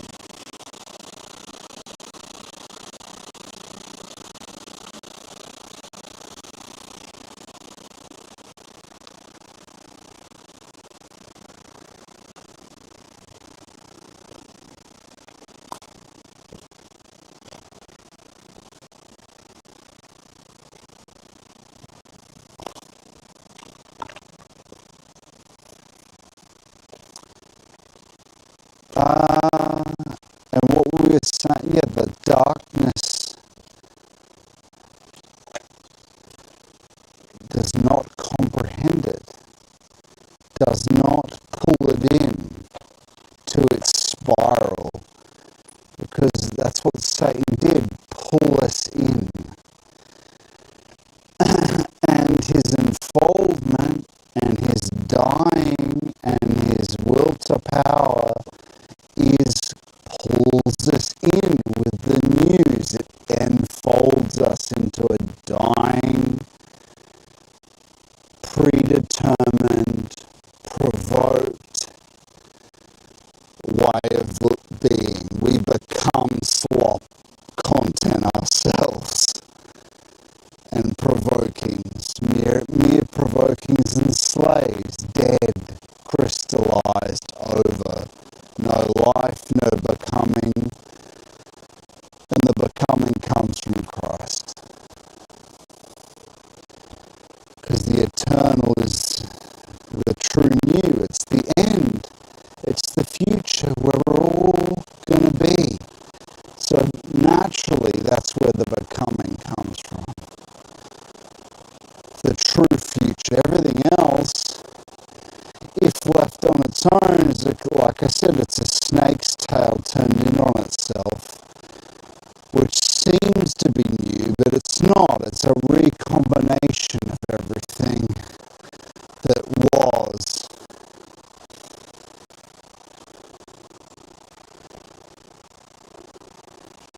Until eventually there's no force left in it. And that's what's happened since pagan times. It was from a luciferic charge energy from a first beginning after the fall, thousands and thousands and thousands of years. And then it already began to crystallize with the Greeks when they started to define it, contemplate it, utilize it.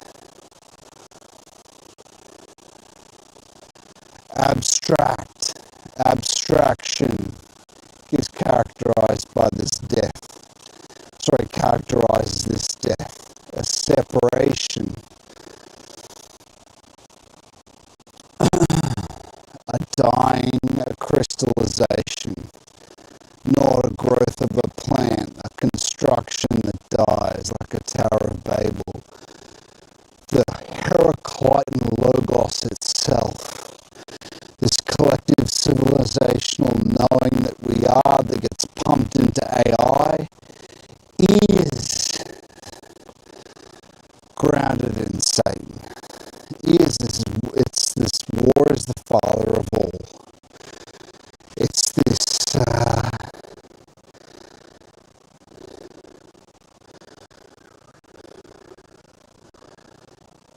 that is the Tower of Babel. Our intuition, we need to receive spiritual content from God, not a dead surface or dead provokings from a long gone spiritual content that is dying and dies in cycles. Kali Yuga, that's all old patterns.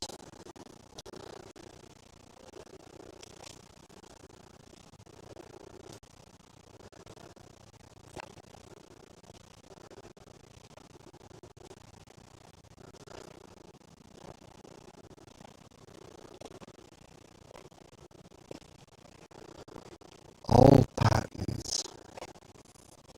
They continue. It's just since the resurrection, the pagan astrology is true. There is an effect of these. Astrology maps onto archetypes that are in the unconscious, right? If you don't find Christ to liberate you from these things, these different types of spiritual being in the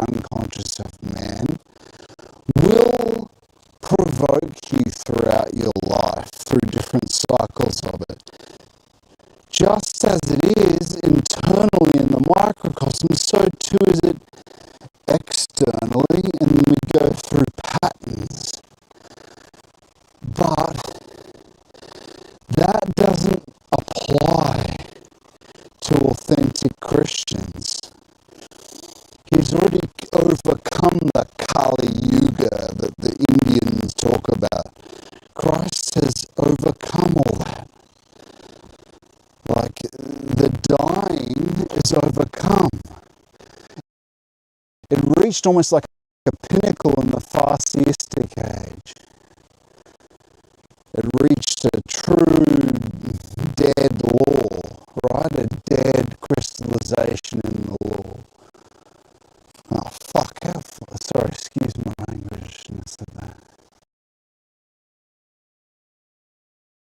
How far do we have to go with this? Let me look.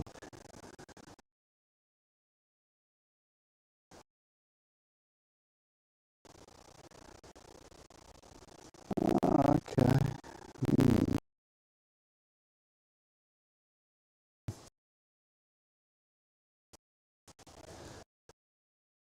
I don't think it's that much further.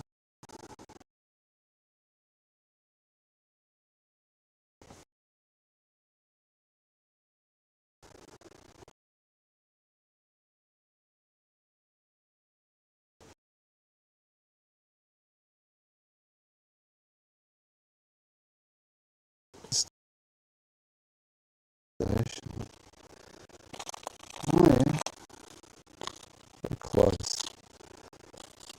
How do we get up there? I see, it's not that much further. Sweet. Alright, we're almost there. Let's keep going. Wow, I can smell the smell of Australian barbecues, which is sausages on an open hot plate, steaks on an open hot plate, and you can see the people probably having barbecues on a Saturday night.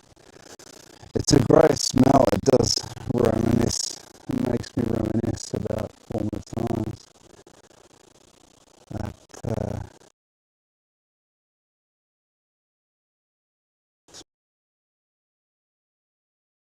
smell, friend barbecues, that sort of thing. Suburban barbecues. Yeah, I'm just I come from a normal middle class, whatever. But you can be a complete nobody. Complete nobody. And the Lord will have mercy on you. You don't have to be, in fact, better that you're a nobody. Better that you're a nobody. Not something that is my blood, the bloodline. I'm aristocratic. No, true nobility comes from grace. That whatever that is just degenerated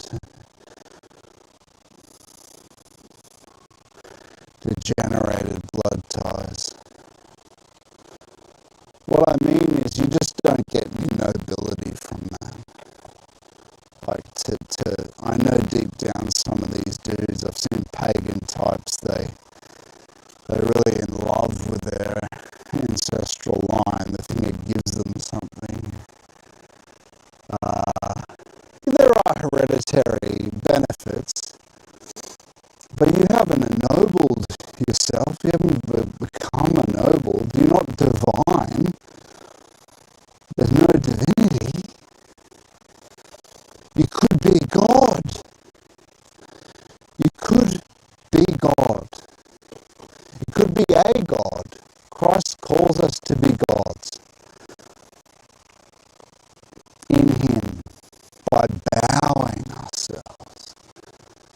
This is really nice. I'm a fan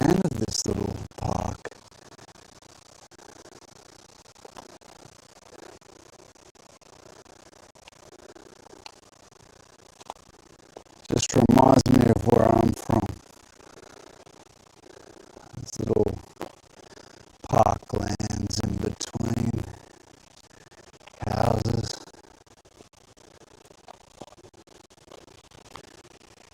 Yeah.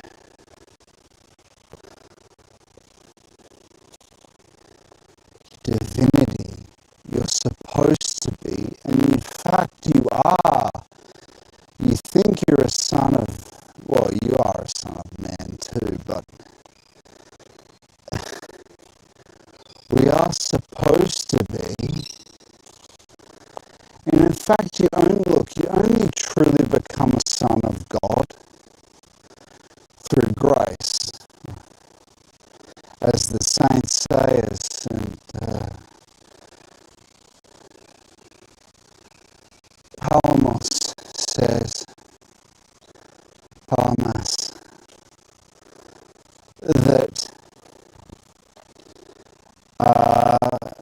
yes, we are sons of God. We only become them through grace. You only truly become them through hesychism, honestly. Like, you have to... God has to know you for you to become a son of God. He sees you otherwise, but he only knows you, and he'll know you when you die. Like he says, he'll say, I didn't know you. Why is that? It's the parable of the candlestick holders. If you just have faith and don't do the work, you won't have any oil in your candlestick.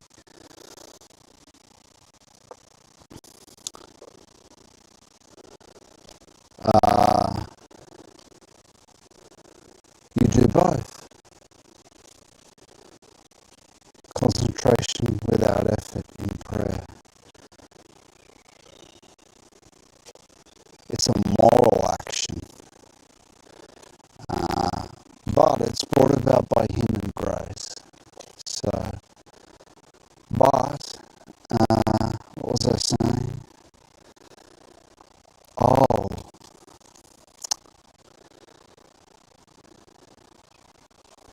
what does he say?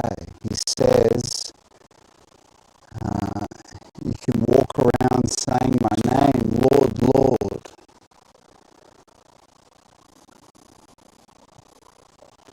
But I'll say back to you that I didn't know you.